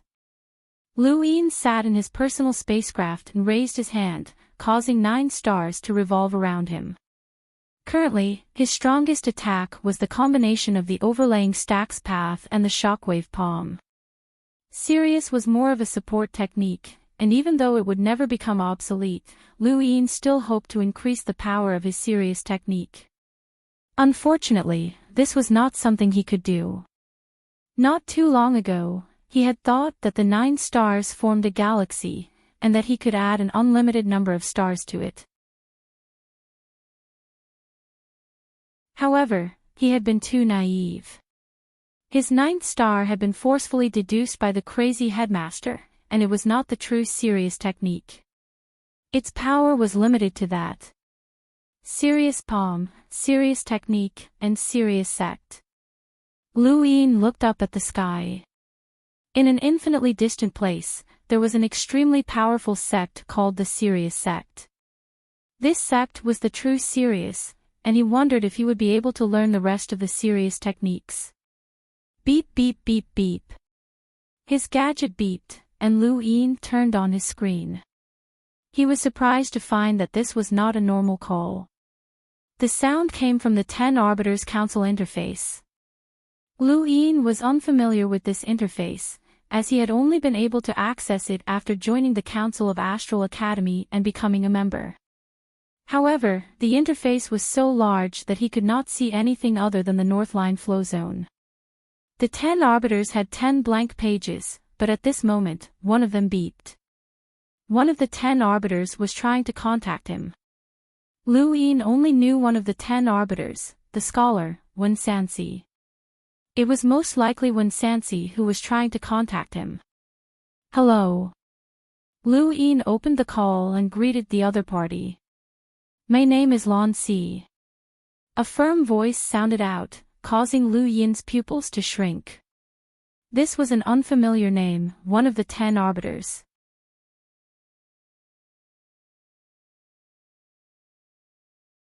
Welcome aboard. Stay tuned and subscribe to Han Li's Wuxia Adventures for more thrilling content. Chapter 336. You are. Lu Yin was confused. You probably haven't heard of my name, but you might have heard of my title. Many people call me the Divine Fist, Lan Si said calmly. Lu Yin's scalp went numb at the mention of the Divine Fist. The Divine Fist of the 10 Arbiters? Hee, looks like you've heard of me. Lan Si smiled. Lu Yin was shocked, as he had not expected the Divine Fist of the 10 Arbiters to contact him. This was one of the 10 Arbiters, one of the most famous youths in the universe. Why? Are you surprised that I contacted you? Lan Si asked. Lu Yin suppressed his shock. I'm very surprised. The 10 arbiters' names resound throughout the universe, but there are very few who are qualified to talk to them. I never thought that I would have such an honor. Lu Yin, you're qualified, Lan Si said solemnly. I watched the tournament of the strongest, and your overlaying stacks path is pretty good. Lu Yin's eyes flashed. It's not at your level yet. You want to compete with me? Lan Si's tone was calm, but there was a hint of a smile. Lu Yin exhaled. I want to try. I don't know if I can reach 30 stacks before I break through to the explorer realm. With your abilities, you should be able to. Do you know why I contacted you? Lan Si asked. Lu Yin did not understand. No. Because you and I are the same kind of people. Lan Si's tone was serious. Lu Yin was astonished. The same kind of people? The path of overlaying stacks has no end. A limiter can reach 30 stacks, and an explorer can reach 100 stacks. What's beyond that? 1,000 stacks. 10,000 stacks. There's no end to this path, and very few people walk it. You and I are both well-known figures on this path, so we're naturally the same kind of people. Lu Yin probed, how many can you use? Lan Si smiled. I won't tell you. You can guess for yourself. But there's one thing I know, my record cannot be broken. Although it was just a simple sentence, it revealed Lan Si's confidence that could cover the heavens. His aura reminded Lu Yin of the Sandmaster's words. The 10 arbiters' auras were unrivaled, and their auras were born at the same time. Even without battle force, their auras could still bring about an indescribable pressure. This was the 10 arbiters. With just one sentence, Lu Yin could see Lan Si's boldness. However, no matter how strong his spirit was, it did not matter. Lu Yin had already reached Lan Si's record in the Astral Combat Academy, which was 30 stacks. Lu Yin could use it now, but no one knew about it. Lu Yin had yet to reach the peak of the Lamita realm, so he still had a long way to go. When that time came, he would rely on the money he had earned and his physical body would become even stronger. He would definitely surpass Lan Si and break all of Lan Si's records one after another. He wondered if Lance would still be so confident when the time came. "I'm just contacting you to say hello." Lu Yin, break through to the Explorer realm as soon as possible, and then challenge the top 100 rankings. "With your abilities, you should be able to reach the top 20, Lan Si praised. Lu Yin's heart skipped a beat. "Arbiter Lan, I have a question for you." "Speak." "When you reached 30 stacks, did you fight with anyone on the top 100 rankings?" Lu Yin asked. Lan Si was silent for a moment. "At that time, I defeated someone at the bottom of the top 100 rankings." Lu Yin was shocked. This was no longer just a realm-skipping battle. The top 100 rankings represented the top 100 experts of the younger generation, and these experts could all challenge realm-skipping battles. At that time, Lan Si had only been a Lamiter, and defeating someone on the top 100 rankings was equivalent to defeating a cruiser. This was the strength of the 10 arbiters, and at the same time, it was also Lu Yin's current strength. After ending his call with Lan Si, Lu Yin became even more anxious to reach East San Dios. Puyu, Yen Feng, and the others would definitely know of his whereabouts. Their understanding of him was still limited to the time of the Tournament of the Strongest. Although only a few days had passed, Lu Yin's strength had increased significantly, and he should be able to give them a huge surprise. Lu Yin looked at his gadget and muttered to himself for a moment before contacting Hu Qingshan. "Your Highness, congratulations on becoming the champion of the Tournament of the Strongest," Hu Qingshan congratulated. Lu Yin smiled. "Thank you, Uncle Hua. There's something I need your help with." "What are your orders, Your Highness?" Hu Qingshan asked seriously. Lu Yin's gaze turned cold. "Help me gather evidence of Beizer's negligence." "Beizer?" Hu Qingshan was stunned. Lu Yin explained, "Beizer is a subordinate member of the Great Yu Empire's Youth Council who represents Wendy Yushan. He has to perform his duties as a subordinate member of the Great Yu Empire, but has he done so? Or rather, how much has he done? Have you persecuted anyone? Have you done anything unfair? I need evidence for all of that." Hu Qingshan solemnly replied, "I understand, Your Highness. Don't worry, I'll gather all the evidence within 7 days." Lu Yin grunted and ended the call with Hu Qingshan. After thinking about it, he contacted Shuashan Ana. On the Great Yu Empire's Xenu star, Shuashan Ana was in the study of the Ana family. When he saw Lu Yin's call, he was shocked, but he quickly accepted the call. Not long after, Shuashan Ana put down his gadget with a conflicted expression. "Brother, the 7th filament has been pacified," Rocky Ana excitedly reported as he entered the study. Shuashan Ana's expression was gloomy and ugly. Rocky Ana was puzzled. "What's wrong, brother?" Shuashan Ana rubbed his head. "I just spoke to the royal regent." Rocky Ana's heart skipped a beat. "What did the royal regent say?" Shuashan Ana's eyes flickered. "He's heading to East San Dios, and he wants me to write a certificate." "A certificate?" Rocky Ana was confused. Shuashan Ana looked up, his gaze icy. "A certificate stating that Jenny was forcefully taken away from the Fire's Melt planet, and a certificate stating that the Ana family does not approve of this wedding." Rocky Ana fell silent. "That's not surprising, brother." "Yes, it's not surprising at all. I just didn't expect it to be so soon." When the royal regent was still on Xenu Star, I already expressed my stance and even removed Jenny's name from the family records.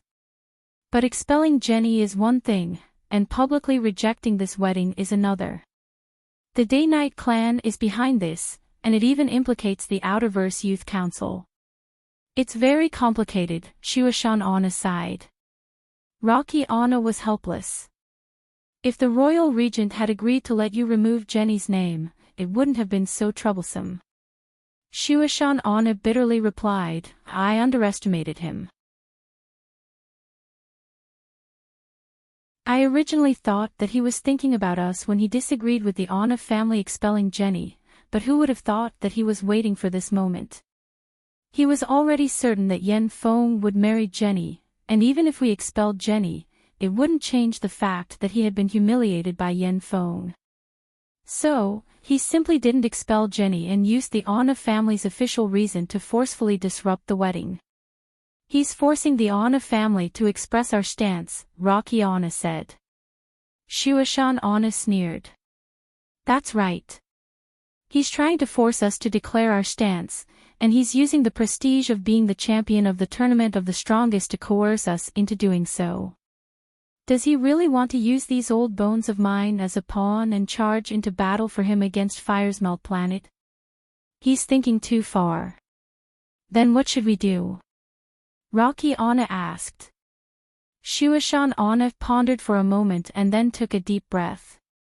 On one side was the Firesmelt Planet and Yen Feng, who had the potential to become a member of the Outerverse Youth Council and the Day-Night clan's support. On the other side was the Great Yu Empire's royal regent, Lu Yin, who had multiple identities and a limitless future. After weighing the pros and cons, Shuashan Anna's gaze hardened. Since he wants it, then we'll give it to him. Let's see how far he can go with this wedding. If we do this, then we'll really become mortal enemies with the Firesmelt Planet, and we'll even offend the Day-Night clan. Rocky Anna was worried. Shuashan Anna was helpless. This is the tragedy of a small family. Even if they have a hunter, they have to be wary of a mirror. Not long after, in outer space, Lu Yin received a certificate from Shuashan Anna. His lips curled up, as everything was going according to plan. Shuashan Anna had wanted to expel Jenny Anna to make up for what he owed Lu Yin, but he had been too naive. Others did not care whether or not Jenny Anna had been expelled, all they saw was that Lu Yin's fiancé had been taken away by someone else. To Lu Yin, this was a huge stain on his record, and it was enough to make it so that he would not be able to raise his head in many places in the future. How could he allow Shuashan Anna to so easily brush this matter aside? Now that Shuashan Anna had the certificate, Lu Yin would have proof of his actions, and the rest would be up to him. Jenny Anna would have to pay the price. Lu Yin did not plan on marrying her, but before his status was completely revoked, she could forget about marrying anyone else. Even if he agreed, the Anna family would not. She was destined to be alone for the rest of her life. A few more days passed, and at this moment, the area that Wendy Yushan was in charge of in East San Dios had completely changed. Countless congratulatory gifts were piled up in the courtyard. San Dios used clouds as pillars that covered the entire continent below. Past the clouds were 5 arched doors, each representing one of the 5 counselors. Wendy Yushan's area was temporarily under Beizer's control. Jenny Anna had also arrived at San Dios under the protection of the Firesmelt Planet's experts. Looking down from above, Jenny Anna had never imagined that she would one day be able to stand here. This was a symbol of power, and many people in the Outerverse dreamed of setting foot in this place. She had actually managed to ascend to this place and even marry the man of her dreams. At this moment, Jenny Anna felt like she was the happiest woman in the world. She had completely forgotten about the Anna family and Lu Yin. Farther away, Beizer and Yen Feng stood side by side. Both of them were genius explorers. Beizer was an elite from the Helm Weave, while Yen Feng was from the Frostwave Weave. Regardless of their standpoints, the two had similar statuses in their respective weaves, and they had many common topics to talk about. Once the wedding is over, Brother Yen will receive the support of the Day-Night clan and have a high chance of becoming a counselor. Let me congratulate you in advance, Bezer said with a smile.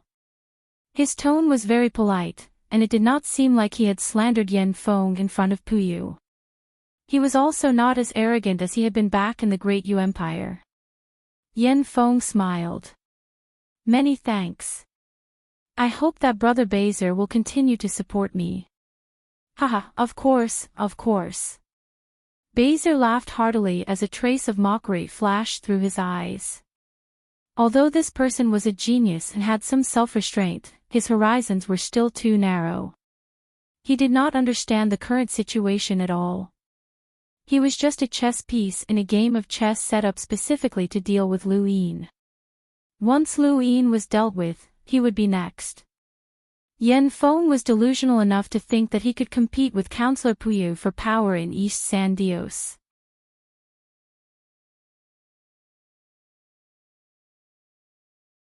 Welcome aboard. Stay tuned and subscribe to Hanli's Wuxia Adventures for more thrilling content. Chapter 337.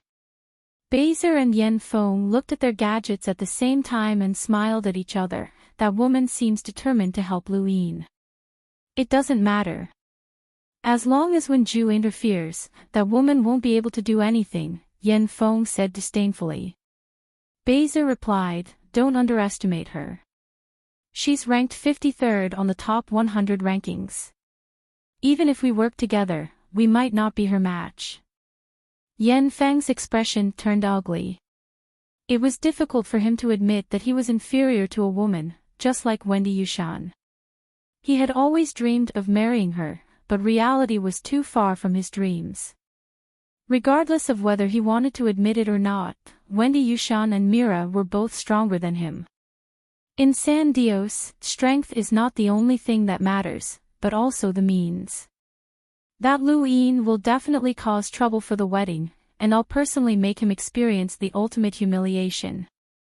Let's see if he still has any face left. Bezer smiled proudly. This was exactly what he wanted. No matter who Lu Yin was, he deserved to be beaten to death for messing up someone else's wedding. Of course, Bezer could also help. No matter how strong Lu Yin was, he wouldn't be able to block Yen Feng and Bezer's killing intent. Accidents could easily occur during space travel, and after a few days of travel, Lu Yin's original route changed. There was a strange phenomenon in front of him that forced him to change course. As a result, he had to delay his arrival by a day. Lu Yin frowned as he looked at the route. One day was fine since he could still arrive the day before the wedding, but he was afraid that they would change their route again and delay his arrival until after the wedding. That would be troublesome, and he didn't want to be mocked for the rest of his life. At that moment, a sound came from his personal spacecraft. Space had been sealed. Lu Yin had encountered such situations before, either when there was a battle ahead or when he encountered space pirates. When he thought about space pirates, Lu Yin became inexplicably excited. Robbing space pirates was a good opportunity to make a fortune, and he was extremely short on money and had a large debt. However, now wasn't the time. He couldn't afford to waste time. The more he didn't want to waste time, the easier it would be for him to be delayed. His spacecraft wasn't from Astral 10, and it didn't have the Astral 10 emblem, so it was immediately intercepted. Lu Yin's head hurt as he looked at the large spacecraft in front of him. Based on his past experience of robbing space pirates, such a spacecraft was likely to have space-exploring powerhouses. We're from the Green Remote Pirates. Bring the spaceship in immediately. Don't resist or we'll kill you. Lu Yin had no choice, and he could only do as she said. In outer space, unless he became an explorer, he wouldn't be able to display any of his strength, no matter how powerful he was. He steadily boarded the large spacecraft and opened the cabin door to find a group of pirates staring at him cautiously. There were even 3 Lemeters among them. This pirate crew was not weak. One of the Lemeters frowned when he saw Luin. He looked a little familiar. "Kid, open your cosmic ring and take everything out. As long as you don't hide anything, we won't kill you," one of the Lemeters warned. At the same time, he raised his arm and activated his gadget. A dazzling battle number appeared before his eyes, 23,000. This was an explorer's battle number. Luin raised his brows. "You actually have an explorer with a power level of over 20,000. Not bad. Motherf asterisk Kerr, I'm talking to you." The Lemeter was displeased, and he raised his hand to slap Luin. At the same time, the blade-wielding Lemeter's expression changed. "Stop." Luin's eyes flashed coldly. He didn't seem to move, but the Lemeter who had attacked him had his arm broken. Fresh blood spurted out and splattered all over the pirates' faces. The next moment, the Lemeter howled in pain. All of the surrounding pirates hurriedly attacked Luin, but the blade-wielding Lemeter quickly stopped them. "Stop. He's a student of the Astral Combat Academy. He's Luin." The surrounding pirates were confused. Another Lemeter's eyes narrowed. "Luin." The Luin who was one of the top 4 in the Astral Combat Tournament.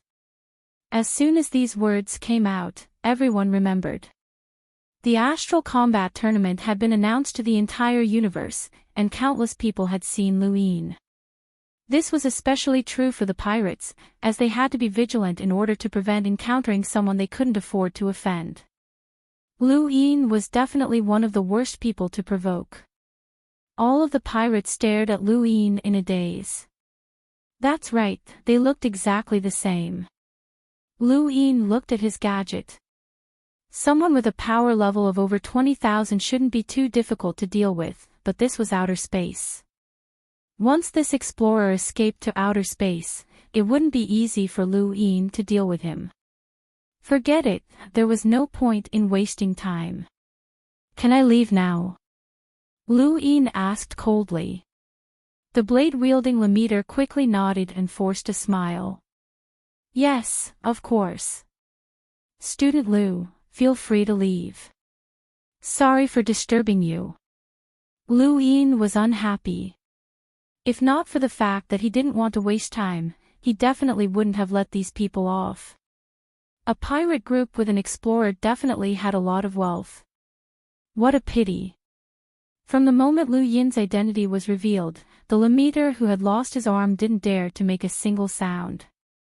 He couldn't afford to offend someone like Luin. Even if Luin killed him on the spot, he believed that the captain wouldn't stand up for him. The Astral Combat Academy's hidden power was too great, and it wasn't something that a mere pirate group could afford to offend. Luin returned to his spacecraft and quickly appeared in outer space. Just as he was about to leave, he glanced around and saw that this pirate group had sealed off space. Aside from himself, there were a few other spacecraft trapped as well, but he didn't care. He wasn't a good person, and he wasn't someone who would enforce justice on behalf of the heavens. Since these people had left, they had to be prepared. This was the cruel law of the universe.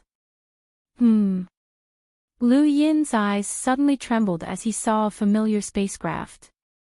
Wasn't that his radiant great aurora? Luin hurriedly stopped and stared into the distance. There was no mistaking it, it was definitely his own spacecraft. Although the Astral 10 symbol had been erased, there were still traces of it. It was his reward for completing a Sentinel mission, and it had been upgraded by Madame Nayland to a radiant great aurora. It was very valuable, but unfortunately, it had gone missing at the pirate port. How could it be here? At that moment, the spacecraft was being guided into the pirate ship. Luin immediately turned around and entered the ship once more. On the top floor of the ship, in the luxurious captain's cabin, the captain of the Green Oasis pirates frowned as he stared at the screen. What's going on? Why is that Luin back? The blade-wielding Lemeter was standing behind him. Captain, are we lacking supplies? The explorer was unhappy. Go receive him. Be polite and coax him away as soon as possible. What if he wants to save the others? The Lemeter asked nervously. They had robbed many people before, and they had met many righteous experts who were the most disgusting. The explorer narrowed his eyes. If he wants to interfere, then let him go. The Lemeter was puzzled. Captain, even if he's an Astral Combat Academy student, there's no need for us to accommodate him even if we don't touch him. Just do as I say, the explorer shouted, scaring the Lemeter into running away. If possible, the explorer would not have let go of these fat sheep, but he had no other choice. Others might not understand, but he knew that he was definitely not Lu Yin's opponent. Although Lu Yin was only a Lemeter, based on the power level he had displayed during the Astral Combat Tournament, Lu Yin would have no problem defeating him. This was the terror of an absolute genius. Crack! Lu Yin did not disembark from the pirate ship's cabin. Instead, he looked to the side, as he wanted to know who had stolen his spacecraft. The surrounding pirates did not dare to act too presumptuously because of Lu Yin's presence. They only surrounded the area and stared at the several pirate ships that were being guided in. 2 of the pirate ships were interstellar mercenaries, and they were not weak. They were both Lemeters, but they did not dare to act presumptuously in front of the green remote pirates. They skillfully opened their cosmic rings. The door to Lu Yin's pirate ship that had been stolen opened. This pirate ship was the most eye-catching because it was a radiant-grade aurora. Even the explorer captain stared at the screen, wanting to see who had disembarked. A pure white hand stretched out from the cabin door, followed by a red longsword. Lu Yin knew who it was. The red longsword was definitely Zhuode Knight. Sure enough, her long black and white hair danced in the wind as Zhuode Knight's pure and beautiful face appeared. Her eyes were still indifferent, and they carried traces of worry and indifference. However, when she saw the surrounding pirates, her indifference turned into cruelty. Lu Yin face-bombed. Not again. How much did this woman hate pirates? 7th bro, it's a woman from the Day-Night clan, the ghost monkey shrieked. Lu Yin ignored him. At this moment, in the captain's cabin, the explorer captain's pupils shrank when he saw Zhuode Knight. Not good, it's the Day-Night clan. There was a whoosh, and before the surrounding pirates could even react, Zhuode Knight had already attacked. Her sword cut off the necks of more than 10 pirates, causing their heads to tumble to the ground. The green remote pirates have killed 579 people since their debut. They deserve to die. As soon as she finished speaking, her red longsword danced in the air, and streaks of sword cheeks shocked the surrounding pirates. A continuous stream of pirates rushed in, including several Lemeters. However, they were all powerless against Zhuode Knight. She was much stronger than she had been the first time she had fought Lu Yin. At the very least, she had completely comprehended her domain. Within her domain, even an ordinary explorer might not be able to defeat her, let alone a Lemeter. The people who had been robbed were all stunned, and they all hid in their spacecraft. 7th bro, that woman's pretty tough. The monkey was astonished. Zhuode Knight's figure quickly disappeared as she charged into the spacecraft. Lu Yin opened the cabin door and quietly followed her. At the top of the pirate ship, the explorer captain's face was gloomy. He tore through the void with a palm and appeared in front of Zhuode Knight. Zhuode Knight coldly stared at the explorer captain and raised her red longsword. Day-Night clan powerhouse, my green remote pirates have never offended you. Why are you attacking us? The explorer captain asked in a low voice. Zhuode Knight's expression was indifferent, and her eyes were red. If you're a pirate, then you deserve to die. She then slashed at the explorer captain.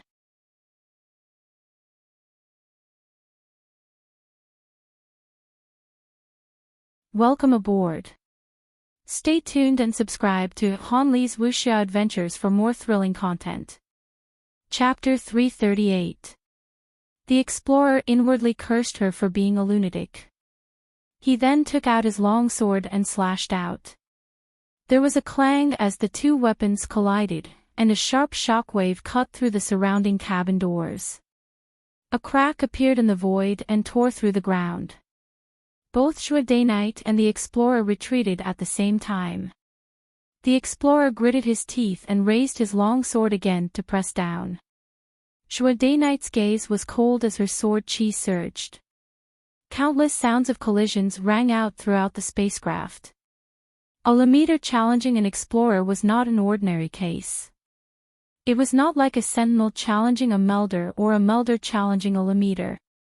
Explorers had undergone a qualitative change, and their attacks could tear through the void.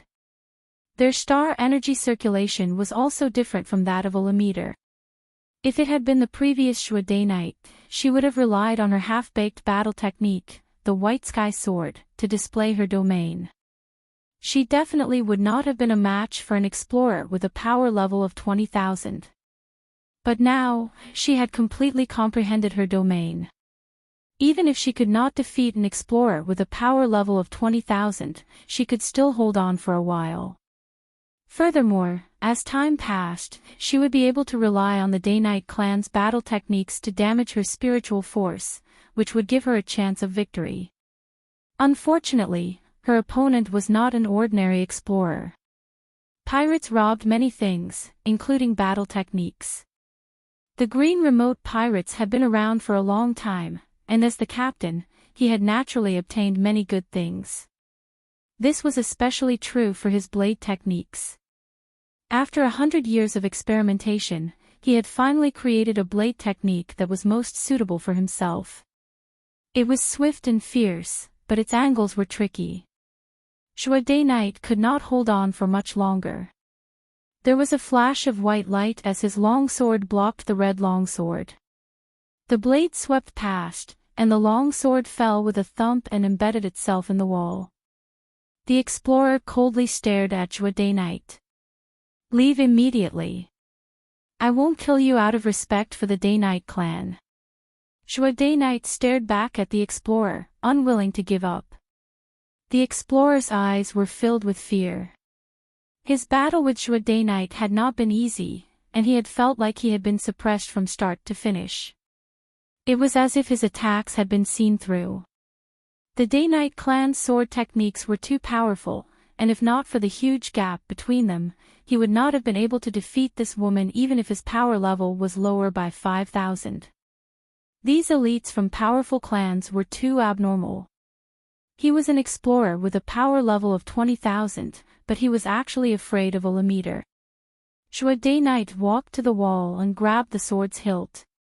She then pulled it and pointed it at the explorer. The explorer captain was furious. Although I'm afraid of the Day-Night clan, I won't just sit around and wait for death. Don't refuse a toast only to drink a forfeit. Shuadai Knight's sword was pointed at the explorer captain, but she did not move. She was thinking about how she should act, as the difference between the two of them was just too great. Only a few Lameters in the entire Day-Night clan could challenge this person, and she was not at that level yet. You clearly can't win, yet you still want to fight head-on. You even want to be seriously injured. Shuadai Knight and the explorer's captain turned around at the same time and saw a smiling Lu Yin. Shuadai Knight was shocked. It's you. The explorer captain stared blankly at Lu Yin, as he had completely forgotten about this person. This person was the greatest threat to them, and he far surpassed this woman. Long time no see, Lu Yin greeted. Seventh brother, you know her. Wait a minute, she looks familiar. Right, isn't she the woman that Night Queen Yanqing used to threaten you? The monkey suddenly remembered. Day Night looked at him in shock. Why are you here? Lu Yin shrugged. I was just passing by when I saw something familiar. Day Night knew that he was talking about a spacecraft. I'm sorry, but I can't return that spacecraft to you for the time being. Then let's buy it. How much are you willing to pay? Lu Yin teased. Day Night's eyes narrowed, as she actually did not have much money. At this moment, the explorer captain's face turned gloomy. He could tell that these two knew each other, and when he saw that they were about to continue chatting, he suddenly tore through the void to leave. The best way to deal with a Limiter, especially one who could challenge a realm breaker, was to hide in outer space. However, Lu Yin kept an eye on him, so how could he let him leave so easily? The moment the explorer tore through the void, Lu Yin stepped forward and caused a powerful vibration to shatter countless metals on the pirate ship. Ripples appeared in the void, and the vibrations forcefully forced the explorer out. He looked at Lu Yin in shock. Student Lu, there's no enmity between us. Sorry, but you must die. Lu Yin's eyes were cold as he appeared in front of the explorer in a flash. He raised a hand and unleashed a 20 stacks 40-fold shockwave palm. This was his strongest attack in the tournament of the strongest, and this was just a warm-up. Lu Yin's palm had not even been fully unleashed, but it had already caused the void to collapse. This scene shocked everyone, and the explorer captain's face turned pale. He could feel how terrifying this palm was, and even he could not take it head-on. All he could do was retreat. Unfortunately, Lu Yin's palm was not that easy to dodge. At the critical moment, the explorer captain put on his ring armor. An explorer-level ring armor was equivalent to the defense of 2 explorers, and it was able to withstand Lu Yin's palm head-on. Lu Yin's palm viciously slammed into the explorer captain's chest, causing the ring armor to shatter. A majestic force tore through the void and spread out into outer space. A powerful suction force came from the outside, trying to suck everything within the spacecraft into outer space. The explorer captain's eyes turned ashen as Lu Yin's palm directly pierced through the ring armor and crushed his heart. A normal person would not be able to withstand Lu Yin's palm, even an explorer with a power level of 20,000. The difference between them was too great. Back when Lu Yin had participated in the astral combat tournament, he had already been able to challenge explorers above his realms. He had even forced back Zi Tai, who had a power level of 40,000, at the border. To Lu Yin, these ordinary explorers were not as much of a threat as the Limiter geniuses. When 20 stacks completely erupted, the explorer captain died, and his body was sucked into outer space. Everything had happened too quickly. Lu Yin had only used a single palm to kill the explorer captain, and Day Night was stunned. Oh no! Lu Yin cried out in alarm as he looked into outer space in annoyance. Day Night was startled awake. What's wrong? Lu Yin was helpless. I forgot to take his cosmic ring. There's definitely a lot of money in there. Day Night was speechless. The monkey was helpless. Seventh bro, can you not talk about money?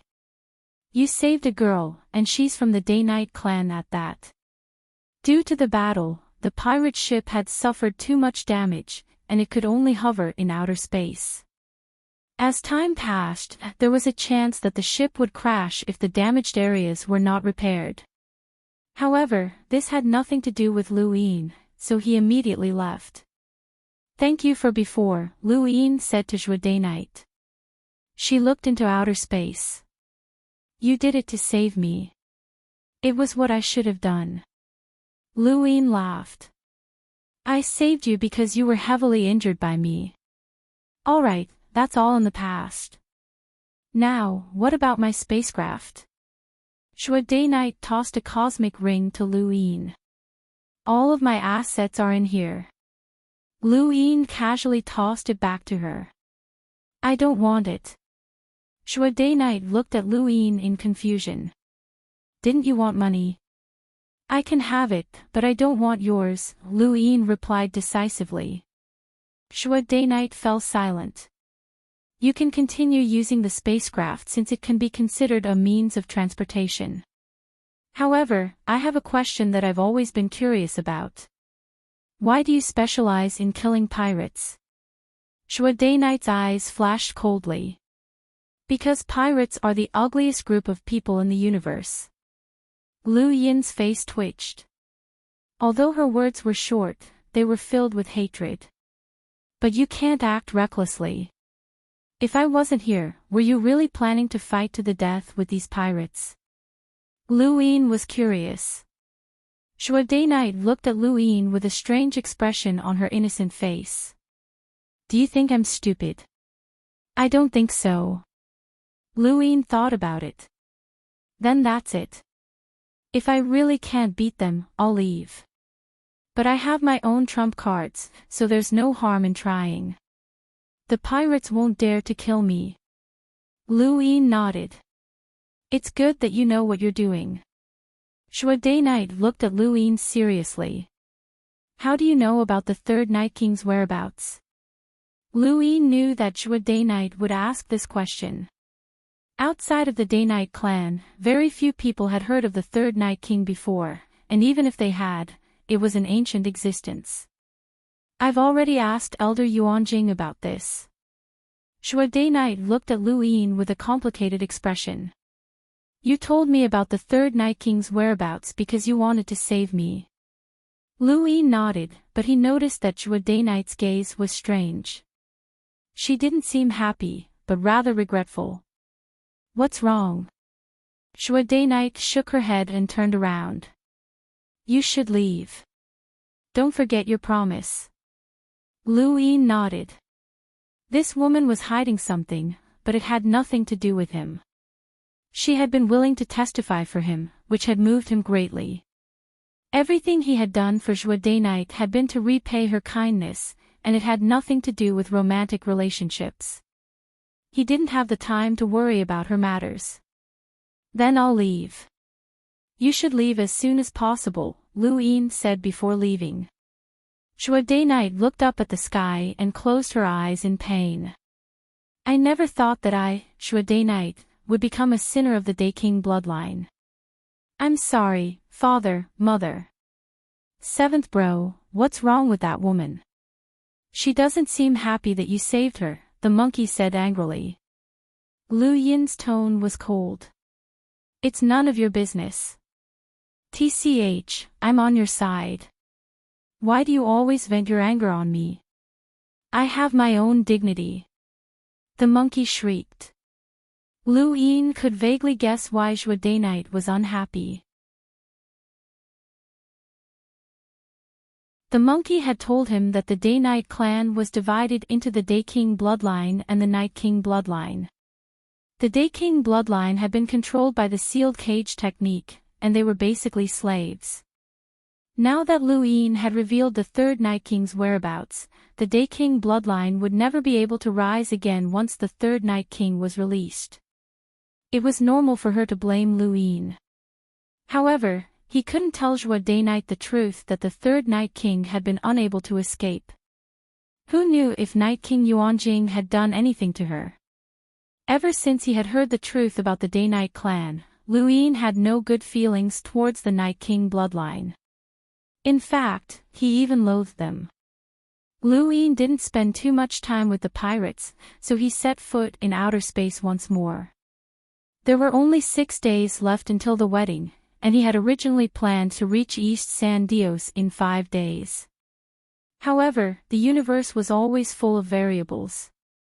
His route had changed again, and he was delayed by another day. Lu Yin was a little anxious, and he hoped that he wouldn't be too late.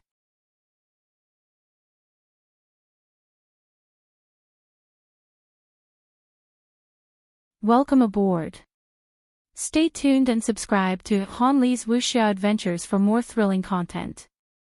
Chapter 339. A few days later, in the sky above San Dios, the void began to distort, and countless spatial cracks appeared. Then, strange lights of various colors appeared. These were wedding fireworks. A powerhouse had torn open the void and made these fireworks especially for Yen Feng and Jenny Anna. Within a large courtyard, Jenny Anna blissfully looked at herself in the mirror. Many women had gathered around her, some from Fire's Melt planet, while others were maids from San Dios. They were all helping her dress up. On this day, she was exceptionally beautiful. Countless women dreamed of marrying Yen Feng, and Jenny Anna attracted many jealous gazes. These gazes only made her happy, as she knew that she had not married the wrong person. The man she was about to marry was the most outstanding person in the world. Even if no one from the Anna family appeared to acknowledge this marriage, it did not matter. Jenny Anna held an exquisite fiery red ring in front of her chest. This ring was enough, and Yen Feng had personally put it on her. In a few hours, she would become Yen Feng's wife, and at that time, she would give everything to Yen Feng, including her body. Outside the courtyard, Yen Feng's expression was calm. He did not care about this wedding. The person he wanted to marry was Wendy Yushan, but that was just a dream. This woman was not bad, and even if he could not use her to gain the Anna family's loyalty, he could at least gain the favor of the Day-Night clan. That was enough. As long as he could become a counselor, he would have a chance to interact with the 10 arbiters in the future and become a truly powerful person in the universe. Congratulations, future counselor Yen Feng. An alluring figure walked over from nearby. Her long white hair flowed down to her ankles, and her feet were bare as she walked through the air. Yen Feng's eyes flashed when he saw Mira, and he smiled. So it's you, Counselor Mira. Thank you. Mira beamed at Yen Feng. Have you thought about how you'll take care of your beautiful wife in the future? Yen Feng smiled. Jenny is very obedient. Being able to marry her will be the happiest thing in my life. I'll definitely take good care of her. Mira's eyes curved into full moons, making her look very alluring. Is that so? Right, I heard a bad rumor. I heard that your new wife is someone else's fiancée. Yen Feng's expression changed, and his tone turned cold. Counselor Mira must have misheard. In this day and age, as long as you're not married, you're still free. There's no such thing as a fiancé.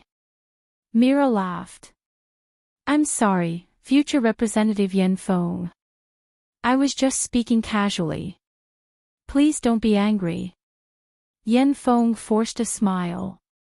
I'm not angry, but Representative Mira, don't listen to the words of a villain. Mira nodded with a smile and turned to leave. Yen Feng's face darkened as he harumphed. He would deal with this woman sooner or later. However, she was indeed very beautiful.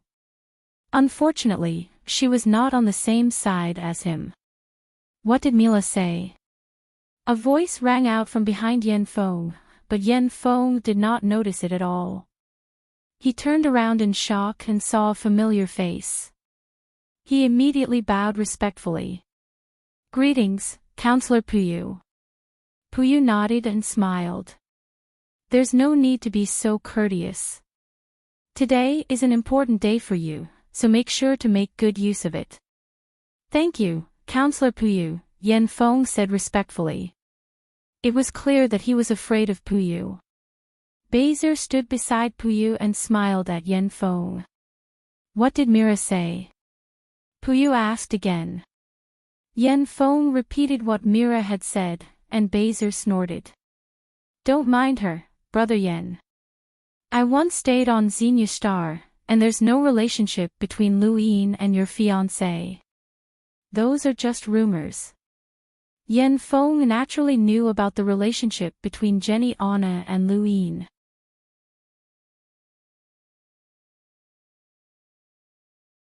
Under the envious gazes of countless girls, Jenny Anna was dressed in a Fire's Melt Planet wedding dress that she had meticulously dolled up for her wedding. Not far away, Yan Feng had a smile on his face as he approached Jenny Anna under countless gazes. At the same time, on Xinyu Star, the Hua family, and the Anna family were all watching this scene. Yan Feng's wedding had been announced to the public, and many people in the outerverse had been able to witness it. At this moment, above the continent, a streak of fiery red descended from the sky and viciously smashed into the ground. Numerous figures soared into the sky to intercept the intruder. This continent had San Dios, and no one dared to force their way in. Anyone who did would be punished. There was a loud boom, and a huge crater appeared in the ground as dust filled the sky. An explorer and a dozen Lameters stood next to the crater and stared at the intruder with murderous intent. They wanted to know who was so bold as to force their way into the Prairie Flame continent. Crack! The door to his personal spacecraft opened, and Lu Yin stretched out a hand and shook his head. He rarely smashed his spacecraft into the ground, and he usually just guided it into the space station. However, there was no time to wait this time. One figure after another landed and stared at Lu Yin. Who dares to trespass on the Prairie Flame continent? The Prairie Flame continent was the vast continent where San Dios was located, and it could also be called the Prairie Star. It was a huge planet that far surpassed Xinyu Star in size. Lu Yin looked around and then looked up. San Dios was looming in the distance, and it looked so high up in the sky. Fortunately, his position was not off. Suddenly, a white light flashed in front of him. The explorer had only asked his question once, and when he saw that Lu Yin did not answer, he immediately attacked with his spear. Lu Yin frowned and grabbed the spear tightly. The explorer was shocked, as he could not move at all. This person's strength was beyond his imagination. Attacking without asking clearly. Are these the rules of San Dios? Lu Yin's tone was cold, and his hand that was holding onto the spear unleashed a shockwave that instantly shattered the explorer's spear. He then grabbed the shattered pieces and casually tossed them out, knocking down everyone who had gathered around him. The explorer's thigh was also cut by a fragment, and he fell to one knee. He stared at Lu Yin in horror. This was definitely a freakish genius, and even a Lameter could crush him. Wait, why does this person look so familiar? You're Lu Yin? The explorer asked in shock. Lu Yin looked at him. How's the wedding going? It's still ongoing, the explorer replied respectfully with his head lowered. Lu Yin had been recognized by Arbiter Wen to replace Wendy Yushan as a member of the Outerverse Youth Council. The explorer was just an ordinary explorer, and the difference in status was too great. Naturally, he did not dare to slight Lu Yin. Lu Yin's eyes flashed coldly, and he took a step forward, tearing through the void and vanishing. The explorer's pupils shrank. Tearing through the void was the mark of a space-exploring powerhouse, but this person had done so without any hindrance. This was the power of the strongest student in the Astral Combat Academy. The explorer could not imagine how powerful this person would be when he became an explorer. He would definitely be able to easily enter the top 100 rankings. Above San Dios, within the beautifully decorated wedding courtyard, Yan Feng was less than 10 steps away from Jenny Anna. As he looked at Jenny Anna, Yan Feng's heart skipped a beat. Jenny Anna was actually very beautiful, but he had been thinking about Wendy Yushan all this time and had neglected this girl. Now that they were facing each other, Yan Feng realized that he was starting to like her. She was indeed very beautiful and had a unique temperament that was probably brought about by the Anna family's secret technique. Her slightly cold aura was just right for him. Yan Feng's heart was on fire. Tonight, this woman belonged to him. Jenny Anna was so nervous that she could barely breathe. Her yearning had finally come true, and she would be marrying the man of her dreams. 10 steps, just 10 steps. Countless people stared at this scene, and even when Sansi put down his book and watched with interest. To him, this was a rare show, especially since the other main character had already arrived. It was very interesting. Happy Labor Day. Thank you for your support, brothers. Thank you.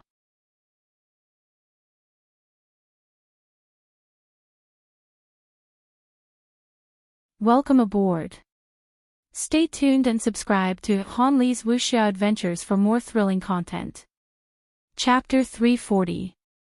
There were 5 arched gates in San Dios, each of which was guarded by a powerhouse. Anyone who wanted to enter San Dios had to pass through one of these gates. Even space-exploring powerhouses couldn't tear through the void to enter, as the guards were not members of the Outerverse Youth Council. Rather, they were hired by the Council or directly affiliated with the Army. These powerhouses might not necessarily be of the younger generation. San Dios represented the Outerverse Youth Council, as well as the 10 Arbiters Council. It was impossible for anyone to enter as they pleased, as this was a matter of face. Lu Yin tore through the void and charged into San Dios, but the powerhouse guarding Wendy Yushan's gates suddenly opened his eyes and raised a hand to shake the void. Lu Yin was forced out, and he cautiously looked down. Who dares to trespass into San Dios? A middle-aged man with a gloomy expression bellowed as he stared at Lu Yin. Lu Yin's heart skipped a beat. This person was very strong, and he was at least a cruiser. He didn't want to waste any time, as Yan Feng was still a few steps away from Jenny Anna. Lu Yin activated his gadget and displayed his screen. Take a good look. Do I qualify to enter? The middle-aged man looked at Lu Yin's information on the screen, especially the 2 honor points behind his name. His expression changed, and he slowly backed away. Please enter. This was the privilege of having honor points. 2 honor points brought many privileges, and one of them was unconditional access to the Youth Council. With Lu Yin's status, he was qualified to enter, but it would take time to prove his identity. He didn't have time to wait, so he could only use his honor points to open the way. Lu Yin put down his gadget and vanished. In a corner of San Dios, Wen Sanxi's lips curled up. The show was about to begin. On the burning carpet, Yan Feng walked over to Jenny Anna and slowly bent down. He reached out, wanting to hold her hand. Jenny Anna blushed, and a blissful smile appeared on her face as she raised her hand.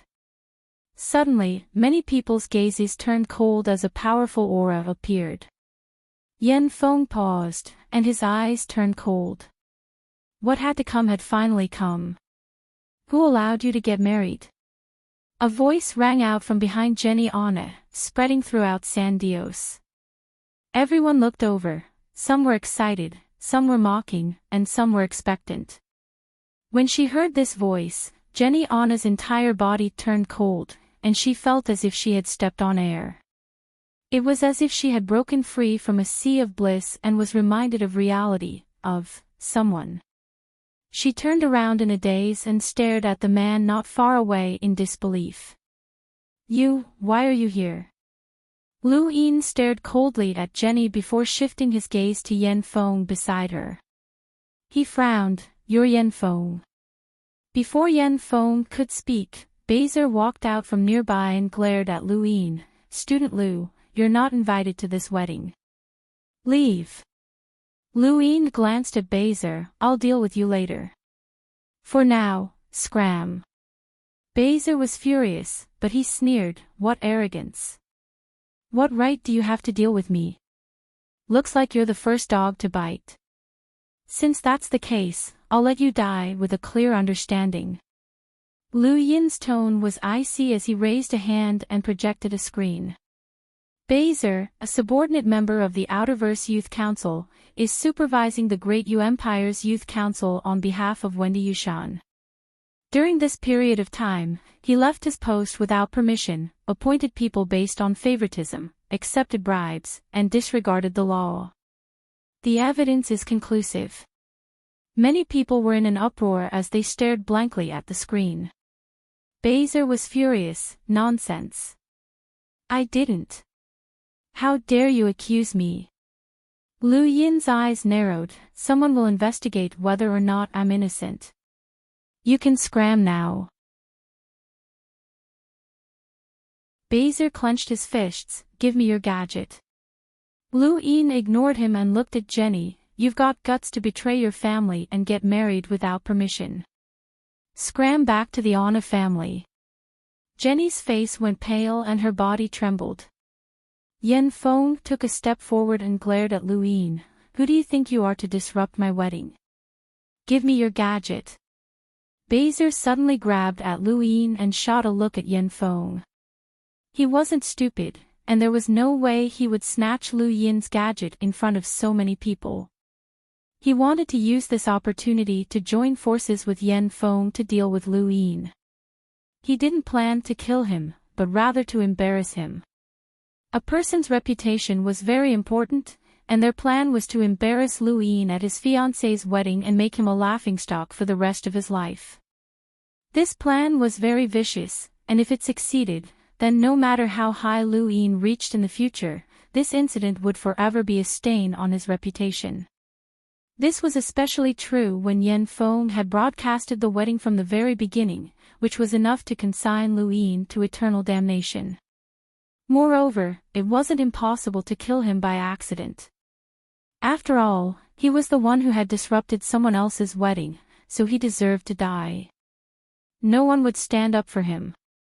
Lu Yin didn't have any helpers in San Dios, and this was where he began to weaken.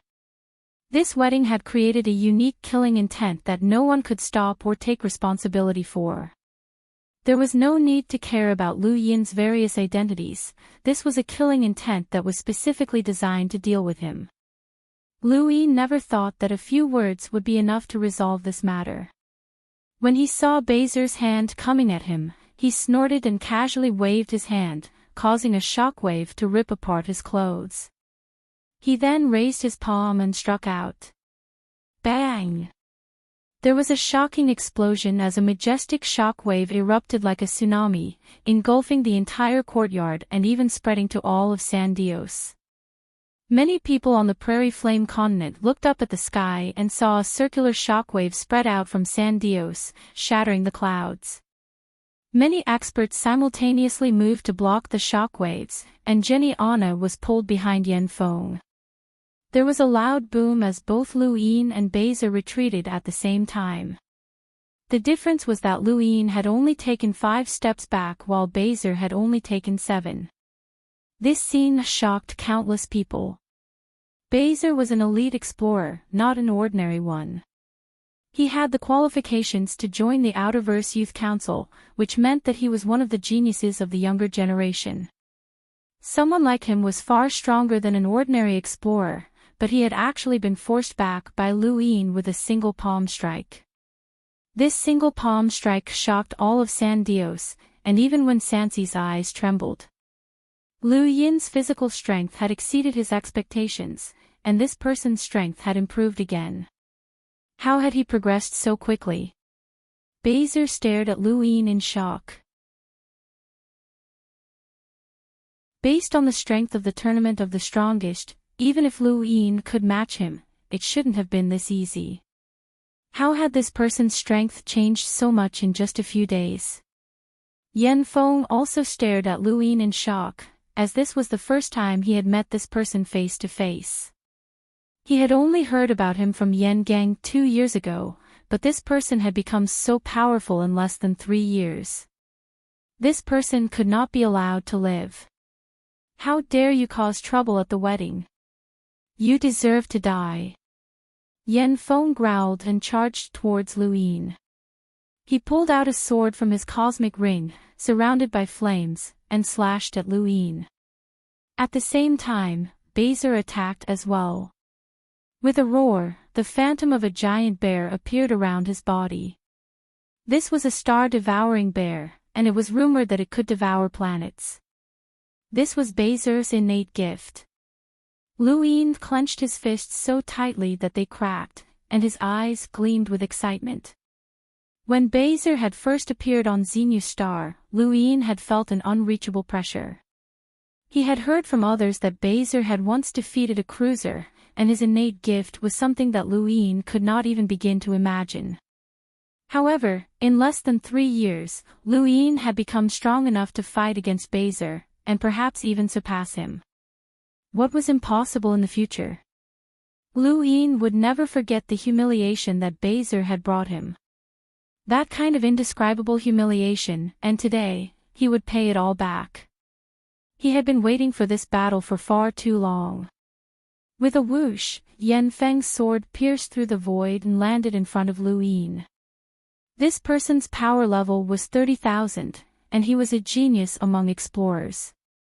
He was on the same level as Bezer, and his strength far surpassed that of the explorer pirate captain that Luyên had met before. Luyên did not dare to be careless against Yan Feng. He raised a hand and transformed it into a claw. Fire's Melt planet was only an outerverse planet, so the Sky Beast claw from the Great Yu Empire was more than enough to deal with him. With a bang, flames flickered as the Sky Beast claw collided with the flaming sword. Scorching heat waves surged out, and the void distorted and collapsed into countless spatial cracks that scattered in all directions. Along with them were the flames that could cause one to collapse. On the other side, Bezer punched at Luyên. He had used the star-devouring bear's innate gift to supplement his battle technique, and this punch was enough to make even a cruiser retreat. Luyên did not even want to take a single step back. "Today, I'll turn you into a dead bear." Luyên shouted and raised his hand. 20 stacks, 40-fold shockwave palm. Boom! There was another earth-shattering explosion, and the terrifying collision forced Yan Feng back. Countless spectators felt their chests tighten, and many even spat out mouthfuls of blood as they hurriedly retreated. Even further away, Puyu took a step forward. He was about to attack when Mira appeared in front of him. "Counselor Puyu, you're not thinking of interfering, are you?" Puyu's face turned sinister. "This is San Dios, not a drill ground." "Yeah, this is San Dios, not a wedding venue," Mira taunted. Puyu's eyes turned cold. Throughout the universe, many screens lit up to watch the wedding. On Xenia's star, Shuashan Ana was nervous. In the innerverse, Night Queen Yanqing sneered. No matter how strong Luyên was, it was impossible for him to deal with 2 explorers who had the qualifications to join the council. As long as this wedding continued, he would be finished, and his reputation would be ruined. The higher he had been raised in the tournament of the strongest, the more painful his fall would be. Many powerhouses appeared around San Dios to prevent the shockwaves from spreading. The courtyard had already been reduced to rubble, and Luyên and Bezer were both pushed back once more. The result was the same as before, and Bezer was once again at a disadvantage. He stared at Luyên in disbelief. He had already used his full strength, and his strength surpassed that of an ordinary cruiser, but he still could not defeat this person. "I already said that I'll beat you until you're a dead bear." Luyên shouted as he used Flash to appear in front of Bezer and kicked out. Bezer roared in anger as a shockwave erupted from his body in an attempt to force Luyên back. 5-lined battle force appeared around Luyin's body, and a dark golden radiance appeared above San Dios for the first time.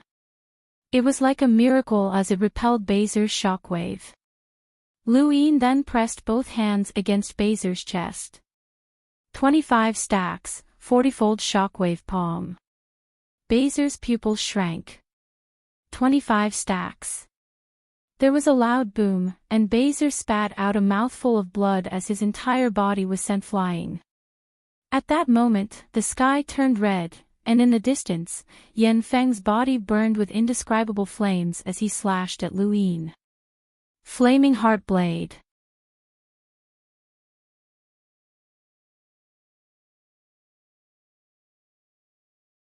Welcome aboard. Stay tuned and subscribe to Han Li's Wuxia Adventures for more thrilling content. Chapter 341. Luyin's expression changed. This attack had been launched while he was attacking Bezer, and it was extremely fast. Lu Yin could not dodge it, but he did not need to either. As the flames approached him, he raised his hand and quickly flipped his right hand.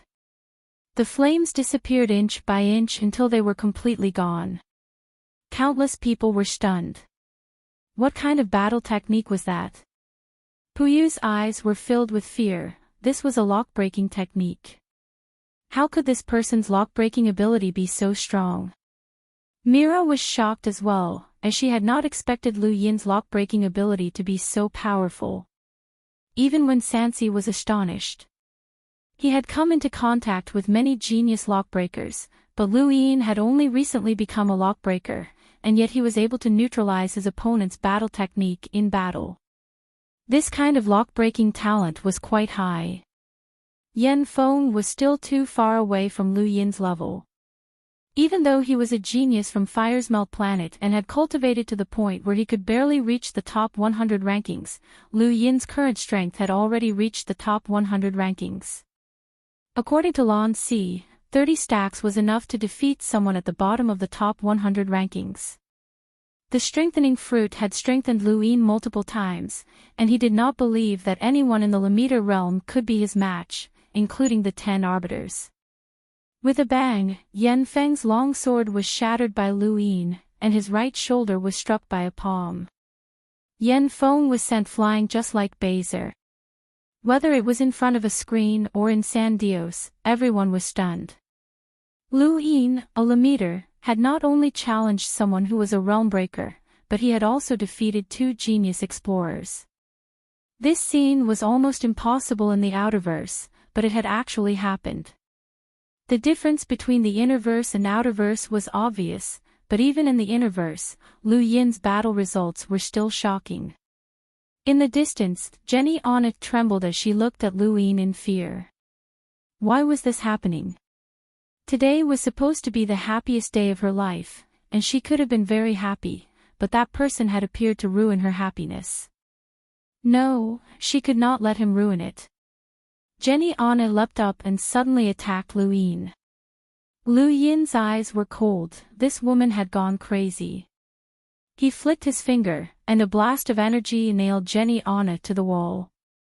This wedding is not recognized by the Onna family. Cancel it immediately. Jenny Anna's face went pale. Lu Yin, this is my own business. What right do you have to cancel my wedding? Lu Yin's eyes narrowed as he activated his gadget, and Shuashan Anna's certificate appeared on his screen.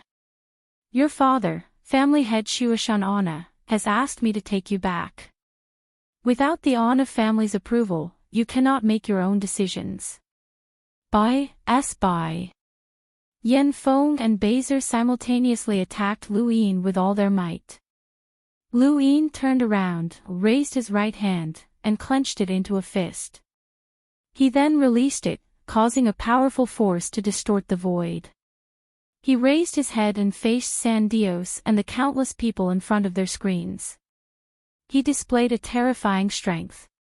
30 stacks, 40-fold shockwave palm.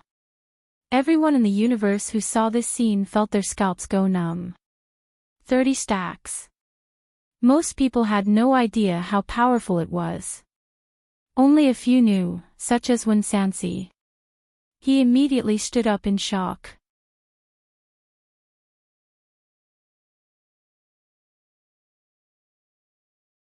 Only the younger generation was allowed to enter San Dios, and aside from him, no one else present was Lu Yin's opponent.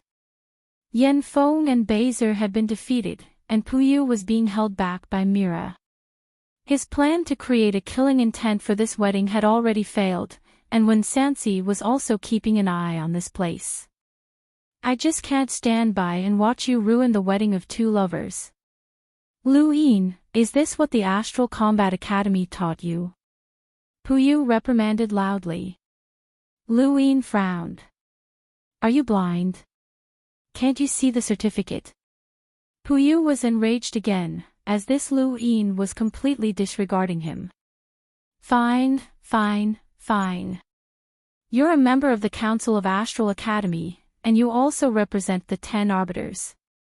What you're doing is smearing the 10 arbiters' reputation. I, Puyu, can't do anything about it. Someone will do something about it in the future. He then glanced at Bezer, who was lying on the ground in a sorry state. Jenny Anna was still pinned to the wall by the energy and was unable to break free. She looked on in despair as well as the heavily injured Yen Feng. Today was a day of great joy and sorrow for her. Lu Yin looked around at everyone. Those who are not under Counselor Wendy Yushan, please leave. From today onwards, I, Lu Yin, will temporarily represent Counselor Wendy in the Outerverse Youth Council. Is there anyone who disagrees? Bezer and Yen Feng weren't the only counselors under Wendy Yushan. There were 5 other counselors who were all explorers. Although they were older, they could still be considered part of the younger generation. They all looked at Lu Yin in confusion. They didn't know what to choose. Before Lu Yin had arrived, they had already discussed that they would ignore this young man, but they wouldn't go overboard. This was also why they hadn't joined forces with Bezer and Yen Feng to deal with Lu Yin. They didn't want to offend this person, but they were also unwilling to immediately submit. Mira stepped forward at the right time. By Arbiter Wen's orders, Lu Yin will temporarily replace Wendy Yushan. Are there any objections? Greetings, Counselor Lu. The 5 explorers bowed at the same time. Lu Yin nodded and smiled. Fortunately, he had increased his strength greatly. Otherwise, he would have been suppressed by Yen Feng and Bezer when he had first come to Sandios from the Great Yu Empire. None of these people would have submitted to him, but things were different now. He had single-handedly defeated Yen Feng and Bezer, and his strength surpassed everyone else's. In all of Sandios, aside from Puyu and the other 3 counselors, no one was his opponent. This was the most important reason why he had been able to replace Wendy Yushan. No matter what, strength was always the most important thing. This wedding should have been a plot by many powers to kill Lu Yin, but he had resolved it all with his absolute strength without relying on anyone else. This scene had spread to many powers, and Lu Yin's name had spread even further. During the Astral Combat Tournament, he had only been an expert in the Astral Combat Academy, and the Tournament of the Strongest had made him a top expert in the universe. However, this battle had completely pushed Lu Yin to the top of the list of 10 Arbiters candidates. He was now a true 10 Arbiters candidate, and he was now qualified to be called an unequaled Limiter. The Limiter realm didn't just include the younger generation, many of the older generation's experts were also Limiters. Among them, there were also extremely talented individuals who had been unable to break through to the Explorer realm, but there were also freakish geniuses among them. Even Lu Yin, who had become the champion of the Tournament of the Strongest, did not have the qualifications to be called an unequaled Limiter, and he would not be recognized by others. Now, he had gained recognition because he had tied the record set by the 10 Arbiters. The 10 Arbiters were synonymous with invincibility, and anyone who could match the 10 Arbiters was invincible. Congratulations, Representative Lu. Mira beamed at Lu Yin. Lu Yin smiled back. If you hadn't helped me block Puyu, then I would have been in danger today. Mira smiled. You should thank Arbiter Wen. I wouldn't have helped you. She then left with a fragrant gust of wind. Lu Yin muttered to himself. Arbiter Wen. It seemed like he wanted to rope Lu Yin in. He would have to choose one of the 10 Arbiters, but who would he choose? Right now, Lan Si and Wen Sansi were on his good side, while his enemy was Night King Jinwu. What a headache.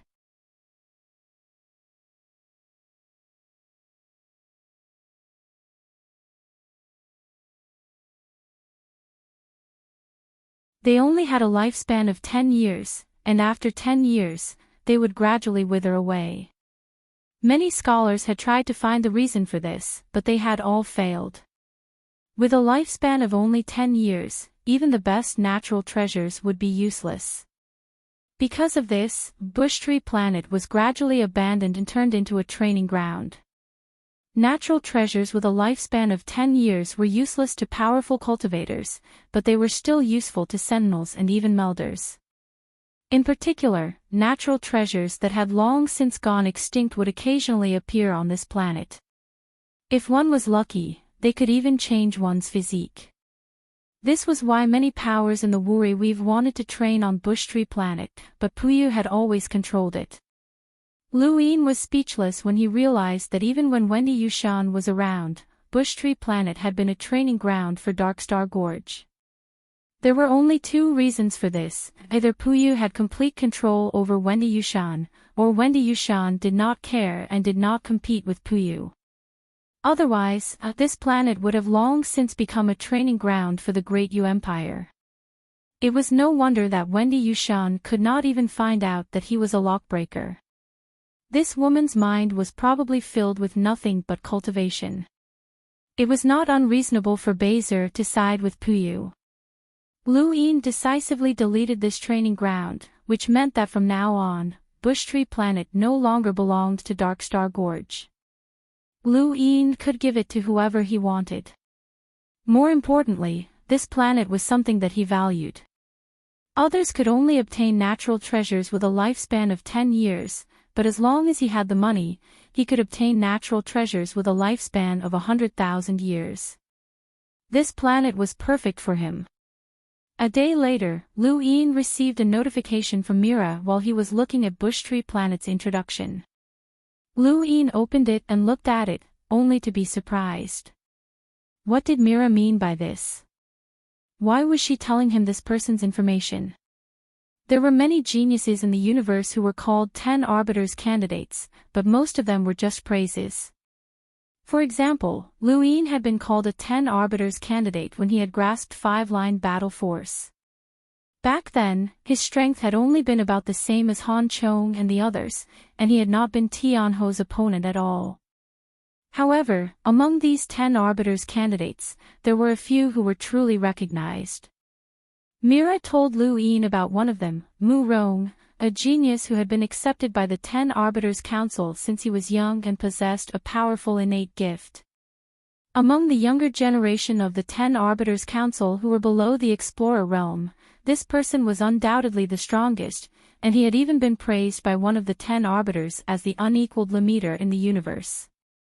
The Astral Combat Tournament and the Tournament of the Strongest had caused Lu Yin's name to spread throughout the universe, which was his glory.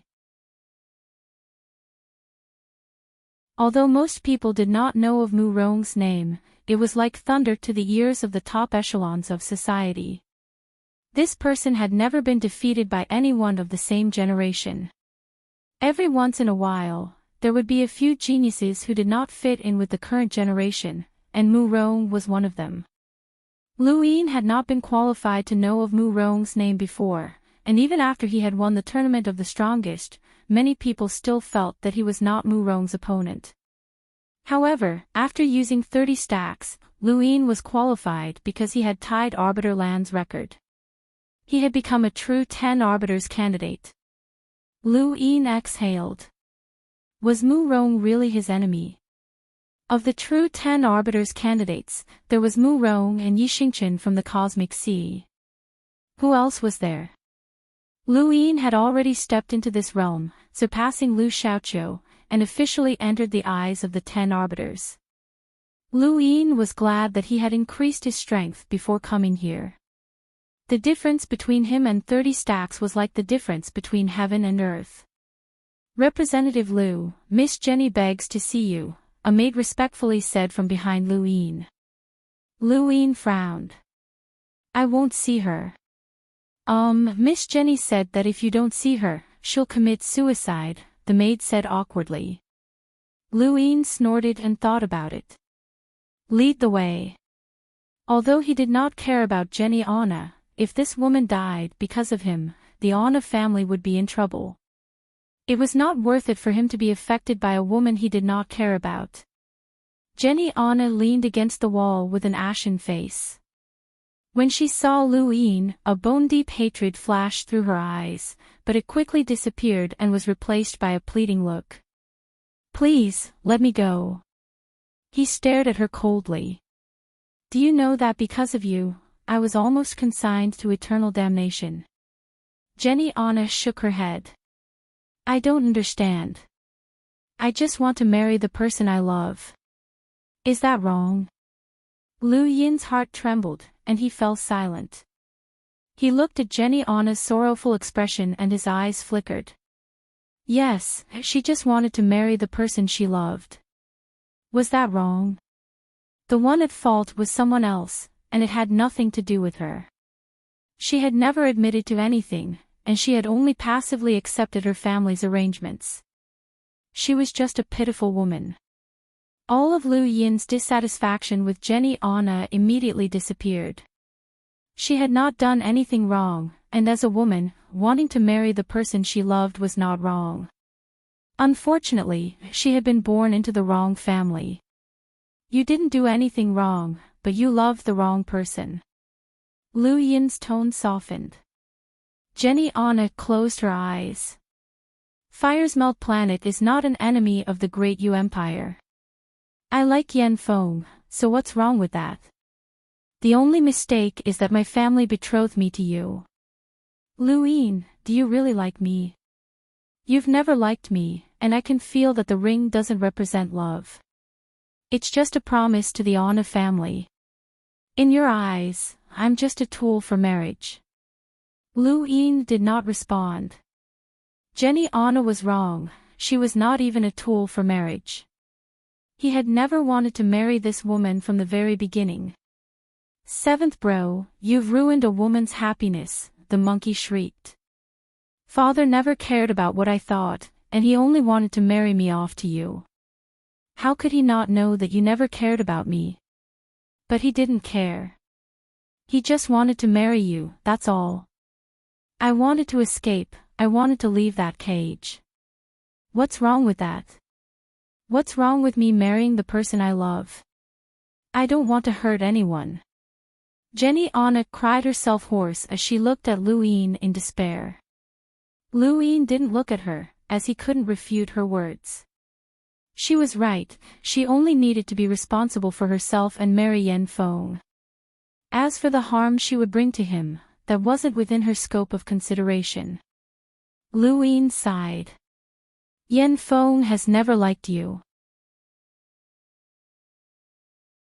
Jenny Anna's tears dripped onto the ground, and she squatted down. I know that he doesn't want to marry me, but I don't care. I just want to marry him and leave that cage, even if it costs me my life. Lu Yin did not know what to say. Men and women had different ways of thinking, one was rational, while the other was emotional, and the other was conflicted. He could not fulfill her wish. Go back.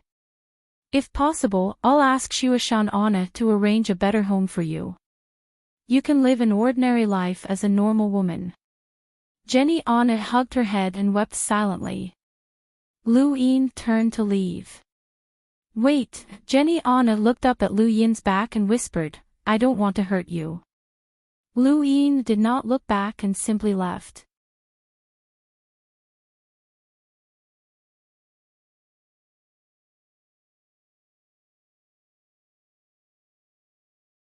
You're also testing the patience of the 10 arbiters. Puyu's expression changed, and he looked into the distance. Before he left, he said, don't walk too fast. It's easy to fall to your death. It's easy to be trampled to death if you walk too slowly, Lu Yin replied. He definitely would not give up Bushtree Planet to Puyu. That planet was very important to him, and he had to find some time to visit it. In the Innerverse, there was a place called Kuan Swamp. Those who entered Kuan Swamp would be trapped in a place that was known as the deepest prison in the entire universe. Shui Chuanshao had been imprisoned in Kuan Swamp and served a sentence of 10,000 years. Outside Kuan Swamp, Night King Jinwu personally escorted Shui Chuanshao in, his eyes filled with melancholy and indescribable sorrow. A famous general of his generation, yet he was unable to expand the human race's territory. Instead, he was imprisoned in this Kuan swamp that never sees the light of day. How sad. A man walked out from behind Night King Jinwu and slowly bowed. He asked for it. He betrayed humanity, and no one can save him. Night King Jinwu looked at his gadget, and his gaze turned cold. He muttered to himself for a moment before looking at the man behind him. You were born on Earth as well. Are you confident that you can deal with Lu Yin? The man was Lu Xiaoge, and at this moment, he was following Night King Jinwu. I'm confident. Night King Jinwu's lips curled up. You have quite a grudge with him. I hope that he won't play you to death. Lu Xiaoge looked up, and his eyes lit up. I will definitely win. Night King Jinwu nodded. Prepare yourself. I will fuse my power with yours, allowing you to temporarily wield my strength. It should be enough to rival an expert at the bottom of the top 100 rankings. It should be enough to deal with Lu Yin. Yes, Lu Xiaoge answered, and a strange light flashed through his eyes. Over the next 2 days, Lu Yin strolled around San Dios and gained a better understanding of the Prairie Flame continent. This continent was vast, and it had given birth to many experts in the past. However, ever since the Outerverse Youth Council's headquarters had been established here, the entire continent had been enslaved. The experts who had resisted had all been slaughtered, and the remaining people could only revere San Dios as if they were a god. This continent was like San Dios's gatekeeper. In San Dios, there were no restrictions on the arched door, and anyone could request an audience. However, only the younger generation could enter through the arched door. This was also the reason why no experts from Firesmelt Planet had appeared at Yen Fang's wedding. San Dios guaranteed the status of the younger generation, and there were no restrictions. Perhaps this was one of the reasons why the 10 Arbiters Council was so popular in the universe. All of the youths were united, and they had fought for a certain status in the universe. This gave them a stable ladder to climb up. Currently, there were only 5 members of the Outerverse Youth Council. East San Dios was represented by Puyu and Wendy Yushan. Wendy Yushan was not suited to be in power. No matter how lazy Lu Yin was, he would still have gone through all the information that needed to be reviewed. However, Wendy Yushan had given almost all of the authority to Baser, which was equivalent to handing it over to Puyu. She was a stupid woman. That was Lu Yin's evaluation of her. 7th bro, you've been looking at this information for 2 days. Didn't you say that you didn't want to care about it? The monkey asked. Lu Yin felt a headache coming on. I can't not care about it. Who knows what Puyu did to the 4 weaves? You should find someone to take care of it, the monkey said. Lu Yin agreed, as he was not suited for such matters. But who could he find to take care of it? That person had to be absolutely trustworthy, and Lu Yin had no one he could use. Suddenly, Lu Yin remembered the group of people who had entered the Shenwu continent with him. Why hadn't he seen any of them? Lu Yin immediately went to find one of his subordinates. Barley appeared in front of Lu Yin, an explorer with a power level of 23,000. He had been born in Grand Top Weave and had once been one of Wendy Yushan's subordinates. Were you looking for me, Representative Lu? Barley asked respectfully. Lu Yin grunted. There should have been people who passed the Outerverse trial, right? Why haven't I seen any of them? Barley replied, they're just here in name. Most Innerverse disciples participate in the trial to prove themselves and gain the attention of the 10 arbiters. Very few actually come to San Dios. Of course, there are some who do, but they've all been taken away by Counselor Puyu or gone to West San Dios. So you're saying that I don't have anyone here? Lu Yin raised his brows. Barley bitterly replied, yes. Counselor Wendy Yushan went missing, and the trial takers who want to join San Dios won't choose this place. Luin felt helpless. Those who could pass the trial were not simple people, and almost all of them had powerful backgrounds. If he could deal with these people properly, they would be able to do a lot of things for him. Puyu had acted quite quickly. Right, you mentioned a name. Who's under our name? Luin asked as he stared at Barley. Barley was bewildered. Generally speaking, those in name were not required to come to San Dios, as this was an unspoken rule. Even Puyu had not looked at the list, as no one could force those people. None of them had weak backgrounds. However, since Luin wanted to take a look, Barley did not refuse and pulled out a list of names. Luin looked at the list, and his eyes lit up.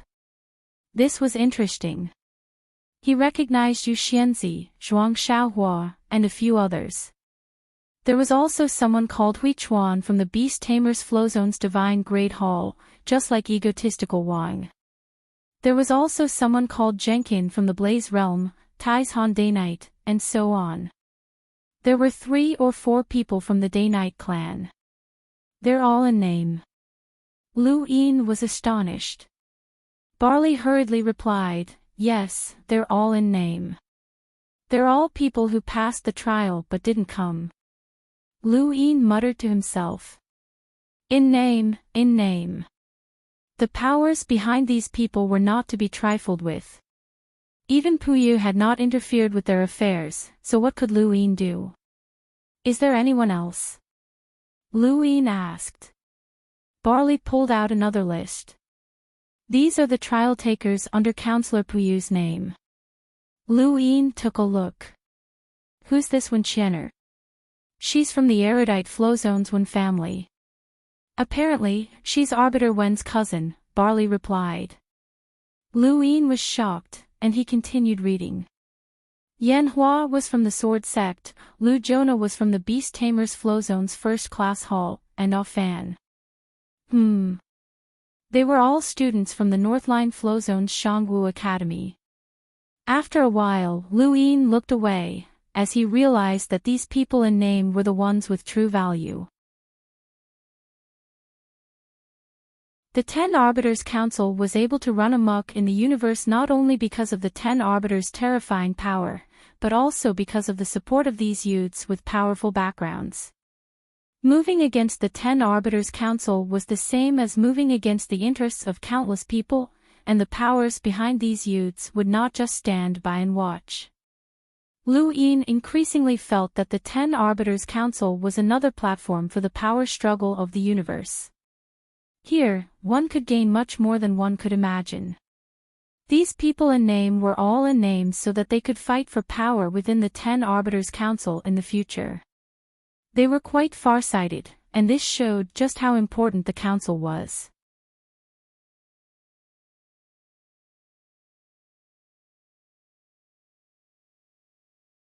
Welcome aboard. Stay tuned and subscribe to Han Li's Wuxia Adventures for more thrilling content. Chapter 344. Representative Lu, there are actually many nominals. There was already a youth council before the 10 arbiters appeared, but it didn't have much influence back then. Still, there were some nominals. Those people have already left the younger generation, right? Luin asked. Barley answered, yes, but there are also some who sealed themselves in ice and haven't left the younger generation. Luin didn't mind, as he didn't know many people. Even on this list, he only recognized a few. After thinking for a while, he looked at Barley. Let me ask you, is there a way to transfer all the nominals to my name? Barley stared blankly at Luin. Representative Lu, you're just acting on behalf of Wendy. That's not possible. Luin felt helpless, as he had forgotten that he was just a substitute. How about this? Think of a way to transfer all the nominals to Wendy. Can you do that? Barley thought about it. Yes, Counselor Puyu doesn't care about such things. I mean, including the nominals from West San Dios, Luin said in a low voice. Barley's face twitched. I'll try. Luin nodded. Don't let anyone find out. Yes, Barley replied and was about to leave, but then he thought about it and looked at Luin with some hesitation. Luin was puzzled. Is there something else? Barry thought for a moment and said in a low voice, I found something that I should report to Mr. Liu. Speak. Luin looked at Barley. Barley's eyes flashed. I discovered that Yen Feng was in contact with someone from the Blazing Mist Flow Zone's Blaze Realm. He also mentioned that Fire's Melt Planet would be added to the Blaze Realm. Lu Yin's eyes went wide. How did you hear that? My battle technique is rather unique. I can sense the vibrations in the air and hear certain things. Lu Yin's eyes narrowed as he sized up Barley. At this moment, he had a new understanding of this person. He had originally thought that these subordinates were all mediocre people, but now he realized that they weren't mediocre at all. They were just too good at protecting themselves. Barley's motive for telling him this was obvious. I understand, Barley. Thank you for telling me. Luin smiled. Barley hurriedly bowed. It's my honor to share your burden. Luin raised a hand and placed it on Barley's shoulder. Barley's heart trembled as the tragic scene of Yen Feng and Bazer suddenly appeared in his mind. He subconsciously wanted to avoid Lu Yin's touch, but he forcefully resisted the urge. Luin smiled and patted Barley's shoulder. I'll remember those who treat me well. Barley, would you be willing to help me out? Barry was overjoyed. I'm willing to share your burdens. Within the Outerverse Youth Council, Barley believed that he had reached the end of his road. His innate gift was not outstanding, and he had barely managed to join the council and become one of Wendy Yushan's subordinate counselors. It was a pity that Wendy Yushan did not care about the council's affairs and left everything to Bazer, who was stronger than her. Barley did not dare to join Puyu either.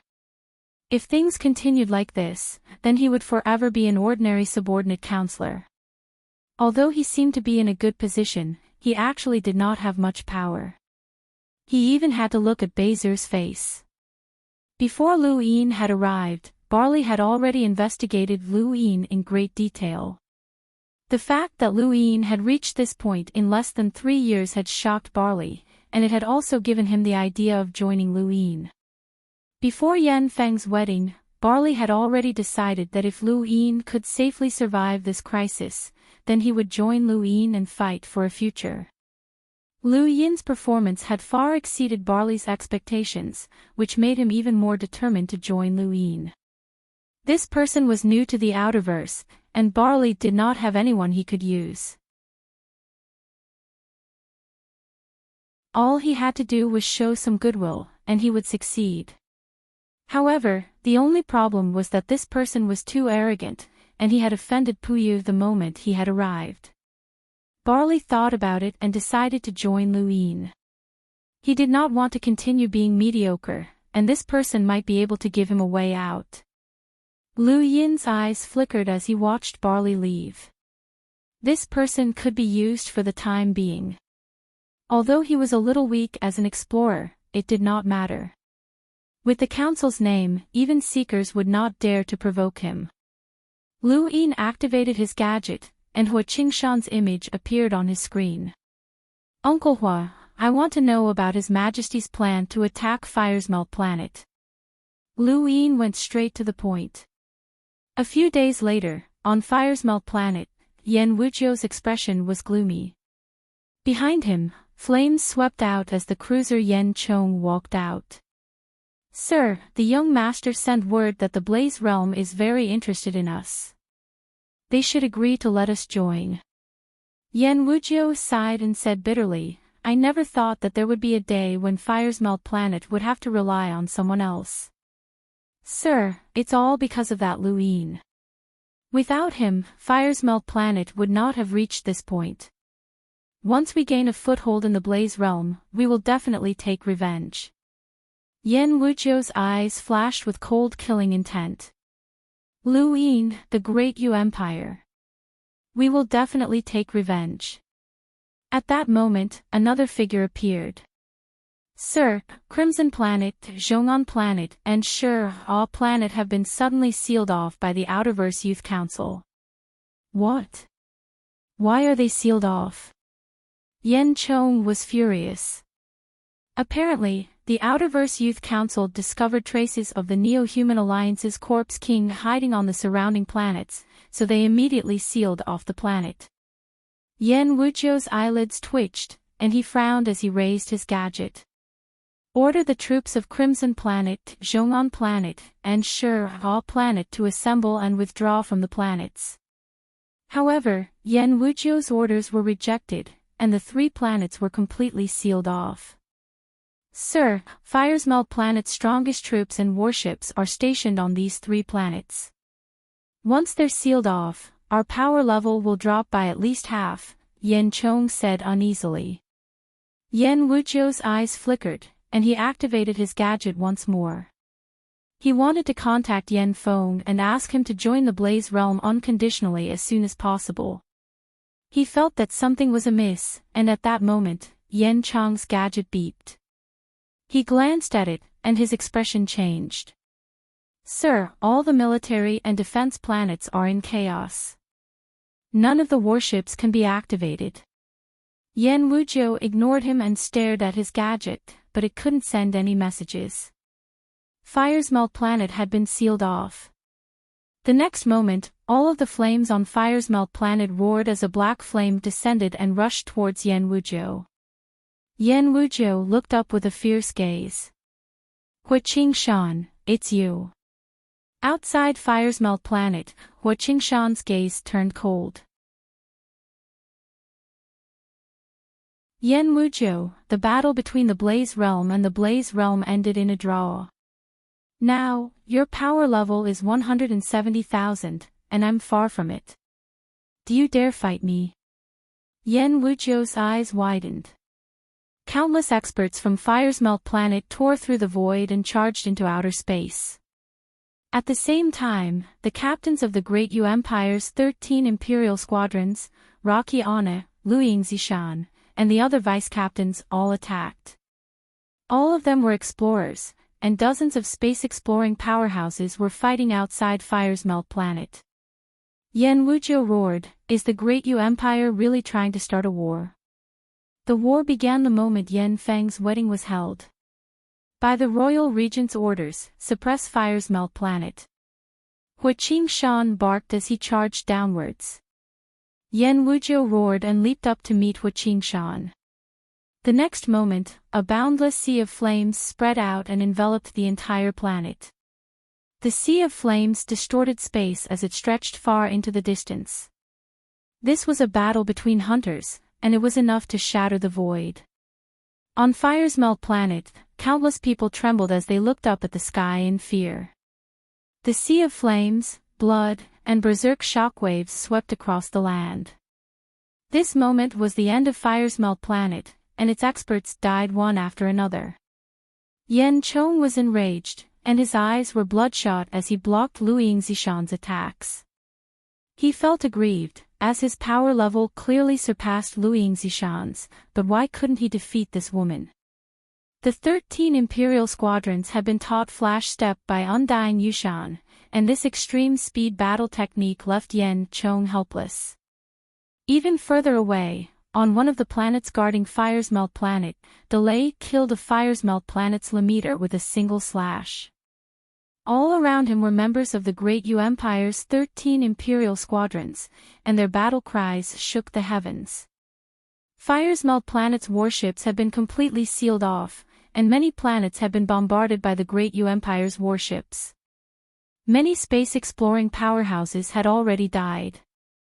Firesmelt Planet was a power second only to the Great Yu Empire in the Frostwave Weave. Although it was only a single planet, it had given birth to many powerhouses. However, on this day, these powerhouses would all be buried with Firesmelt Planet. This was Undying Yushan's original plan to attack Firesmelt Planet. It had been planned for many years, and it was flawless. On the Crimson Planet, the Firesmelt Planet's army had rioted, wanting to participate in the war. Lu Yin stood in the courtyard of San Dios and looked at the screen with a cold gaze. Kill all rioters. That one sentence, 6 words, had led to countless deaths. Firesmelt Planet had no chance of victory against the Great Yu Empire in a direct confrontation. In the past, Lu Yin had not understood this, but now, he had a deep understanding of the Great Yu Empire's strength. Undying Yushan was the inheritor of the Yu surname from the 7 courts, one of the 3 dark hands. The battle techniques that he had passed down to the Great Yu Empire were not something that any outerverse power could compare to. Even with Lu Yin's current strength, Flash Step was still not outdated. This showed how terrifying this extreme speed battle technique was, and it was enough to ensure that many of the Great Yu Empire's experts could challenge those of a higher realm. Furthermore, Undying Yushan had not only passed down Flash Step, but also other battle techniques that were not something that ordinary outerverse powers could obtain. Firesmelt Planet was far inferior. Firesmelt Planet's domain was dyed red with blood as countless organizations that had submitted to Firesmelt Planet watched on coldly. There was no one in the Frostwave Weave who could stop the Great Yu Empire now. Even if the Great Yu Empire had weakened significantly from its previous battle with the Ross Empire, it was still terrifying because the Great Yu Empire could stop the Ross Empire. This was something that no one could imagine. Lu Yin calmly looked at the screen with Barley standing behind him. 7th bro, a single sentence from you triggered a war, the monkey said with a complicated expression. Lu Yin also had a complicated expression. War brought about pain, disaster, death, and the loss of emotions. These were the ugliest words in the universe, but Lu Yin had brought them out today. This battle was considered over for Firesmelt Planet. Undying Yushan's plan had been flawless, and Firesmelt Planet could only use 30% of its full strength. They would definitely be defeated, and the Blind Monk and Peach had not even participated in the battle. Firesmelt Planet's defeat had caused countless people to become homeless, and their families had been destroyed. Lu Yin could not bear to see this happen, but so what? War was unavoidable. If he did not act, then once Firesmelt Planet joined the Blaze Realm, they would be able to use the Blaze Realm to suppress the Great Yu Empire. At that time, the people of the Great Yu Empire would be the ones to suffer. There was no right or wrong in this war, only who was strong and who was weak.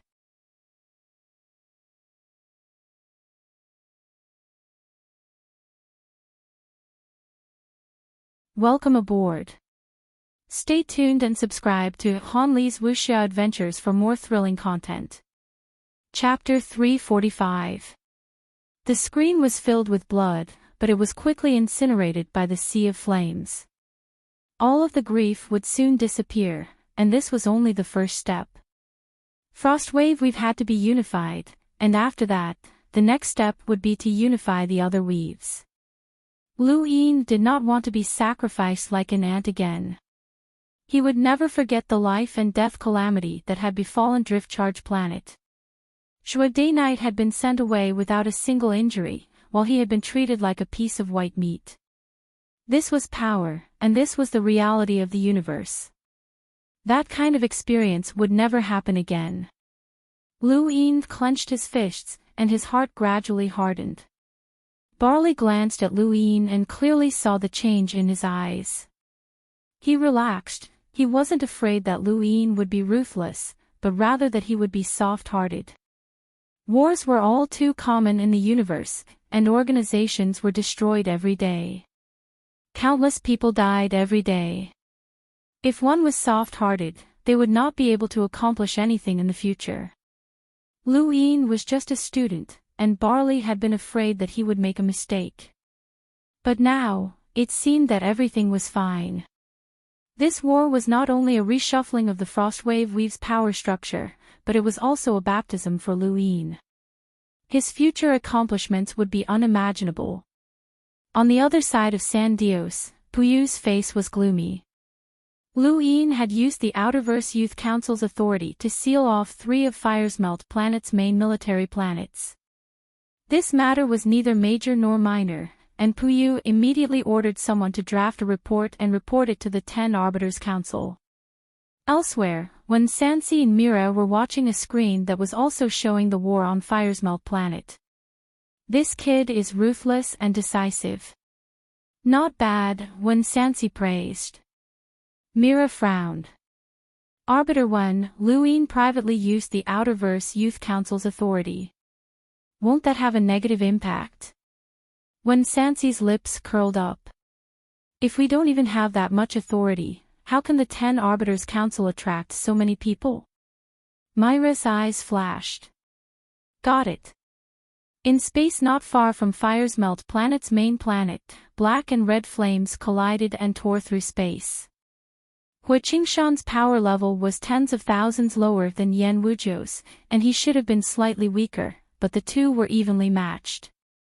Every attack burned the void into nothingness. Flaming heart, flaming sword.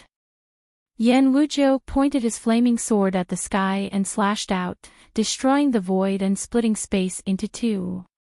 A boundless sea of fire burned, causing the surrounding planets to crack. Hui Qingshan waved his hand, and the dark flames swept out with an indescribably powerful aura. They clashed with the flame sword, and the space around them churned like waves. Hui Qingshan, scram. My Firesmelt Planet has decided to withdraw from Frostwave Weave. From now on, we won't interfere with Frostwave Weave's affairs. Yan Wuzhou shouted. Hui Qingshan's eyes were filled with murderous intent. You want to join the Blaze Realm? Yan Wuzhou's pupils shrank. How did you know? Suddenly, Yan Wuzhou felt a chill run down his spine, as if his entire body had been frozen solid. Snowflakes danced in front of him, and his expression changed drastically. Shuashan Ana. With a bang, Yan Wuzhou spat out a mouthful of blood as his entire body was frozen solid. Behind him, Shuashan Ana walked out of the void. Hui Qingshan narrowed his eyes. He hadn't expected Shuashan Ana to show up. Yan Wuzhou was even more surprised. He glared at Shuashan Ana with hatred. Despicable. Shuashan Ana calmly looked at Yan Wuzhou. You used my daughter to split the Great Yu Empire.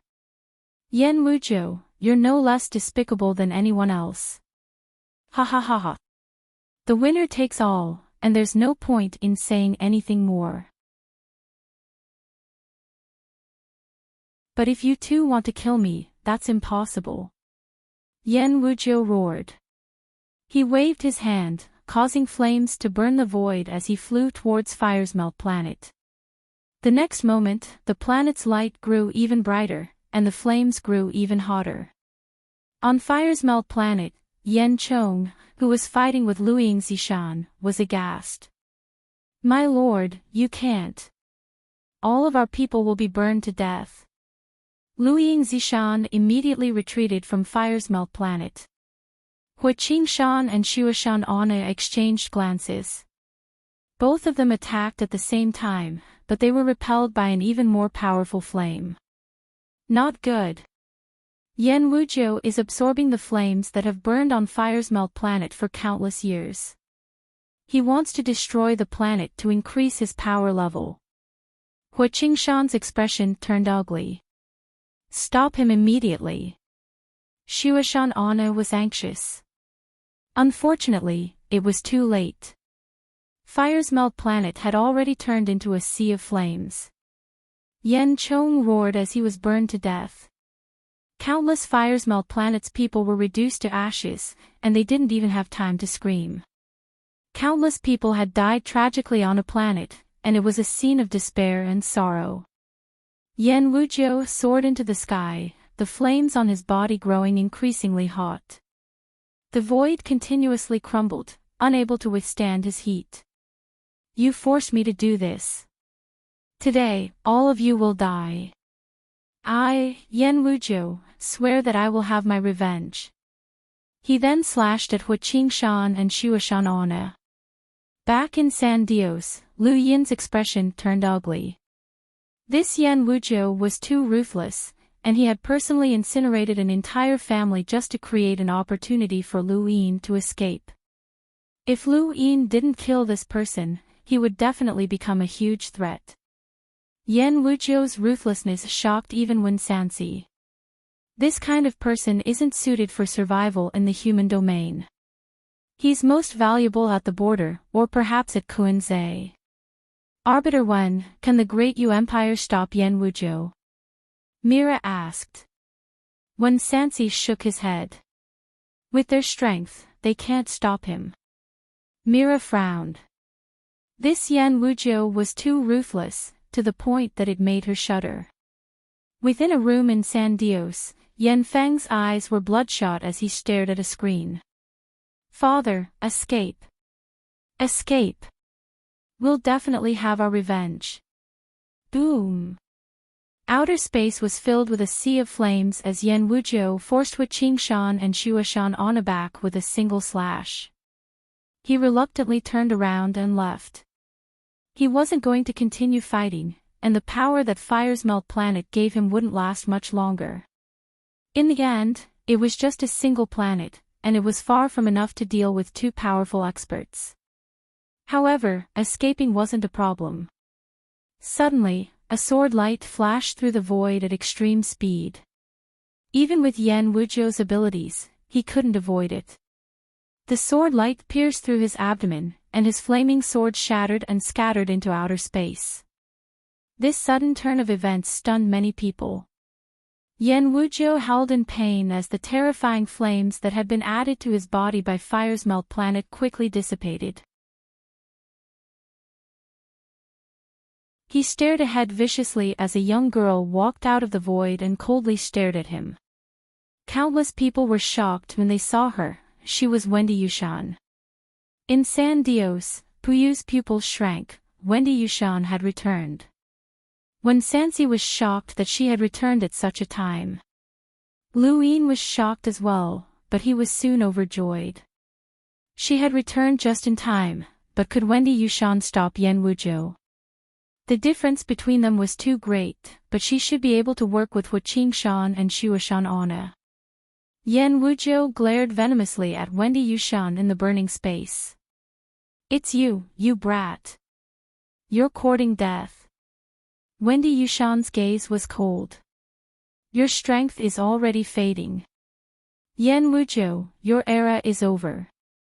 Even so, I'll drag you down with me. Yan Wuzhou roared as he raised the broken hilt of his sword and viciously stabbed at Wendy Yushan. Wendy Yushan's power level was not enough to fight against Yan Wuzhou, as he was a powerhouse with a power level of over 150,000. However, Hua Qingshan and Shuashan Ona would not let him off so easily. When Wendy Yushan's sudden attack broke through Yan Wuzhou's flames, the two immediately attacked. At this moment, Yan Wuzhou was even weaker than he had been at the start of the battle, and he was quickly forced into a disadvantageous position. Soon after, he was tragically injured, and his blood dyed space red. No one sympathized with him, as even though the Great Yu Empire had waged war against Fire's Melt planet, it would never massacre its citizens. However, Yan Wuzhou had destroyed the entire planet for his own selfish reasons, and countless people had died. The damage he had caused far exceeded the Great Yu Empire's. With the combined attack of fire and ice, as well as Wendy Yushan's 10,000 swords as one, Yan Wuzhou's blood splattered across space as he died. A hunter with a power level of over 150,000 had died in front of countless people. To the innerverse, the death of a hunter was not too rare, but it was different in the outerverse. There were very few hunters in any weave in the outerverse, especially one with a power level of over 150,000. Yan Wuzhou's death meant that there was no longer any power in Frostwave Weave that could contend with the Great Yu Empire. The Great Yu Empire's unification of Frostwave Weave was now inevitable. In East San Dios, Lu Yin exhaled and relaxed his grip. There was no longer any opponent in Frostwave Weave. Seventh bro, now that the Great Yu Empire has unified Frostwave Weave, you'll be the uncrowned king of Frostwave Weave. Congratulations! The monkey shouted excitedly. Lu Yin's lips curled up. The uncrowned king was right. On the surface, Wendy Yushan was definitely the one in charge, but with her personality, she would never take power. The true ruler was Lu Yin himself. Behind him, Barley bowed. Congratulations, Representative Lu. Lu Yin waved a hand. Representative Barley, I'll need your help in dealing with the aftermath. You know what, we need to investigate the 3 military planets that have been sealed off from Fire's Melt planet. Barley hurriedly replied, I understand. Even if Fire's Melt planet did not collude with the Neo-Human Alliance, they were still researching weapons that were banned by the human domain. Their destruction is only natural. Lu Yin nodded in satisfaction. On the other side, Wen Sansi turned off his screen and smiled. Good show after good show. This Lu Yin did not disappoint. He's now in control of Frostwave Weave, which isn't good news for many people. He then looked at Mira. Do you think he'll try to encroach on the other weaves? Mira thought about it and then answered seriously, yes. When Sansi burst into laughter. What an ambitious kid. At that moment, his gadget beeped. When Sansi glanced at it and smiled. Puyu is looking for me. He's accusing Lu Yin of using the Outerverse Youth Council's authority to interfere in the Weave's internal conflict and to control the benefits of the war. Arbiter 1, this Puyu is even more ambitious than Lu Yin. When Wendy Yushan was still alive, almost all of East San Dios's authority was in his hands. Even though there's no evidence, the deaths of the other representatives from East San Dios might have something to do with him, Mira said. When Sansi nodded. This person needs to be restrained, but Lu Yin needs to be taught a lesson as well. He can be ambitious, but he can't be too arrogant. If he's too arrogant, he'll easily lose control. He tapped his fingers on the table, and after a while, he turned to Mira. Leave this matter to Puyu. You can supervise him. Make Lu Yin suffer a bit, but don't let Puyu succeed. Mira respectfully acknowledged the order and then left. Those in power needed to maintain a balance. They could not blindly favor someone, but they could not ignore them either. When Sansi was wary of Puyu's excessive authority, and he wanted to use Lu Yin to check the balance. However, he also did not want Lu Yin to lose control. It wasn't that he couldn't solve the problem, but rather that it would be troublesome. To Wen Sansi, once he lost control of these two people, they would only bring him trouble, and he did not like trouble.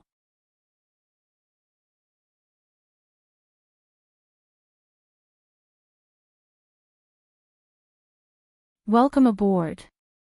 Stay tuned and subscribe to Han Li's Wuxia Adventures for more thrilling content. Chapter 346. In the Innerverse, Night Queen Yanqing quickly found out about the battle in Frostwave Weave and the results. She was furious, as she had used Yen Feng to humiliate Lu Yin and even set up the wedding to kill him. She had wanted to destroy him, but she had never thought that she would actually help him instead. He had single-handedly defeated 2 elite explorers working together. How had he achieved 30 stacks? It had only been a short time since the Astral Combat Tournament, but he had already increased his 9 stacks to 30 stacks. Just thinking about it made her shudder. As a member of the Night King clan and Night King Jinwu's sister, she knew what 30 stacks meant. Lu Yin had truly stepped into the top circle of the universe's younger generation, and he could be described as an unequaled limiter. He was on the same level as those freaks, and she wanted to get rid of him as soon as possible, but she was stopped by the elders. As long as this person was not eliminated, she would not be able to rest easy. The battle in Frostwave Weave was no small matter to the Outerverse, but it did not affect the Innerverse at all. Even the Ross Empire did not react. Regardless of whether or not the Great U Empire had unified Frostwave Weave, it was still an ant that the Innerverse's various powers could destroy with a flip of their hand. At this moment, Hua Qingshan and the others discovered something strange. Yan Wujiu had absorbed all of Firesmelt Planet's flames to increase his strength, and everything on the planet should have been incinerated. However, there was one person who remained unscathed and was even sealed in ice by an extremely powerful chill. This person was Yan Yan, an ordinary explorer on Firesmelt Planet. It was this person who had managed to survive Yan Wujiu's flames, which had a power level of over 150,000, and even release a chill. This is someone from the Royal Frost Continent. Shuashan Ane exclaimed in shock as he stared at the ice covering Yan Yan's body. There was a very conspicuous symbol on the ice.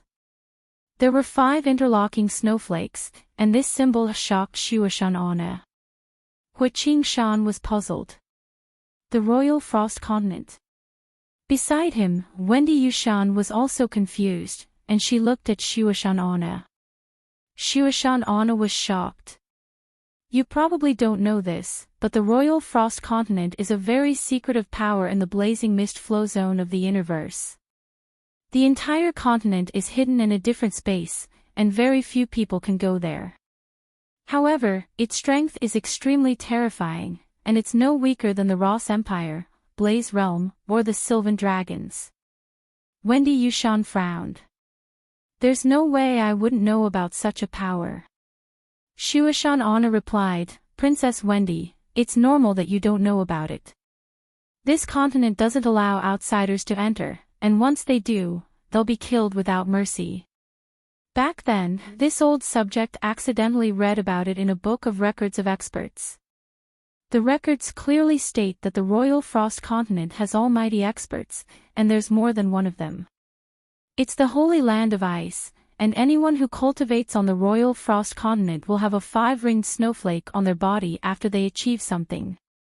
This is the unique symbol of the Royal Frost Continent. As he spoke, Shuashan Ane raised his hand, and the wind from his palm danced, bringing with it cold chi and snowflakes. This old subject's family has passed down the snow wind palm, so I've always wanted to find the entrance to the Royal Frost Continent to cultivate. Unfortunately, I haven't been able to find it. Wendy Yushan did not ask further, as she was not interested in the Royal Frost Continent.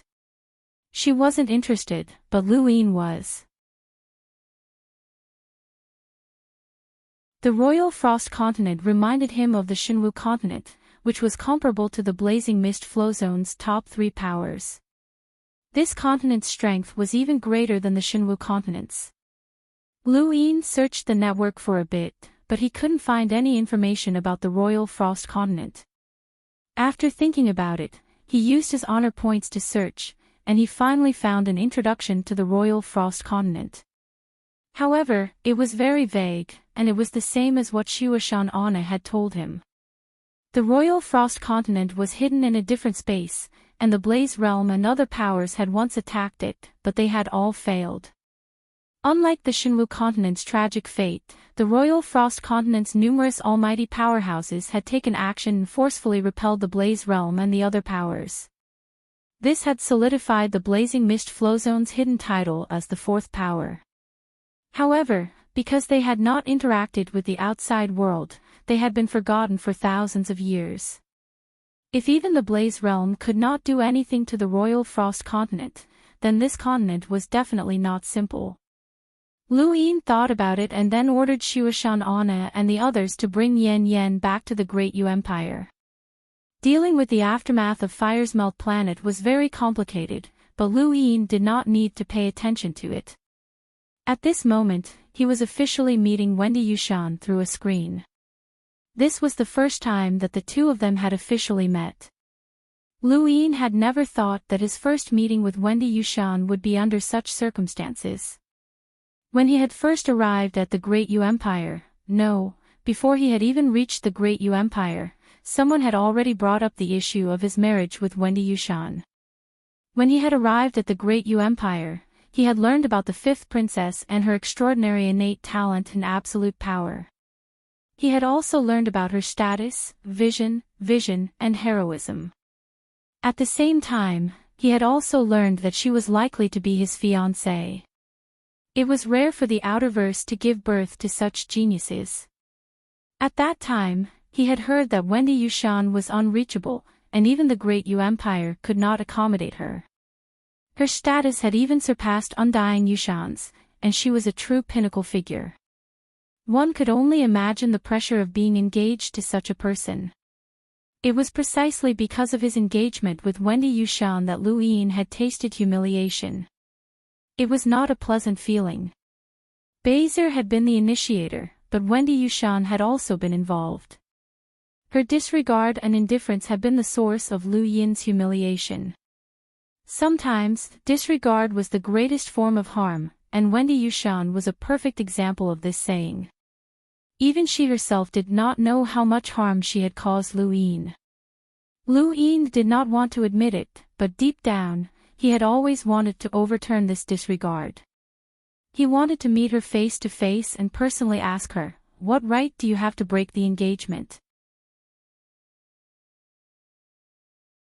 Now that they were face to face, Lu Yin could not bring himself to say anything as he looked at the cold girl in front of the screen. The two were silent for a few minutes before Lu Yin finally spoke. "My condolences." Wendy Yushan's expression was cold, but a trace of sorrow flashed through the depths of her eyes. The entire Yushan family had been wiped out, and not even their corpses had been left behind. How sorrowful was that? However, she did not show it. "It doesn't matter." Lu Yin nodded. He had originally wanted to console her, but it seemed that there was no need for that. This woman had been able to reach this point because of her strong will. "You were too impulsive." Wendy Yushan's eyes narrowed. "It has nothing to do with you." Lu Yin frowned. "I'm the royal regent of the Great Yu Empire.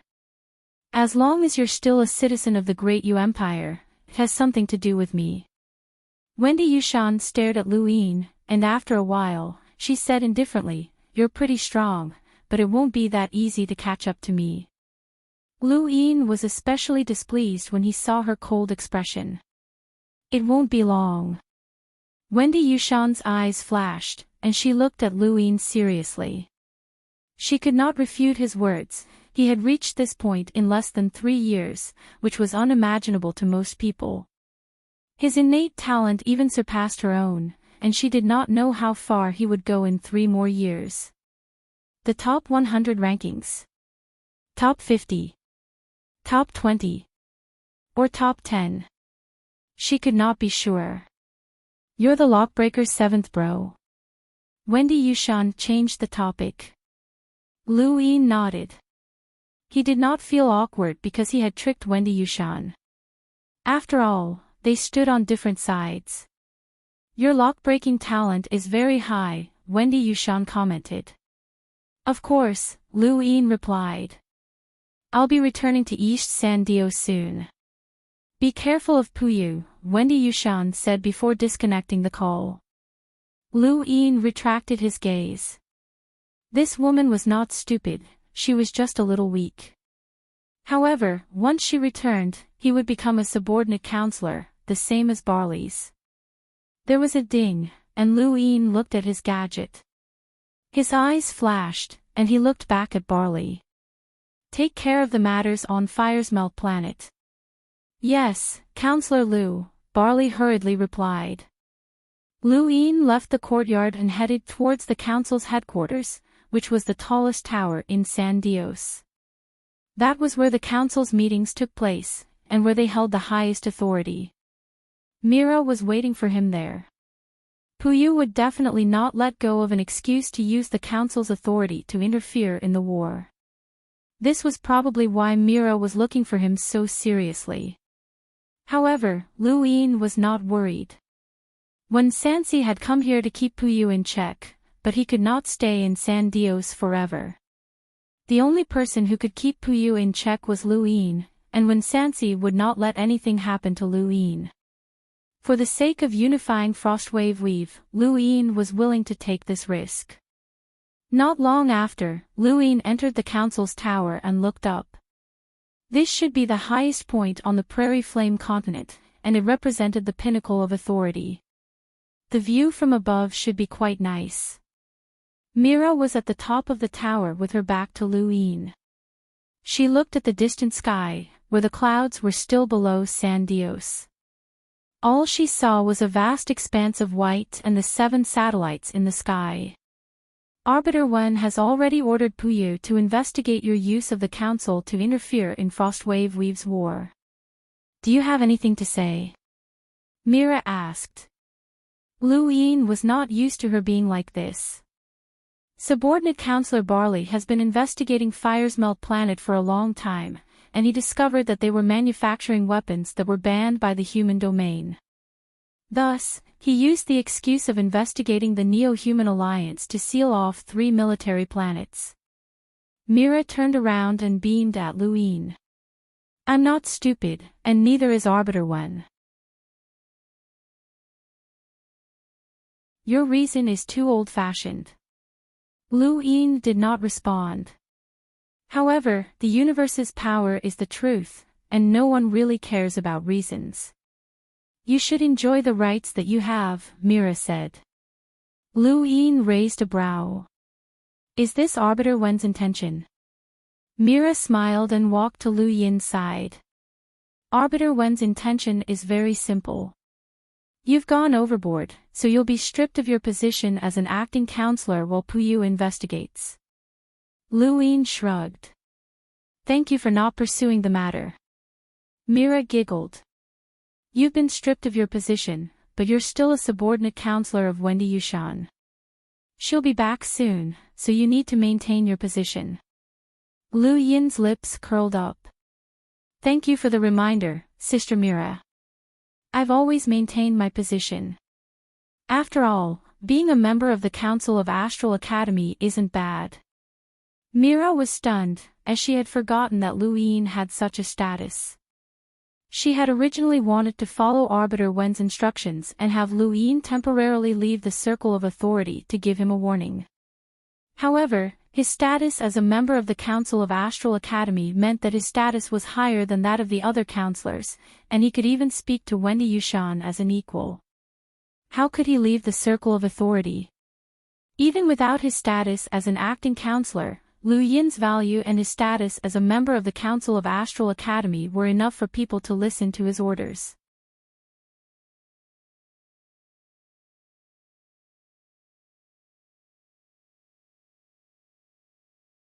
Welcome aboard.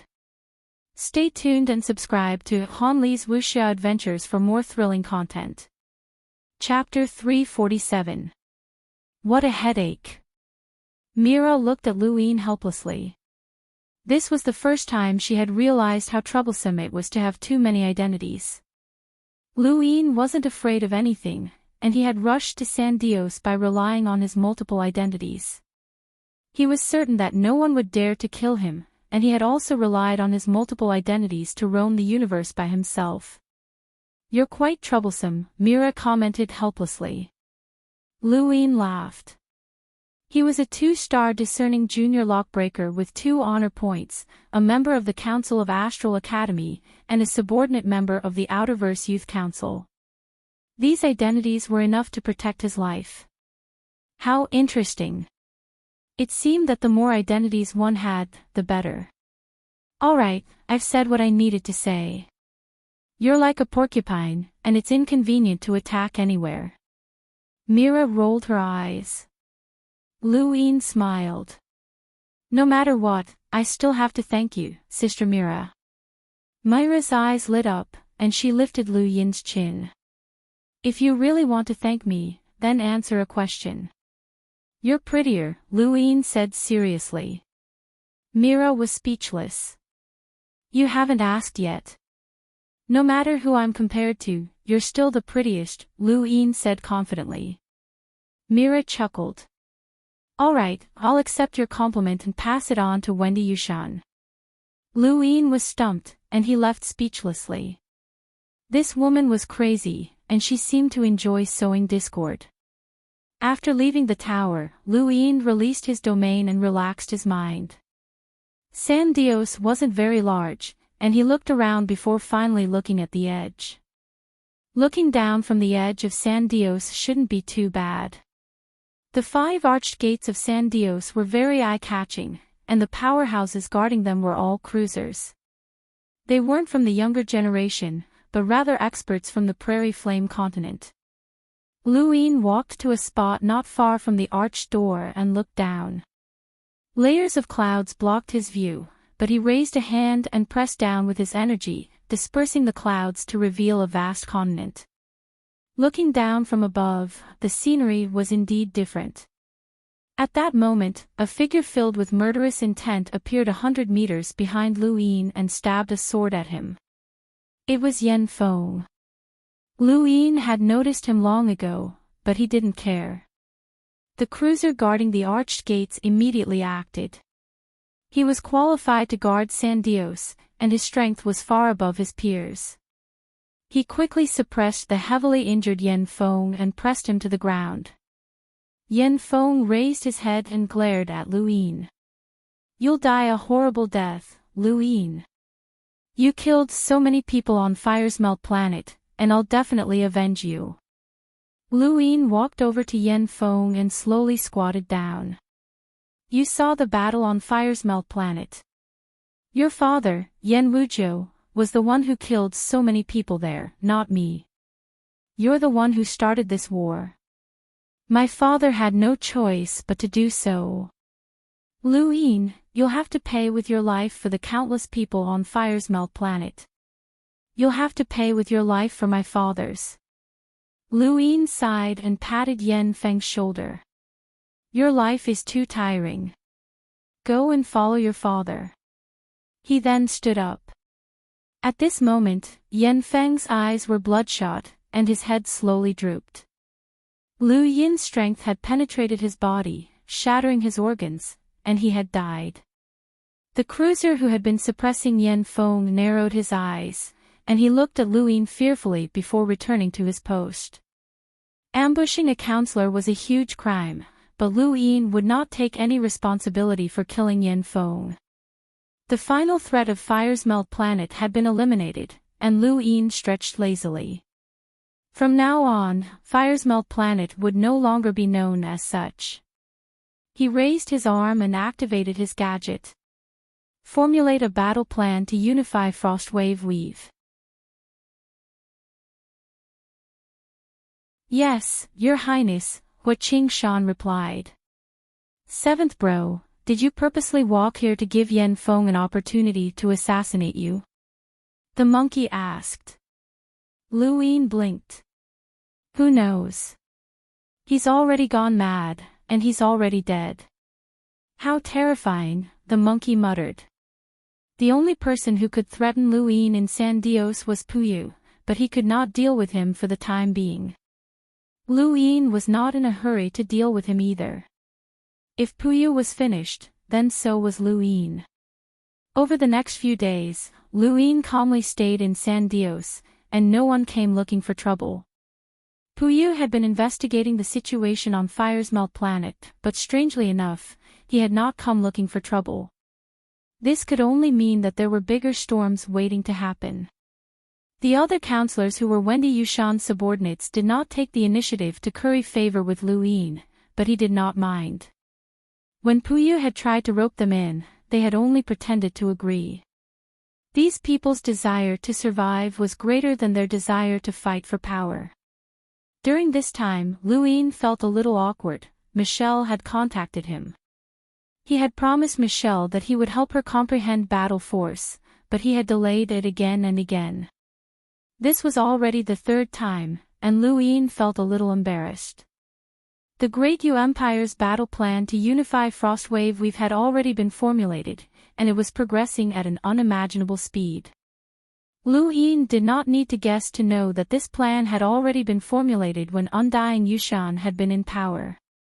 However, due to various reasons, it had not been realized, and now was the best time to execute it.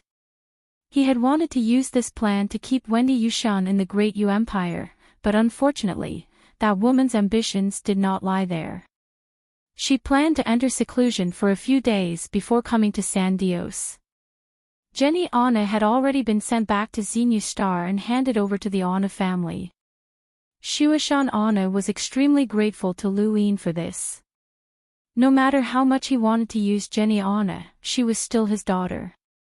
Lu Yin had not killed her, which was a huge favor to Shuashan Anna. Over the past 2 days, Lu Yin had been searching for information on Bush Tree Planet. He planned to go harvest some natural treasures in a few days, but earning money was troublesome. Without money, natural treasures would be useless. The fastest way to earn money was to lockbreak. It seemed like it was time to earn some money. Wait, Lu Yin suddenly thought of something. There should have been a lot of spoils from attacking Firesmelt Planet, so why hadn't he gotten any? He immediately contacted Hua Qingshan, who had a strange expression. Your Highness, all the spoils from attacking Firesmelt Planet must be handed over to the treasury. I don't get any. Lu Yin was unhappy. Hua Qingshan thought about it. Your Highness, the Empire's reconstruction requires too many resources, and the plan to unify the Frostwave Weave has just been formulated. The greatest difficulty in implementing it is the lack of resources. Fine, I understand. Lu Yin grew impatient. You just don't have money, right? Hua Qingshan replied, you shouldn't be asking me, Your Highness. You should be asking the new finance minister, Gavin. Lu Yin turned off the screen. War was a huge money-grubbing machine, so it was normal to not have money. Seventh bro, you're too greedy, the monkey shrieked. Lu Yin rolled his eyes, as no one could understand his pain. As long as he had money, his power would grow rapidly.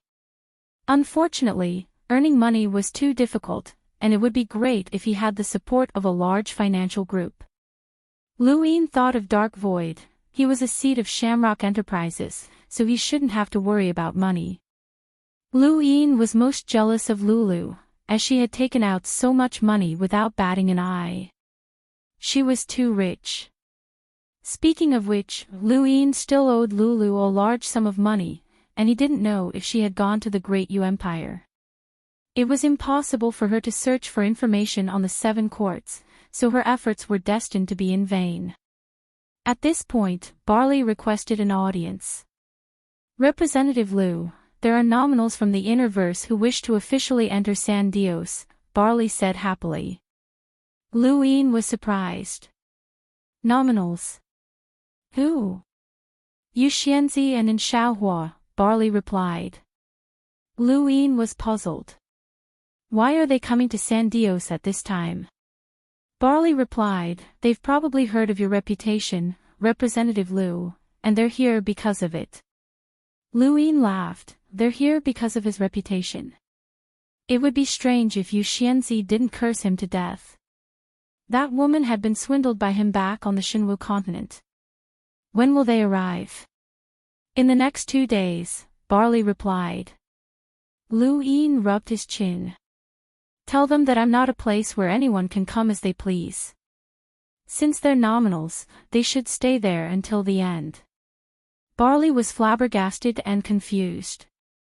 A few days ago, Lu Yin had clearly wanted to recruit nominals, so why had he changed his mind? Just tell them that.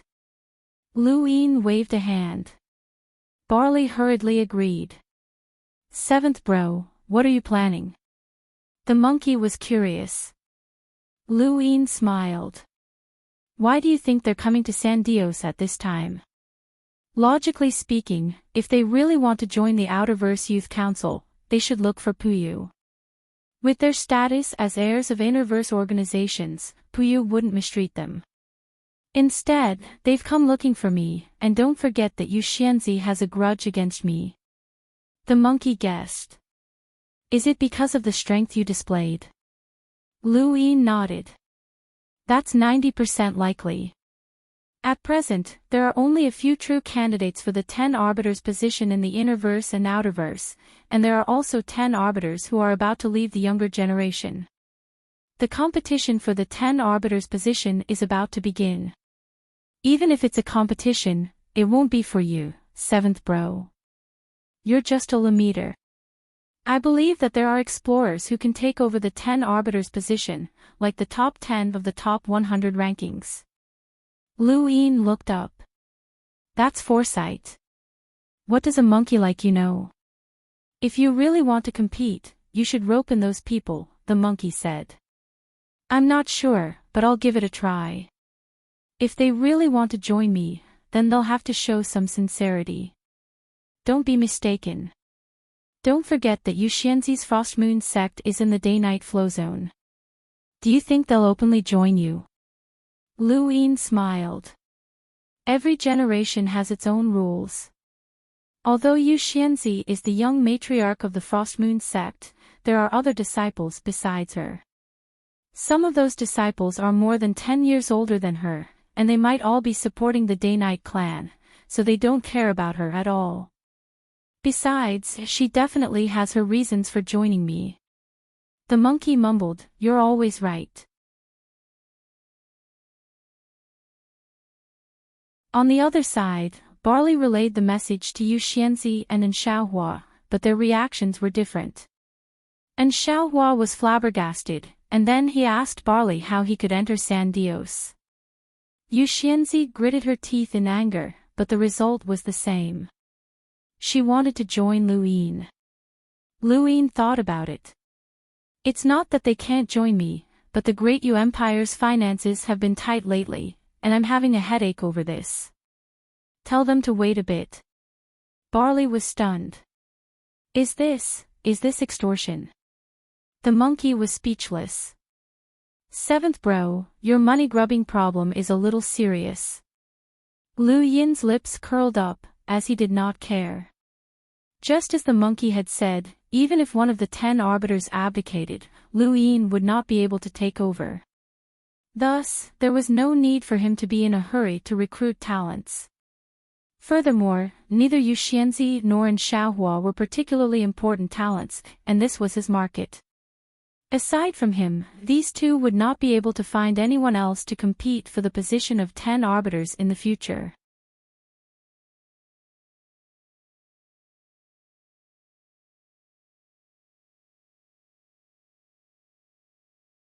Welcome aboard. Stay tuned and subscribe to Han Li's Wuxia Adventures for more thrilling content. Chapter 348. Furthermore, these two were only the first batch. There would definitely be others who would want to follow him. Ultimately, following him depended on one's strength.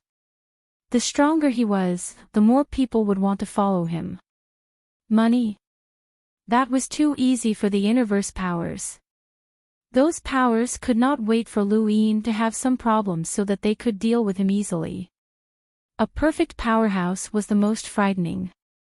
In the Innerverse, in Astral 7, Yu Xianzi was in a bad mood after hearing Barley's report. She had expected Lu Yin to make all sorts of requests that might even implicate the entire Frost Moon sect, but she had not expected his request to be so simple. Lack of money. What was this? Yu Xianzi's eyes flickered. Impossible. It was definitely not a simple request for money. She immediately contacted the seniors of her sect and relayed the information to them. Several elders appeared on a screen in front of Yu Xianzi.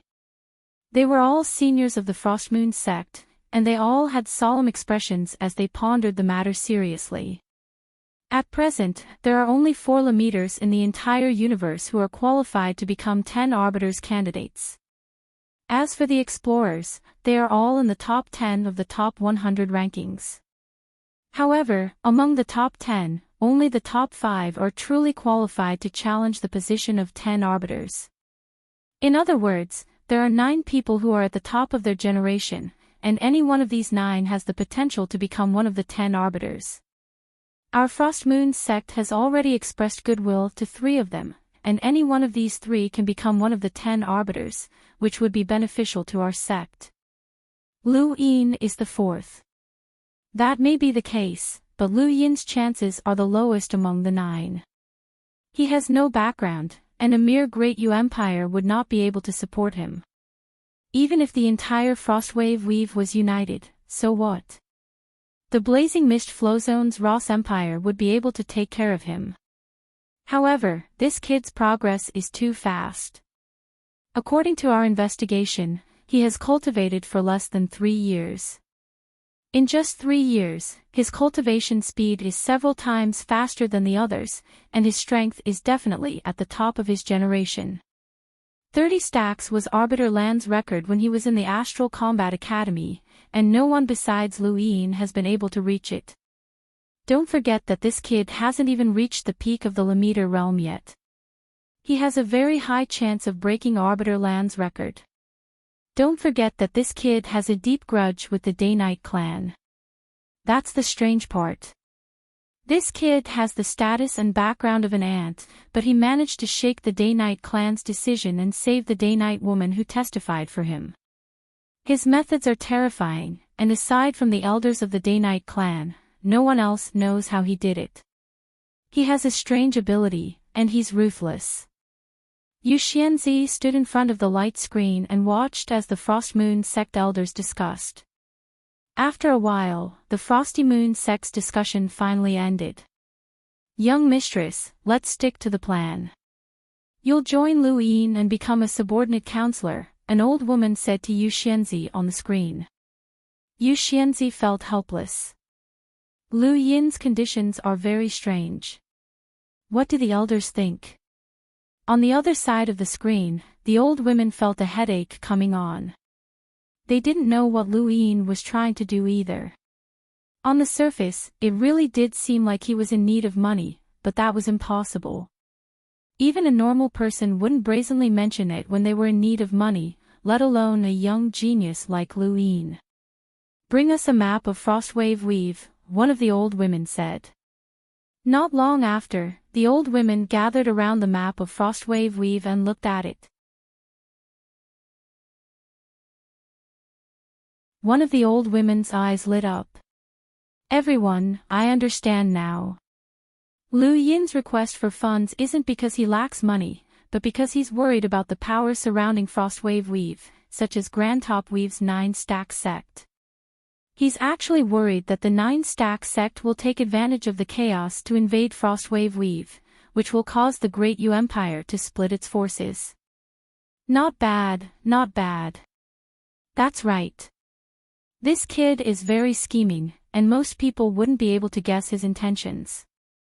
As expected of Elder Lin, you've participated in border wars and are more experienced than any of us, one of the old women praised. Elder Lin was pleased. It's nothing. This kid is quite scheming. How about this? Send a few experts to warn the 9-stack sect. Alright, and warn the power surrounding Frostwave Weave as well. That's right. Yu Xianzi pursed her lips and wanted to say something. She felt that Lu Yin really did want money, and when she thought about his repulsive face, she felt that he really did want money. But that didn't make sense. Forget it, Elder Lin's guess must be correct. On the other side, An Xiaohua of Watermoon Villa was also considering the situation. However, the seniors of Watermoon Villa were thinking even deeper than the Frostmoon sect. The Great Yu Empire's funds are tight. Could it be that the previous war caused the economy to decline? Or did the Mavis Bank withdraw? Could the Ross Empire have intervened? That's very likely. In the end, Watermoon Villa decided to send a caravan to the Great Yu Empire to help restore its economy. As for Lu Yin's lack of money, that was a joke. Of course, it didn't exist, as no one would blatantly ask for money. In San Dios, Barley found Lu Yin. Counselor, Yu Xianzi and An Xiaohua have replied. They understand your intentions and will make preparations. Lu Yin's eyes lit up. Preparations. A lot. As expected of a large organization, Lu Yin was rather excited. More money meant faster cultivation, and it also meant that he could roll his die. It also meant that he could go to Bush Tree Planet and harvest natural treasures. The more he thought about it, the more excited he became. Monkey, your seventh bro's about to improve greatly. The monkey was confused. What do you mean? Nothing. Seventh bro is about to break Arbiter Land's record. Lu Yin was anxiously waiting in San Dios for Yu Xianzi and in Xiaohua to deliver the money. On Xenia Star, a large spacecraft docked at the space station. A group of youths looked out excitedly. They were from Earth and were the first batch of elites to receive Yu Academy's teachings. They were elites, but that was only relative to Earth. Any random student in the Great Yu Empire could surpass them. Earth was too weak, and the strongest person on Earth, Zhou Shan, was only a melder. And that was only because he had received help from the Great Yu Empire. Within the space station, Tianming stood quietly as he watched the spacecraft come to a stop. Behind him, a Yu Academy member looked unhappy. Hall Master, this is just a border planet. Do we need to personally welcome some sentinels or even seekers? Tianming smiled. They're from Earth. I know, the Yu Academy member said. Tianming glanced at him. Haven't you heard of Earth? The Yu Academy member frowned. It sounds familiar. Let me think. His eyes went wide. Earth? The Astral Combat Tournament. The Royal Regent's hometown. Tianming nodded. That's right. It's the Royal Regent's hometown. The Yu Academy member sucked in a breath of cold air, and his gaze immediately changed as he looked at the spacecraft. One's hometown was very important to a person, and in the Great Yu Empire, the people with the highest authority were the Royal Regent and Wendy Yushan. Someone from the Royal Regent's hometown was very important. It was no wonder why Hall Master Tianming had to personally welcome these cultivators. As the spacecraft came to a stop, the hatch opened, and a group of soldiers walked out and lined up on both sides. Then, an explorer walked out. It was obvious that he was from the military, and he had a serious expression as he disembarked. Behind that explorer was Xiao Yu. It had been 2 years since they had parted, and she had changed slightly. She had become colder, which was related to her battle techniques. As one of the 3 snow maidens under Bai Shui, she had traveled through the apocalyptic lands alone to Nanjing. This woman's willpower was strong, and few could match it. Back then, she had only been a seeker, but now she was a sentinel. Behind Xiao Yu was Feng Hong, an instructor for the new recruits under Zhou Shan of Nanjing. He had a good relationship with Lu Yin and was now a sentinel as well. Behind him was Luo Yi, a woman who had once seduced Lu Yin and feared the apocalypse. Her appearance had become more charming, and she had also reached the sentinel realm. Behind her was Qin Xian, also from Nanjing. Lu Yin had rarely met her, and she was also a sentinel. Behind her was Huan Sha, from the capital. She had helped Zhang Dingtian stabilize the situation. She hadn't wanted to leave Earth, but when she heard that Zhang Dingtian had gone missing, she had resolutely left to search for him. These 5 were all acquaintances of Lu Yin's, especially Feng Hong and Luo Yi, who had a good relationship with them. Behind them were a number of young powerhouses from Earth, most of them seekers, with the occasional sentinel. Earth had undergone great changes, and the Sentinel realm was no longer as unreachable as it had once been. However, it wasn't easy to reach either. In the distance, Tianming looked at his gadget, which displayed the information of all the cultivators on Earth. Among them, there were a few that were worth paying attention to: Huan Sha, Awakened Talent, Simulation Analysis; Qin Xian, Awakened Talent, Solution; Fu Xiaoshu, Awakened Talent, Illusion; Zhentong, Awakened Talent, Flower; Songshire, awakened talent, wind. A total of 5 people had awakened their innate gifts, which was somewhat inconceivable to Tianming. Innate gifts were 1 in a billion, and any cultivator with an awakened innate gift could join the 10 Arbiters' Council unconditionally. There weren't many cultivators with awakened innate gifts in the entire Great Yu Empire, so it was inconceivable that 5 had awakened innate gifts on a small planet like Earth. Even the captain of the 12th Squadron, Ban Zhou, was investigating Earth's information to find out the reason. Feng Hong looked at the vast Xenia star, and when he looked up, he could clearly see the 3 rings around it. This is the scene that Brother Lu saw 2 years ago, and now, we're seeing it as well. Luo Yi had a complicated expression. He was just a captain back then, but now he's a genius powerhouse who's popular in the universe. Old Feng, we're lagging too far behind. Feng Hong laughed, don't compare yourself to him. Anyone who does is retarded,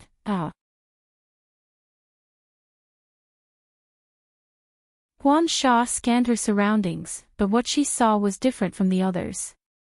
She was analyzing the space station, and no matter how she analyzed it, the station's defenses were impenetrable against attacks of the same level. This was the Great Yu Empire's Xenia star. Xiao Yu looked up. She had come to Xenia star to search for Bai Shui, shouldering the hopes of countless brothers and sisters in the blue camp. They couldn't let her go missing for no reason.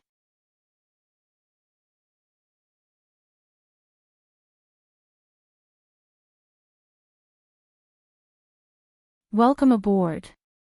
Stay tuned and subscribe to Han Li's Wuxia Adventures for more thrilling content. Chapter 349. Not too far away from Zhao Yu, a beautiful girl was curiously looking around her with excitement. She had finally left Earth. Back then, she had watched so many powerhouses compete against each other on a screen. Those fascinating battles, strange innate gifts, and terrifying battle techniques had all fascinated her. It was precisely because she had watched the astral combat tournament that Jintong had decided to come to Xenia Star. She wanted to leave Earth so that she could be like Lu Yin and broadcast her image to the entire universe one day. Most of the people here had the same thoughts as Jintong. On the other side, Fu Xiaoshu's expression was calm, but there was a burning passion deep in his eyes. His family had undergone a huge change, and he no longer had the motivation to survive on Earth. He had spent his days eating and waiting for death like a beggar. He would never forget the image on the screen that day. The moment the words, Earth, had appeared on the screen, he had understood the meaning of his life. When he had seen Lu Yin's elegance in battle, he knew what he should pursue.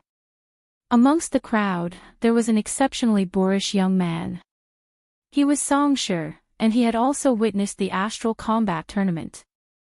At that time, he had been in the forest, trying to sense the flow of the wind. He had also seen the battles in the astral combat tournament and the tournament of the strongest. That had made him certain that he would follow Lu Yin for the rest of his life. This person was the pinnacle of his life. Many cultivators from Earth waited nervously and expectantly for the following arrangements. They had stood out from the millions of cultivators on Earth, and they would definitely return in glory in the future. Clap clap clap clap clap. Tianming approached the crowd with a smile. Everyone looked at Tianming. Greetings, cultivators from Earth. My name is Tianming, and I am the Hall Master of Yu Academy. From now on, you will join Yu Academy and receive the Great Yu Empire's harshest training. A few days later, in East San Dios, Lu Yin frowned at Barley. Did you really relay what I said to you Xianzi and in Xiaohua? Barley was terrified. Yes, word for word. Lu Yin was puzzled. What did they say? They said that they needed to prepare. Lu Yin's eyes narrowed. Prepare. They didn't say what they needed to prepare. Barley shook his head. Lu Yin did not understand. Why did they need so long to prepare some money? The Frost Moon sect and Water Moon Villa shouldn't be that poor, right? Or had they given him too much money to prepare? Impossible, these forces would not place their bets on a single person. It was impossible for them to give him too many resources. That was strange. Could it be that they were lying to him? Inform Yu Xianzi and An Xiaohua to report to San Dios immediately. Barry hurriedly agreed. The monkey cackled. Seventh bro, they're ignoring you. I told you that you were wrong. You're just a Lemaitre, so even if the 10 arbiters abdicate, it won't have much to do with you. There will be explorers fighting amongst the younger generation, just like the top 10 of the top 100 rankings. You want to get involved. What a joke. Lu Yin casually blocked off the monkey, as he was too talkative. 2 more days passed, and on this day, Lu Yin received a message from the Great Yu Empire's finance minister, Gavin. Watermoon Villa had sent a merchant group to the Great Yu Empire, saying that they wanted to help the country recover from the war. Lu Yin was speechless, and he face-bombed. He had the urge to curse out loud. Watermoon Villa had misunderstood his intentions, and he had been too reserved. Now, he could only rely on the Frostmoon sect, but he had a bad premonition about this. Sure enough, Hua Qingshan contacted Lu Yin that afternoon, telling him that the 9-stack sect had contacted them and that they would not take advantage of the situation to attack Frostwave Weave. They had clearly expressed their friendliness, but they also said that the Frostmoon sect had sent people to intervene. Lu Yin was in complete despair. He had been too reserved, and these idiots had misunderstood his intentions. Next time, he would directly ask for money. Fortunately, he had blocked off the monkey, or else the monkey would have laughed at him. Lu Yin activated his gadget and started researching how to quickly earn money when Mira suddenly appeared with a strange smile on her face. She seemed to be taking pleasure in his misfortune. Lu Yin's heart sank when he saw her smile, and he had a bad premonition. What's the matter, Sister Mira? Mira chuckled. You're in big trouble, Representative Lu. Lu Yin's eyes flashed, and he looked at Mira. He suddenly thought of Puyu. That guy had been investigating Lu Yin's blockade of Firesmelt Planet's 3 military planets, but there had been no news from him. Did Puyu make a move? Mira nodded. Puyu has publicized your actions against Firesmelt Planet. Right now, nearly 100 organizations from Grand Top Weave, Lars Weave, and Wuri Weave are jointly suing you. They're accusing you of abusing your authority, interfering in the Outerverse war, destroying the balance of power, and arranging for others to be punished. There are dozens of charges that have been sent to Arbiter Wen. She then laughed exaggeratedly. Representative Lu, these charges make me angry. Lu Yin fell silent, and his expression turned serious. Puyu had been in the Outerverse Youth Council for too long, and he was deeply rooted in the organization. In just a few days, he had managed to unite over 100 organizations to oppose Lu Yin. This was quite terrifying, and it had fully exposed his authority. Of course, this was related to Darkstar Gorge, but it was even more related to Puyu himself. Mira smiled at Lu Yin's silence. She liked seeing Lu Yin like this, and for some reason, she felt an indescribable sense of pleasure. She had been like this ever since she had been teased during the border war. Myra's snow-white calves bounced up and down, and her bare feet were as white as jade. They dazzled Lu Yin's eyes, and he looked up at her seriously. How many organizations did you just say? More than 100. Mira tilted her head, as if she had been the one to unite all of them. Lu Yin suddenly laughed. It was a very happy laugh, and it was a heartless laugh. Mira blinked. Are you stupid? Lu Yin looked at Mira and raised a hand, causing his star energy to transform into a chessboard.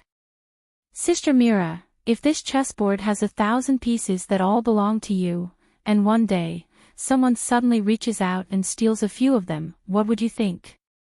I'll chop off anyone who dares to touch them, Mira said matter-of-factly. Why? Luin asked. Mira raised a brow. What's mine is mine. No one can take it away. Luin nodded and sighed. That's right. What's yours is yours. That's what Arbiter One thinks as well. Myra's expression suddenly changed at Lu Yin's words, and she stood up to leave. Lu Yin looked at her back and smiled faintly. Puyu had made a mistake this time. If he had joined forces with several organizations to resist Lu Yin, then Arbiter One might have punished him for the sake of balance. Unfortunately, Puyu had joined forces with more than 100 organizations, which fully exposed his authority in the Outerverse Youth Council. This authority should have belonged to the 10 arbiters, but Puyu had used it. More than 100 Outerverse organizations were equivalent to a few chess pieces out of 1,000. It would be strange if Arbiter One was happy that his own chess pieces had been used by someone else. Puyu had been too anxious. Perhaps he had been driven mad by Lu Yin and wanted to get rid of Lu Yin in one go, but he had gone too far. When Mira saw Wen Sansi again, her heart skipped a beat. Wen Sansi's expression did not look too good. Arbiter One, Mira said. Wen Sansi grunted and looked at the allied organizations on the screen. His eyes flashed coldly. This Puyu was truly capable. He had managed to unite so many organizations in just a few days. What benefits had these organizations obtained from him? Was he trying to force Wen to punish Lu Yin? That was a little too much. Arbiter One, Puyu isn't easy to control. Rumor has it that he's been trying to challenge the top 10 of the top 100 rankings in hopes of becoming one of the 10 arbiters, Mira said. Wen Sansi laughed. 10 arbiters? What 10 arbiters? The 10 of us aren't dead yet. Mira opened her mouth to say something, but Wen Sansi raised a hand to stop her. The 10 arbiters are all backed by huge benefits and countless powerhouses. Abdicate. Who can force you? Age is just a joke. So what if you're in the top 10? There's a huge gap between us. Wen Sansi then stood up. Get ready to return to the Interverse. Then, what about Puyu and Lu Yin? Don't worry about them. Let them deal with it themselves. That Jinwu fellow sent someone over as well. This place is getting more and more chaotic, but it's not bad. Wen Sansi then vanished. Mira looked at where Wen Sansi had disappeared, and her eyes lit up. No wonder Lu Yin had been smiling so happily. Puyu had gone too far, and he had actually helped Lu Yin. Puyu had been waiting for Wen Sansi to punish Lu Yin the entire time, but the result was too much nonsense. Puyu stared blankly at Wen Sansi's punishment, and an indescribable feeling of humiliation welled up within him. He had put in so much effort and even used Darkstar Gorge's power to unite the various powers. Even if he couldn't defeat Lu Yin, he still wanted to humiliate him. After all, Lu Yin was a member of the Council of Astral Academy, and he had to be a little more ruthless in order to defeat him. However, this was the result that he had received. Puyu smashed his gadget and roared in anger. He was a member of the Outerverse Youth Council, and he was only one step away from becoming one of the 10 arbiters. However, this step was as difficult as ascending to the heavens. The 10 arbiters could humiliate him at will, but he was not satisfied. He would definitely become one of the 10 arbiters, and then, he would deal with both Lu Yin and Wen Sansi. At that moment, a pale-faced man walked over. It was Vulture, the corpse king from the Neo-Human Alliance who had fought with Lu Yin on the giant planet. Puyu did not know his identity, and Lu Yin did not expose him. This person was a spy that Lu Yin had placed by Puyu's side. Lord Puyu, something strange just happened, Vulture reported coldly. Puyu was extremely angry, and his tone was unpleasant. What happened? Many pirates suddenly appeared in Grand Top Weave, Lars Weave, and Wuri Weave. They attacked the various power space stations and caused huge losses, Vulture replied. Puyu frowned. What does that have to do with us? The powers that were attacked by the pirates are all the powers that joined together to resist Luin. Puyu suddenly stood up, and his expression changed. What did you say? All of them. Most of them, Vulture replied. Puyu's gaze turned cold. Speak clearly. Are all of them, or most of them? Most of them, Vulture replied. Puyu frowned. This situation was indeed very strange. Pirates normally would not take the initiative to attack the various powers space stations for fear of being surrounded. So why had this suddenly happened?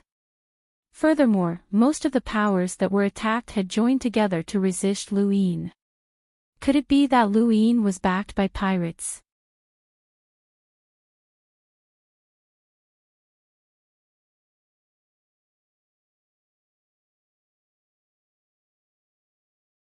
Welcome aboard. Stay tuned and subscribe to Han Li's Wuxia Adventures for more thrilling content. Chapter 350. Puyu suddenly recalled that Luin had been able to join the Council of Astral Academy because of his results in the Astral Combat Tournament, but he had been falsely accused by Night Queen Yanqing of being a pirate. In the end, it had been a girl from the Day-Night clan who had testified to clear his name. It was because of this that a series of events had followed. Could it be that Night Queen Yanqing had not falsely accused him? Was Luin a pirate? Otherwise, why would so many pirates help him? It wasn't just Puyu, Wen Sansi had also received the news. Just like Puyu, Luin had the support of pirates. Many people were speculating. Luin was dumbfounded, and he felt as if he had eaten a fly. So many pirates had attacked the space stations of the various powers, but most of those powers had been against him. The timing had also been so coincidental that no one would believe that he had no connection to the pirates. Who was trying to frame him? Barley looked at Luin strangely. Was this person a pirate? Seventh bro, are you a pirate? The monkey asked curiously. Luin was speechless. At this moment, his gadget received a communication request from an unknown number. Lu Yin's expression changed, and he dismissed Barley. At the same time, he blocked the monkey and opened the call. A screen appeared, and Uncle Ruben was on it. Long time no see, little Yin, Uncle Ruben greeted Lu Yin. Lu Yin was puzzled by Uncle Ruben's strange tone. Uncle Ruben's tone had always been cold, but now, there was a forceful gentleness to him. Lu Yin was not used to it. What is it, Uncle? Uncle Ruben coughed twice. Nothing, I just wanted to show some concern for you. Lu Yin's expression grew more and more strange. He suddenly thought of something, and his expression turned ugly. Uncle, what's your relationship with the pirates? Uncle Ruben looked embarrassed. Lu Yin was speechless. So it was you guys. I knew you were acting weird today. Tell me, what's your family's relationship with the pirates? Ahem, little Yin, my family has always treated you well. You know that, right? Uncle Ruben laughed dryly. Lu Yin felt a chill run down his spine. Uncle, stop laughing. It's too creepy. Uncle Ruben's expression changed. Actually, little Yin, you should know about Big Sis Wish. Lu Yin nodded. I've heard that she wants to return to a certain place. I'll tell you now. Wait, Uncle, aren't you afraid of being monitored? Lu Yin was surprised. Uncle Ruben shook his head and held it high. There's no need to be afraid, because we have already returned to that place.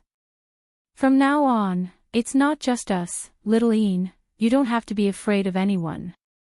Remember, Uncle's referring to anyone. Lu Yin's eyes flashed. I have a background now. Uncle Reuben's lips curled up. Not bad. You now have a backer, and you're no longer a wanderer. From now on, you, Lu, are a member of the Cosmic Seas Leon's Armada. Lu Yin's Uncle Reuben. 1. Uncle Reuben nodded. That's right. We're one of the 4 pirate lords, and we're publicly recognized as the strongest of the 4 pirate lords. Leon's Armada is a power that's strong enough to strike fear into the inner-verse and outer-verse.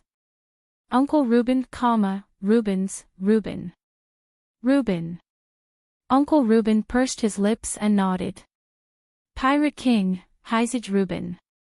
Lu Yin was speechless. He was actually one of the Pirate King's people? His family had never mentioned anything about him being related to the Pirate King. Uncle, is Big Sis also part of Leon's Armada? Nonsense. Let me tell you, it wasn't Big Sister who saved you back then. When you fell into the Cosmic Sea, it was Boss who saved you. Big Sister was the one who took care of you. Later, for some reason, Big Sister and Boss had a falling out, and she ran away with you. If it weren't for that reason, you would be receiving training in Leon's big army and becoming a glorious Cosmic Sea warrior, Uncle Reuben replied. A glorious pirate. Lu Yin grinned. Uncle Reuben's expression turned serious. Do you look down on pirates? Lu Yin hurriedly shook his head. Of course not. That's good.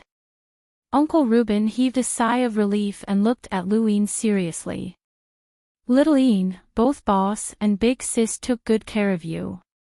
From the moment you were rescued by Boss, you were part of Leon's Armada and the Pirate King's people. You can't change that.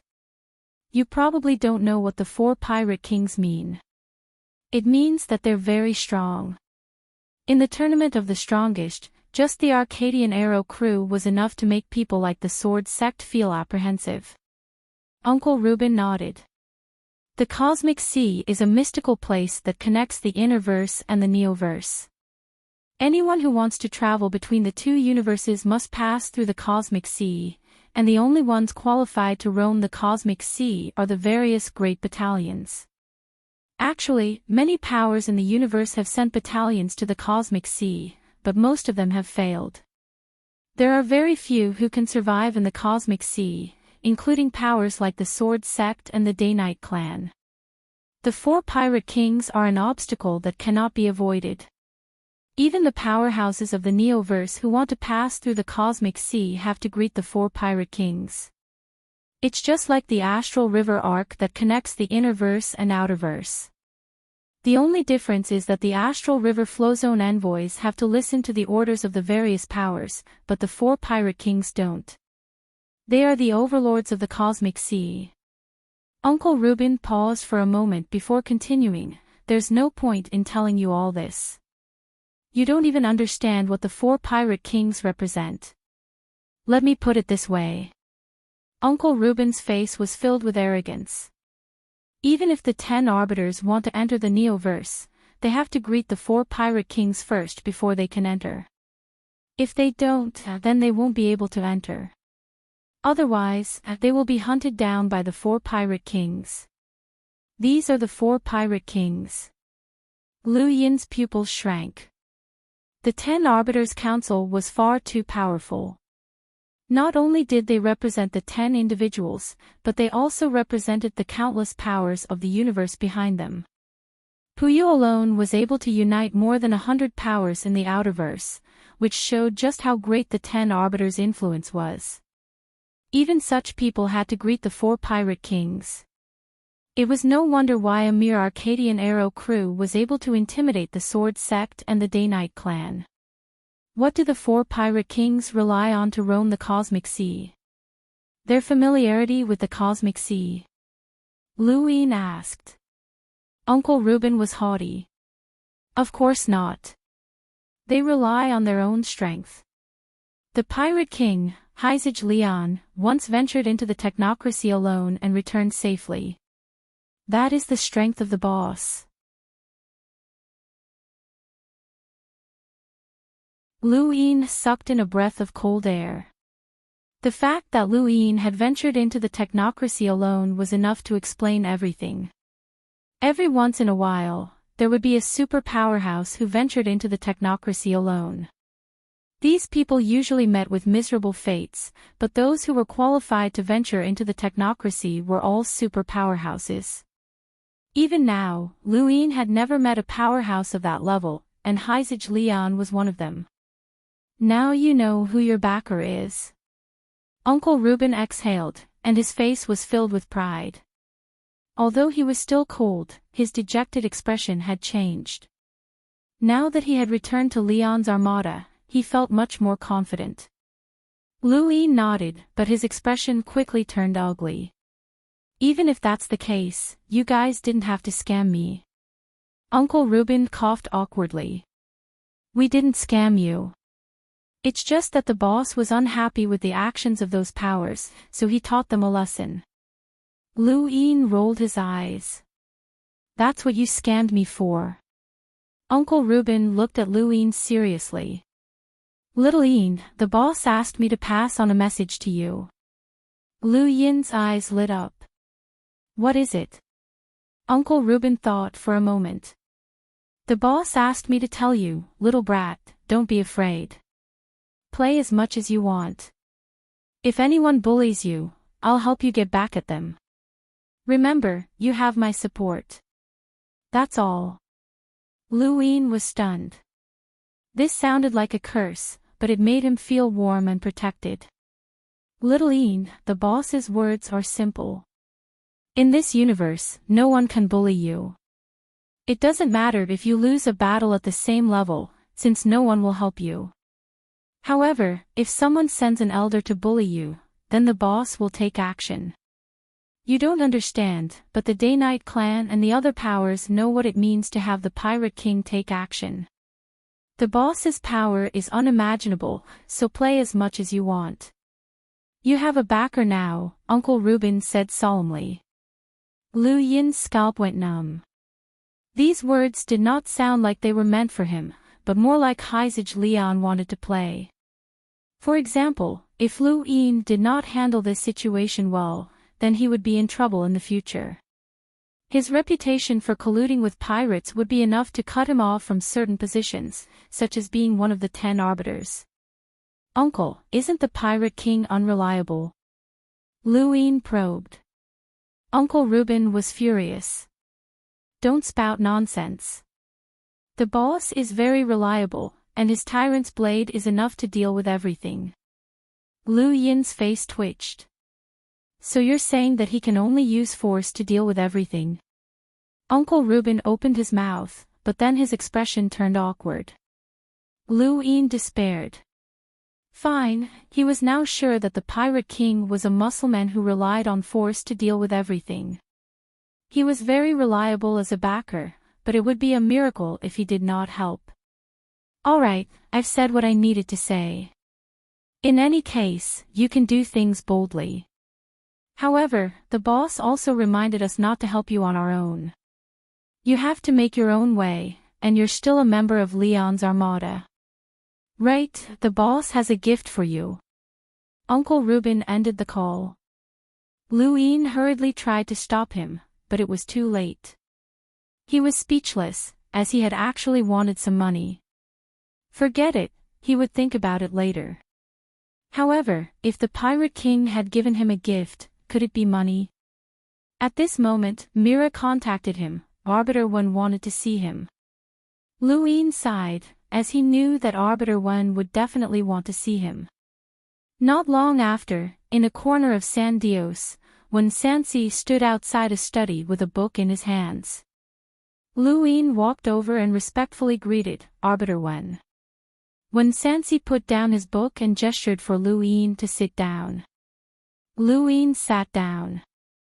Arbiter Wen, do you have any instructions for me? When Sansi smiled. Nothing much. Puyu just accused you of abusing your authority, and over 100 organizations have joined forces to boycott you. Luin felt helpless. Counselor Puyu has a bad opinion of me, and he's been trying to frame me time and time again. Frame you? When Sansi looked up at Luin, waiting for an explanation. He had not wanted to look for Luin in the first place, as Puyu's plan had been foiled as a warning. However, the pirates had attacked the various large organizations, which had piqued Sansi's interest in Luin. He did not know if Luin had any connections to the pirates.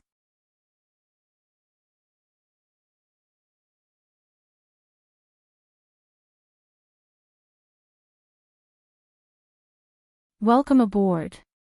Stay tuned and subscribe to Hanli's Wuxia Adventures for more thrilling content.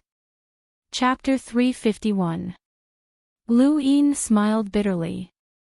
Yes, this isn't the first time I've crossed paths with Counselor Puyu.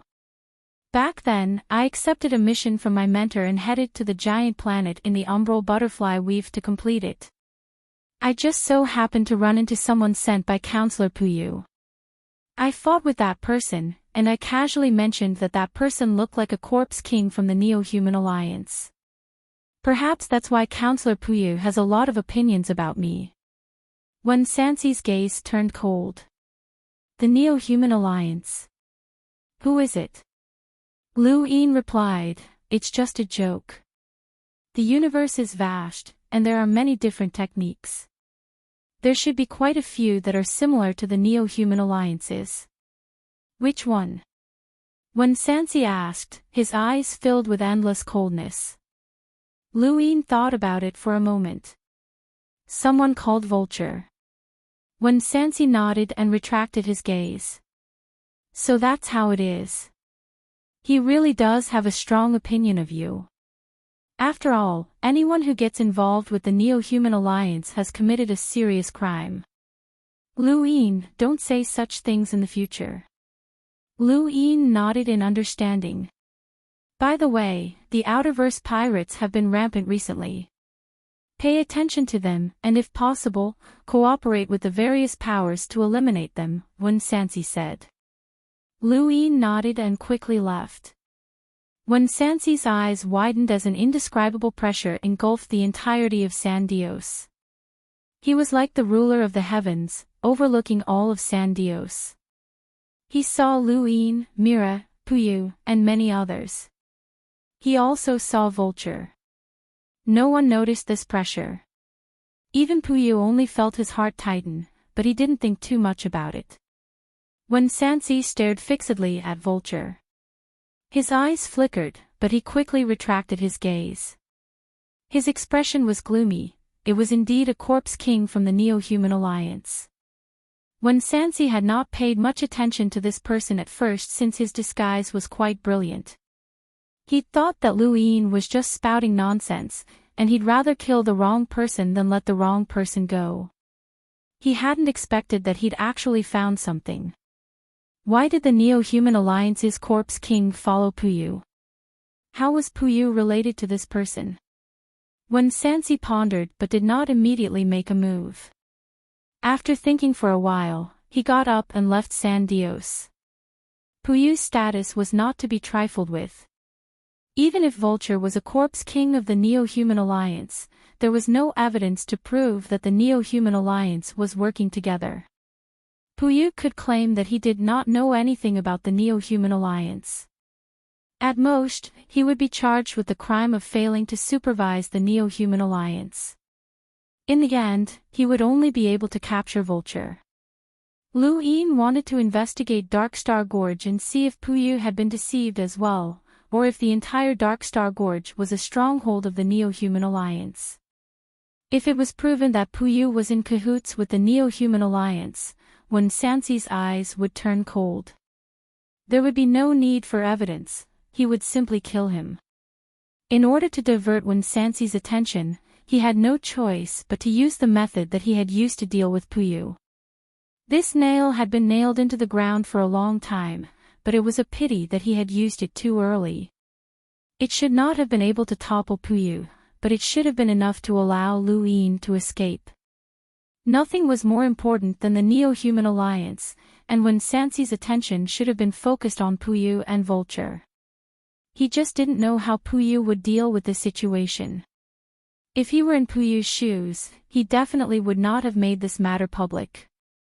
At the very least, he wouldn't have done so before investigating whether or not Puyu knew anything about this. However, Puyu would not have an easy time in the coming days, as he had already been targeted by the 10 arbiters.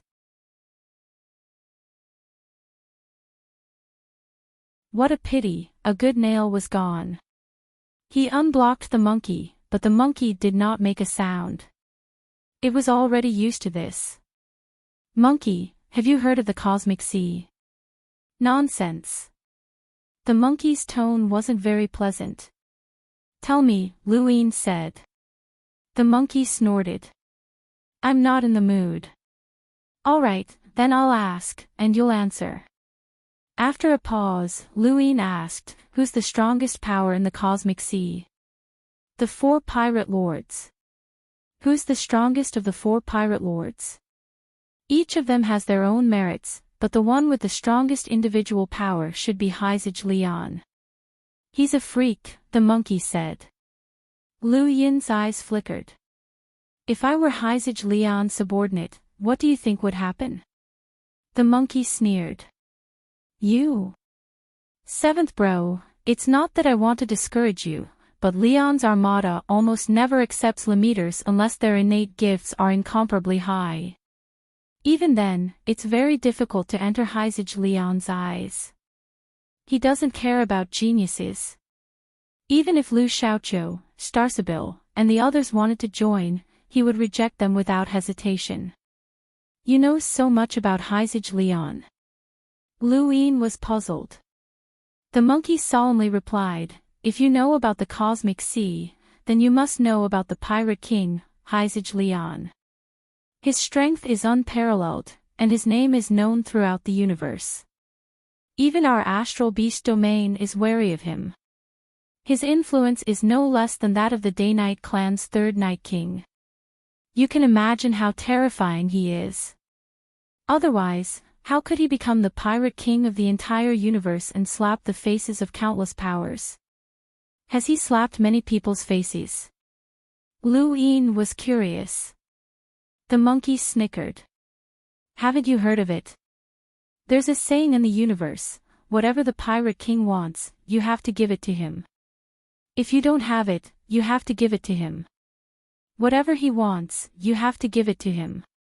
It has nothing to do with whether you have it or not. Lu Yin's heart surged, and he was fascinated. How domineering, how shameless, but he liked it. By the way, why are you suddenly asking about this? The monkey was puzzled. Lu Yin's lips curled up. I'm from Leon's armada. The monkey disdainfully replied, keep bragging. Leon's armada doesn't care about geniuses. Have you forgotten about Yixingqin? Rumor has it that Leon's armada wants to recruit him personally, Lu Yin said. The monkey sneered, 7th bro, don't blame me for putting you down. Although you sound like you're on the same level as Yixingqin, in the eyes of others, you can't compare to him. He's someone who made a name for himself in the cosmic sea, and he's much stronger than you. Let me put it this way, if the sword sect wants to rope you in, they'll give you the same status as Lu Xiaoqiu. But if they want to rope in Yixingqin, they'll give him the status of an elder instead of a disciple, even if he's just a Lemeter. Do you understand now? Some things can't be measured by battle prowess. This is the influence of the cosmic sea. Lu Yin looked up at the sky.